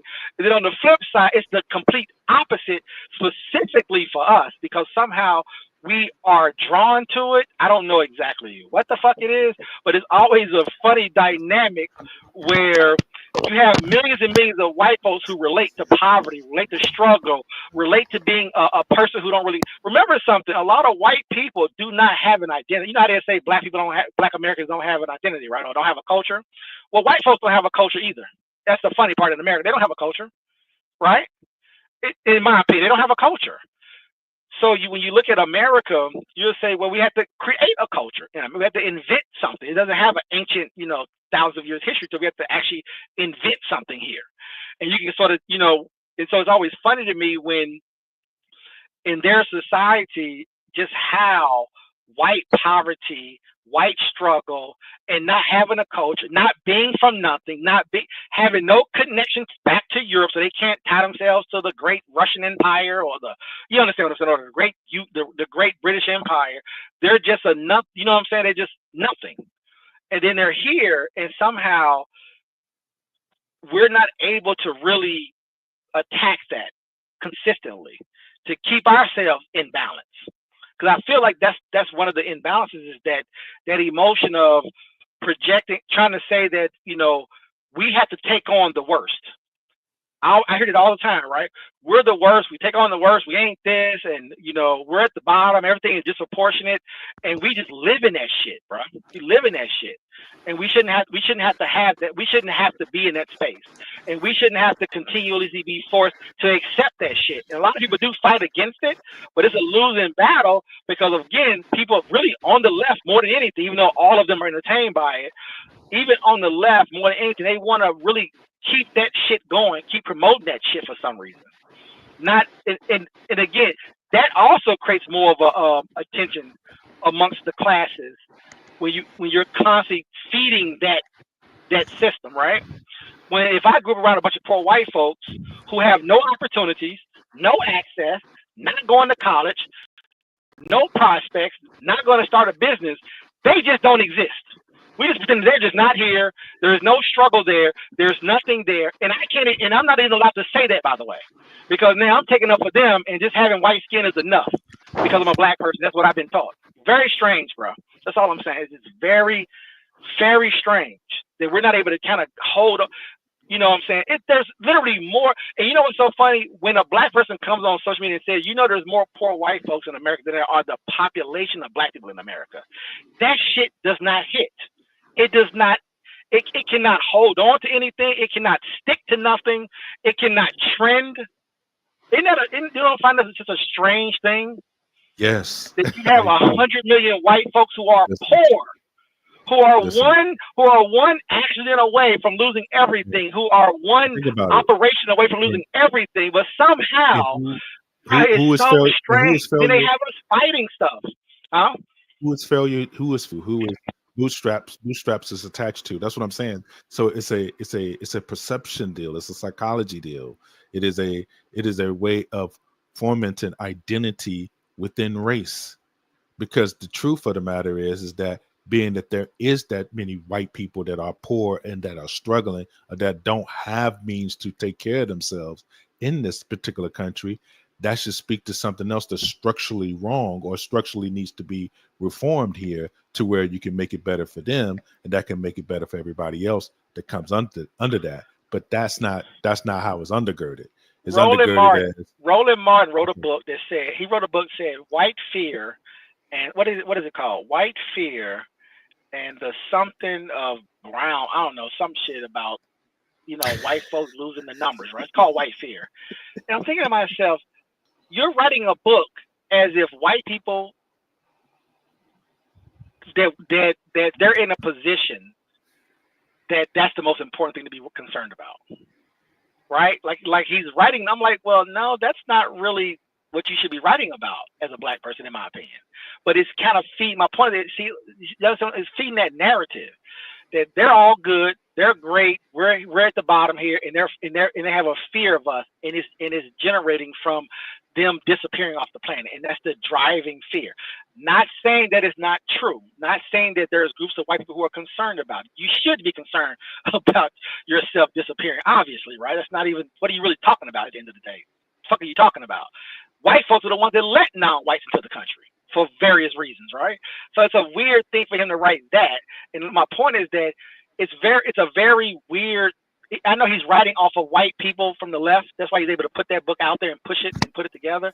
And I'm thinking to myself, wouldn't it have been better to write more about white society and just the dysfunction of it all, and really focus on that? But see, that would affect whites on the left and whites on the right. And so he doesn't write that book. Does that make sense? Like, it's almost like we're riding off of the white left, be it Dr. Carr or whoever, or even HBCUs as a whole. Like, we're riding kind of off of them. Because I guarantee you, if black folks really started to talk that talk about all of white society, you would really know your actual place in the society. That would in turn, I think, put us in a better position, have us a better perspective, and we won't necessarily be controlled so emotionally about things. That's all I'm trying to. Does that make kind of summarize it all? Like, does it?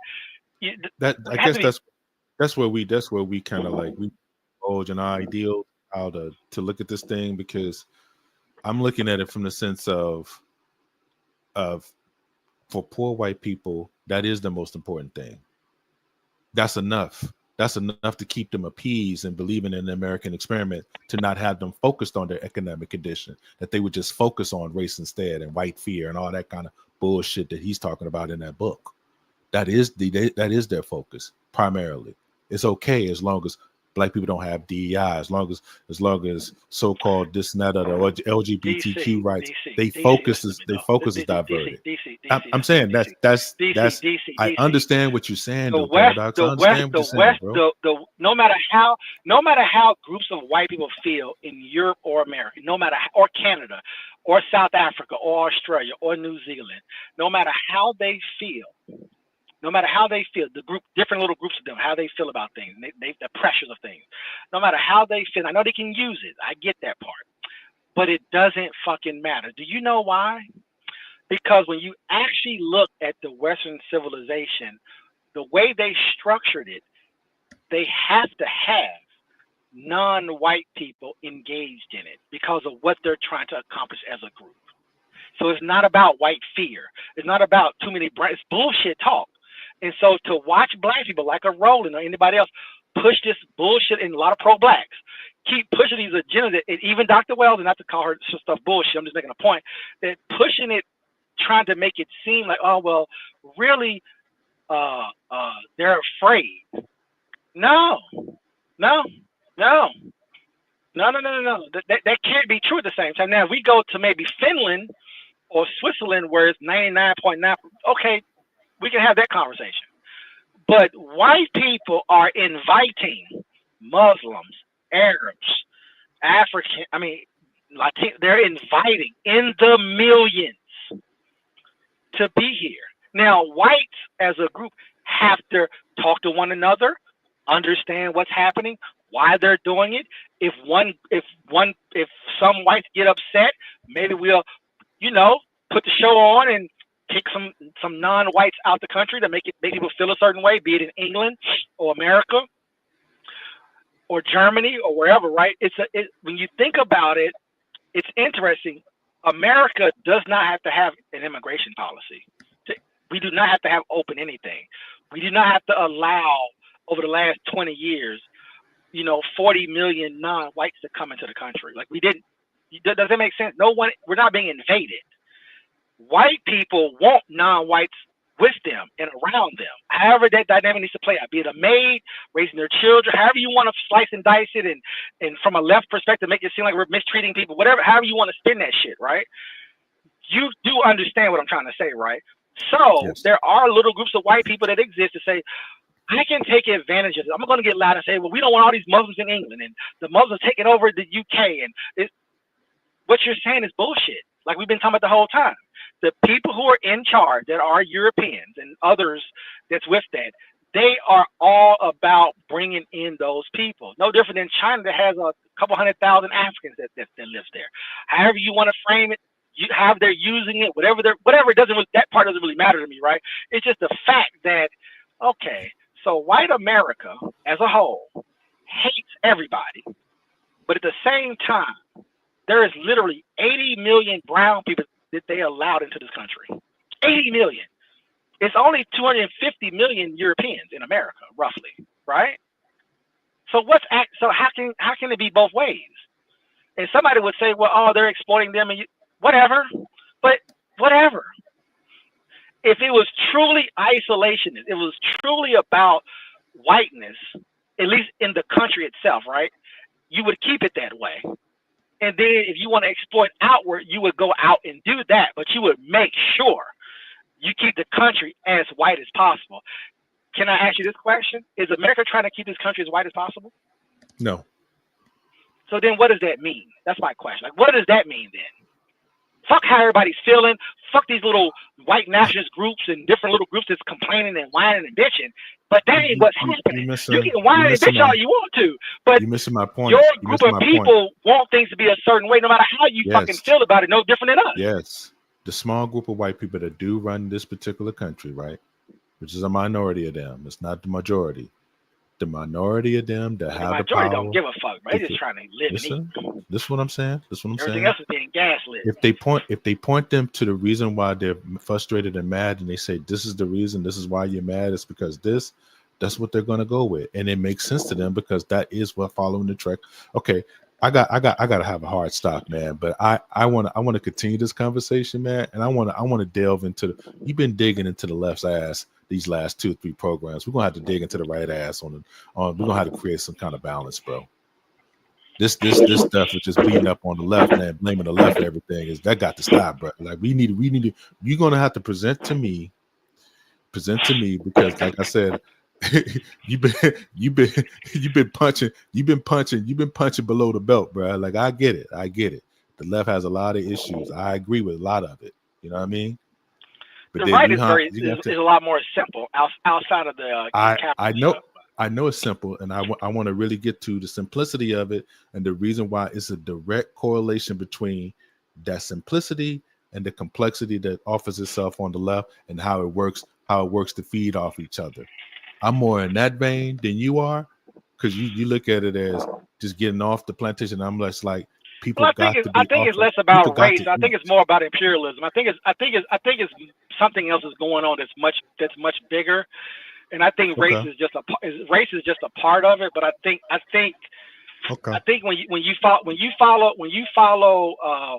globalization, integration, global integration, global financial systems, and how the whole world is moved. If I look at it from a social perspective, which is going to be more from the left, I can look at mistreatment and environmental issues and conditions and how we're exploiting countries and we're toppling governments and we're replacing governments and we're supporting dictators and we're supporting we can get, that's all the little bullshit, you can get into all that, how other nations are doing what they're doing and how it's a contradiction to America that we're doing business with the Saudis, but blah, blah, blah, blah, right? Whatever. Yeah. That's why I always hit the left so hard, because they're the ones that's really trying to change a lot of things. And from a rights perspective, how I see it, they do introduce Christianity, so I will concede that piece of it. But this is my question. Let's just do business. We can just do business. It doesn't work that way. See, no. Can I ask you a question? But it can work that way. If that is the case, right? Then why not basically make that argument from the side of where there are legitimate grievances from the left side of it, to where that they're not able to leverage that both and position, because that's what I'm trying to tell you. There is a dance that's happening here. That's the point of it all. And the dance of it all is that the left eats all the failure, but that's part of the grift of the left. I mean, the white people on the left, they're extreme capitalists. Who are the most successful as far as economics are concerned? The left white people or the right white people? Okay, then. I'm not going to sit up here and try to. It used to be that way, but technology did that. But what I'm trying to say to you is that there is a significant reason. But okay, yeah. But generally speaking, it's going to be more of the right. But generally speaking, okay. I'm just saying historically, meaning landowners, oil, gas, historical things. That's going to be more right. But the new generation from the left is obviously technology. And I'm saying, and the more robust of it, the more windfall, the more upper the more upper middle class kind of groupings of white people that stays in the cities that say, oh yeah, sure, I know so and so, they cool, blah blah blah blah blah. But at the end of the day, they starve us and manipulate us. That's why I love when Kanye said, Jeff Bezos, no, Mark Zuckerberg, give me $1 billion, because to be totally honest with you, if the left was truly committed to black people, I mean, the way we are committed to them, I would keep telling you this to the day I die, bro. I would keep telling you this. The level of commitment that we offer, that we give them, your site is just one-sided, though. That's what I'm saying, though. No, listen to me, though. Because we're over there at 95%. Okay. So if that's the case, then why can't you not have that same critique in the same spaces? No, because if the majority of us are on the left, even though it's stupid, if the majority of us is on the left, you're telling me that all that money on the left that's in the hands of Europeans does not trickle down, because they don't believe in it, right? But it somehow does not ever make it to us, but we're tokenized. I just think that it's fucking strange. I truly think it's fucking strange that Hollywood, that talks about hugging trees, saving the fucking environment, and that they love Negroes, some fucking how, we ain't in none of these fucking movies, though. until recently you see a little bit more. But I'm just saying, like, it's such a weird thing because I'm thinking to myself, well, if you're on the left and you looked out for us, cool. Leave us alone. Don't put us in movies. Build us a Hollywood. You have to. Oh, You have we to can't have do that another. though. So we You have have to to. have another. So You have to have Tyler. another identity that they apply to themselves. So you But could be gay and no. But I black. keep telling you, if you learn, but that's still Be tokenized. woman and black. I If get it's it. still I get what you're tokenized. saying, What I'm but saying is that I'm trying to let tell me you explain how they something. Let me leverage explain it. something to That's you. all. I'm gonna All tell right. you something. The reason why you cannot be on the left, the reason why, with all the goodies, lots of goodies, don't get it fucked up, lots of fucking goodies. The reason why it's problematic is because if you take the last 40 years, if you look at the amount of wealth that they've accumulated, that's what's disproportionate. Fuck everything else they talk. I don't care about disproportionate about white. All that shit's bullshit. We support the left at 95 fucking percent. In the last 40 years, the amount of trillions and access that they have accumulated, and then you measure us against that. If you don't think that shit is fucking strange and unusual and suspicious and weird, I don't know what to tell you. And by the way, to cover up what I just said, you said it. We'll put a gay white, we'll put a gay black guy, we'll put a trans whatever black this, and kind of play with us, right? Yeah, But I'm like, well, multiple hold up identities. though. If the Democrats have half the power, and if the Republicans have half the power over the last 40 years, we've had governors, mayors, and presidents, houses of Congress, federally and state, and I measure out like, well, hold up, based on. So, okay, yeah, you give us a little bit more, but we don't, it's not like if we was 50-50, I wouldn't even be saying what I'm saying right now. If we were 50-50, like, yeah, of course, why would the Republicans do this? Why would the Democrats do that? We were half and half, and it's two, how are we going to get something when we're split down the middle, right? So, logically, for a black person, it makes sense. We should all be for one party. 80, 90%. We should give all our money to one party. Why? Because that's one half of the power. And when we're in power, Barack Obama with the fucking House and the fucking Senate, with a more left-leaning Supreme Court, with half the country fucking Democratic governors, all the blue cities are ran by Democrats. You're fucking telling me you can't rip this motherfucker apart? That you're playing some weird, like, standardized process? That doesn't even make any fucking sense. It doesn't make any sense. That's the moment in time you take the horns by the reins and say, you know what? I'm going to crack this fucking thing open. And that's just Obama. We can do Clinton, etc., right? We can do the motherfucker who just died, the president. You can do all those kind of. It's just a weird thing that this is all we're getting. Because remember something. What makes the left tricky about what I just said is that, like you just said, they're super capitalists at the same time. So it's a funny thing, and they're also anti-capitalist. So if you give black people too much, people on the left are going to attack them for having something because they're against corporations, they're against oligarchy, they're against consolidation, they're against monopolies. I want to be a monopoly. I want you to hate. I want that balance. It's a weird. Bruh, if you do not understand the amount of money and access and power that the left has accumulated using the black vote, and when you measure what we've gotten, you cannot tell me that something's off here. Something just doesn't. Roland Martin's do you understand that Roland Martin promotes the left more than anybody? And you know he hasn't been plucked. And I'm gonna tell you what I mean by that. Do you know the Daily Wire, who they just started? The Daily Wire is trying to sell themselves. You understand that, right? Mm-hmm. My boy, what's my boy name? The gay guy who went Republican. God, what the fuck is his name for Daily Wire? The gay Republican. Milo? No. He runs his own thing. The Report, the Rubin Report. So the Rubin Report. He created a thing called Locals because if you can't be on main social media, he did Locals, right? So you can go. He's if I'm not mistaken, he sold Locals for $500 million. I don't know what some number. He sold this other thing, and now Daily Wire has been shopping themselves around to be bought because it's going to make them basically billionaires, basically, right? When they sell it at some point. My point is that okay, cool, that's great, beautiful. Where are the white liberals with all the money supporting Roland, but all of a sudden, Roland it just becomes he's in a black community. Now I've heard white say that, by the way. I've heard white progressives box him and say, "Oh, well, yeah, he's speaking for the black community." I said, "No. We're integrated with you, white boy." Right, we're integrated with Pod Save America and Pod Save the World and the I can't think of the other fucking thing or whatever the fuck it's called. But like we're integrated with y'all. We're not separate. You're not bringing me on your show to talk about the black community. We're all one community as Democrats. We're all together. So juice me. And you just said it. You took the words out of my mouth. When white folks got mad on the left, they got mad at Elon. They all ran to Blue Sky. Where did they not go to, DC? I'm listening. Who did they not go and support?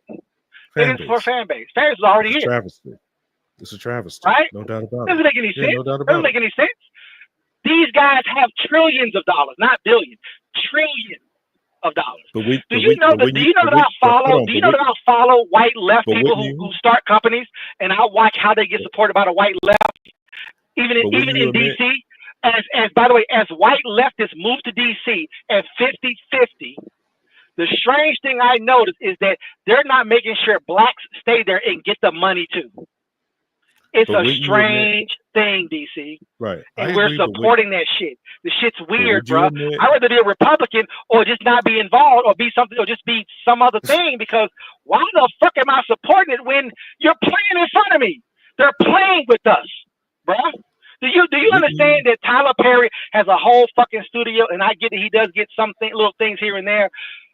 So you're telling me that Hollywood cannot make this man a trillionaire tomorrow? Of course they fucking can. They don't even make movies in Hollywood no more because it's too expensive. They make movies all over the world. You tell me you can't send all that shit. You can't create some shit to make sure that he becomes a multi-trillionaire and create a whole new thing and show how great you are to black people? Not to give me no fucking token called Obama and say, check, we're good. Get the fuck out of here, bro. We're being played. I don't care what you say. I don't care what you say, bro. Well, the people who hate this, bro, come on, man. We have a fundamental disagreement on the how. On the how. I don't know. Not on the grievance, bro. Demand more. I'm saying, I don't want nothing from the Republicans. It'll be different. No, it'll be different. Check this out. It would be different if the Democratic Party was the struggle party. Then it would make sense. Like, yeah, we get what we can get because, this party is a bunch of white folks, outcasts, trans, gays, blacks, browns, other people who don't want to be a part of capitalism. And we're just this ornery group of socialist, Democrat, whatever you want to call it, right? If we want big government. I'm like, that is not what this is. Now, if it was in England and you had real third, fourth, and fifth parties, then me and you'd be having a very different conversation. But we're under the umbrella of the Democrats. I'm thinking to myself, you motherfuckers are becoming Nancy Pelosi's worth $300 million, and you're telling me that, bruh, if you don't think that something ain't fucking weird, if it ain't something weird happening with that, I don't know what you call it. Of course, I don't know what you call it. Listen, the Democratic Party is not the struggle party. It's just that the blacks in the Democratic Party are the struggle people. That we get used as the struggle to cover up their bullshit. And then you're telling me, oh, yeah, we should be a part of that because that makes no sense. That's not what I said, bro. That is what you said. Not what I said. That is exactly what you said. What I said. You're telling me to pivot into the Democratic Party and support that party, knowing that party is fucking us over every fucking day. That's what you're telling me to do. I'm telling you, to wherever black people are, that's where we need to fight, bro. And if that coming off as being part of the Democrats, you could take it as you will, man. I don't care if we're a Democrat, we're independent, or if we're a Republican. It doesn't matter to me. Wherever the fight is, man, that's where we should be talking to our own people, bro. Because we're the only ones dealing with it internally and have internalized whatever is happening to our particular group, good or bad, bro. And it's being leveraged on both sides. That's what I'm telling you. I'm admitting that. But you can't just look at this. You think you're being equally exploited by the right? Then you think you're equally being exploited by the right than the left, and we support the left at 95%, and we're only 13% of the population. What are you talking about? Why are you even bringing up the right? I've been telling you that for the last 2-3 years. What's the point of even talking about the right? What are they doing? What are they doing? Because of the actual opportunities they do not provide black people, and they make it look so oppositional that they live in that. They live in it. They don't have to live there. they don't have to discuss it, but they don't have to live there either. They don't have to be totally oppositional to it. Which And means now that black now people like Roland Martin are mad man. at black folks who don't support and saying, now look, now Trump's in charge. Now y'all are, nobody's upset. We're happy. He's like, now look what y'all deserve, what y'all get. What the fuck are you talking? What the fuck is he talking about? What are you talking about? You got a couple of pennies from Kamala, and she gave them white boys $400, $500, $800 million. Gave you 30 stacks. You had other Negroes like Tariq going at you. I'm like, bro, you worried about Roland Martin getting 30 stacks, and you have some of these companies you don't even know the name of that got $100 million. She spent $2 billion, and black folks probably got what 1% or 0.5% of that. You don't think that's weird? That just happened 6 months ago, and we had a black candidate that we voted for 85%. And you're telling me that no one could set up some black organizations to get $500, $800 billion of that money? Where does the money go? Who are you talking to? You're not talking to 60% of the white folks because they're all Republicans. So you're telling me that the 40% that's left, 30% of that is 20% of that's white, 20% of that is non-white, but somehow the 20% of the white gets 1.9 billion. We get the other 50, and you don't think that that's fucking weird? What are we talking about right now? Why are we talking about the right at all? What's the point of talking about the right? It makes no sense. I think we should talk about it on the next program, man. Seriously, and I'll present my case for the reason why the right is just as nefarious. It is, man. It's just as nefarious, if not more so. The whites are taking advantage of poor white folks, bro. What are we talking about right now? They ain't gonna do it. They're taking advantage of poor white people. It doesn't matter. I'm talking about where our stuff is at. I'm glad you brought up that, because that's part of it. But that will be continued. I gotta roll, bro. We've been on for a long time. I have a hard stop. But I wanted to set you off right there, and I want you to come in with that fire. But be ready, bro, because like I said, we're gonna go over the back and forth, and we're gonna go back and forth on what the Republican Party truly is, and how it became that way, and how basically that dance that we're talking about, that dance is basically moved by dance partners now. Once another dance partner, can I step in and dance with you? Yeah, everybody else leaving the room. Everybody else leaving the room. You deal with this foolishness. We're not going to deal with it. Let me say one more thing before we go. I am not convinced that a majority of white folks feel superior to anybody. Okay. How about that statement? How about that? They sell it. People, we sell it to ourselves, and a handful of white folks sell it. I'm not buying it. That's not how I view. That's not how I view superiority, by the way. I view superiority just like what you just said, like 100 million people, 100 million white people being poor, and it still doesn't get contextualized in the proper way that it should. More white people are on welfare than black people. It still doesn't get contextualized the way that it should. Who is it attached to? Who is internalizing this? And who's basically the fallout for all the failures of the so-called white people that are at the bottom, that are shiftless, they're no good, they're not educated, they're not doing anything with their life, but they never get that particular stipulation. So yeah, the superior thing, yeah, we can get into that, but it's deeper than that. By the way, they do get it within their group. That's why in my funny. opinion. No, they do get it in their group. They know they know that they're worthless within their group. That's why I say that's what makes it so funny, by the way. That's why it's funny. We'll get into it. But it's a good sales pitch to make us feel a certain way about them and what we think that they all think as a group. And it's like, Has it worked? Has it worked? That's all that matters, right? Has it worked or has it not worked? I don't think it's worked at all, actually. Okay. No, I don't think it's worked. No. Okay. I think that mass poverty in Europe, Western and Eastern Europe, and the poverty in America and Canada and other countries that are considered white. No, I don't think it's working at all. I think it's not. I think that exploitation is real, and they're being exploited, taken advantage of. They know about it. They're mad about it, and you can send that energy wherever you want to send it, but they know though that they're failures. I mean, doesn't really fucking matter about the rest of it, to be honest with you. Fuck your feelings. right? You're a failure.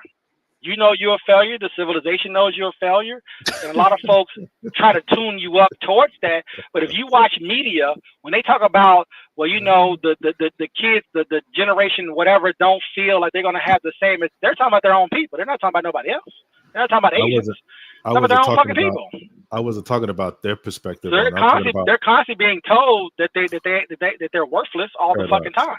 I wasn't talking about their perspective on it. I'm talking about our perspective of it. Did that work? And I'm gonna let you go on this, but that was my whole point, is that how we refuse to let we collectively, anytime somebody tries to say something, we refuse to let go of being at the bottom. We refuse to let it There you go. We refuse to free ourselves from something that is not real and does not exist, and nothing can change my mind on that. It's not real. It's just not real. It's not there. It's never been there. That's what's so fucking funny about it, is that we should not be parroting that shit. We should not be repeating that shit. We should not be using that as, well, you know, we're the most mistreated. What the fuck are you talking about? It's not real, bro. Right? I mean, I could be wrong. You tell me, DC, but we know it ain't real. Now I can get into some good examples of how we know it ain't real, based off of how people try to get to this country and where they're coming from and what they were dealing with, where they came from. I know we're not the bottom, bro. It's just bullshit. And unfortunately, I do not care what white people say.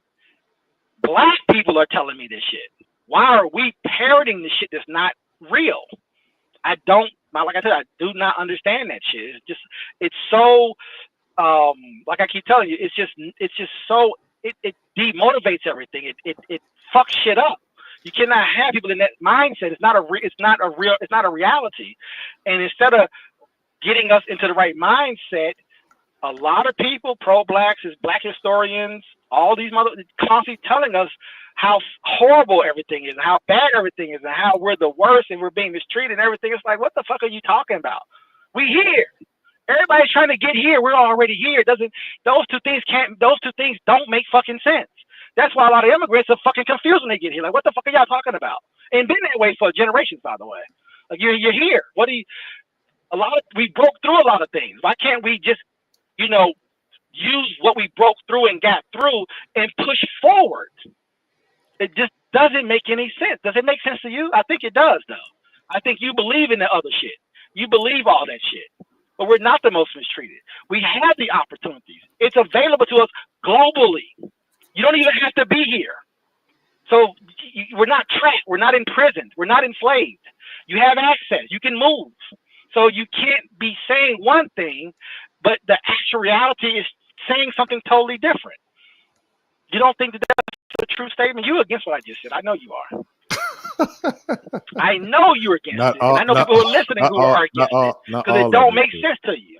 No, it makes sense, but it's just contextualized. You're looking for but I know you though. You're looking for you're looking for that way out. Nah, no, I'm not. But we still get put over by cops, and you know the black man with the college degree can't get that job that the white man that got a felony who dropped out of high school gets that same. Where do you make up this shit at? They just making up shit. Where y'all getting this bullshit from? This is ridiculous shit. Man. You know what's so funny? I'm gonna let you go on this one. You know what's so funny though? Is that, you know, if you know what's so funny, when you look in certain industries in this country and you see who's like, you know, maybe hospitals, doctors, whatever, when you really see who's doing things, I'm thinking to myself, what the fuck? What are we doing here? How is it so easily being manipulated when, you know, and there's so many arguments on, well, when new people come here, they have this and they get access and they're given this and, you know, they get to start this and all this shit. I said, but you're here. You got friends and family. You can, it's just so stupid. Shit is just fucking out of control, bro. The excuses is my whole point. The immigrant is we're more like white people who've been here for a long time than anything else, because we blame immigrants. We blame them coming over here and getting things, and they come to our neighborhoods and they can do things. And what are you bitching about? Get out here and get the work. There's things that can be. It's just so stupid when you think about it, bro. On so many levels. And we just love, and you know, just like white Americans, and just like people probably who are from their own countries, that's been there for a long time, who didn't get what they think they should have gotten. It's just so easy to lean into, you know what I'm saying, right? It's just so easy to lean into that.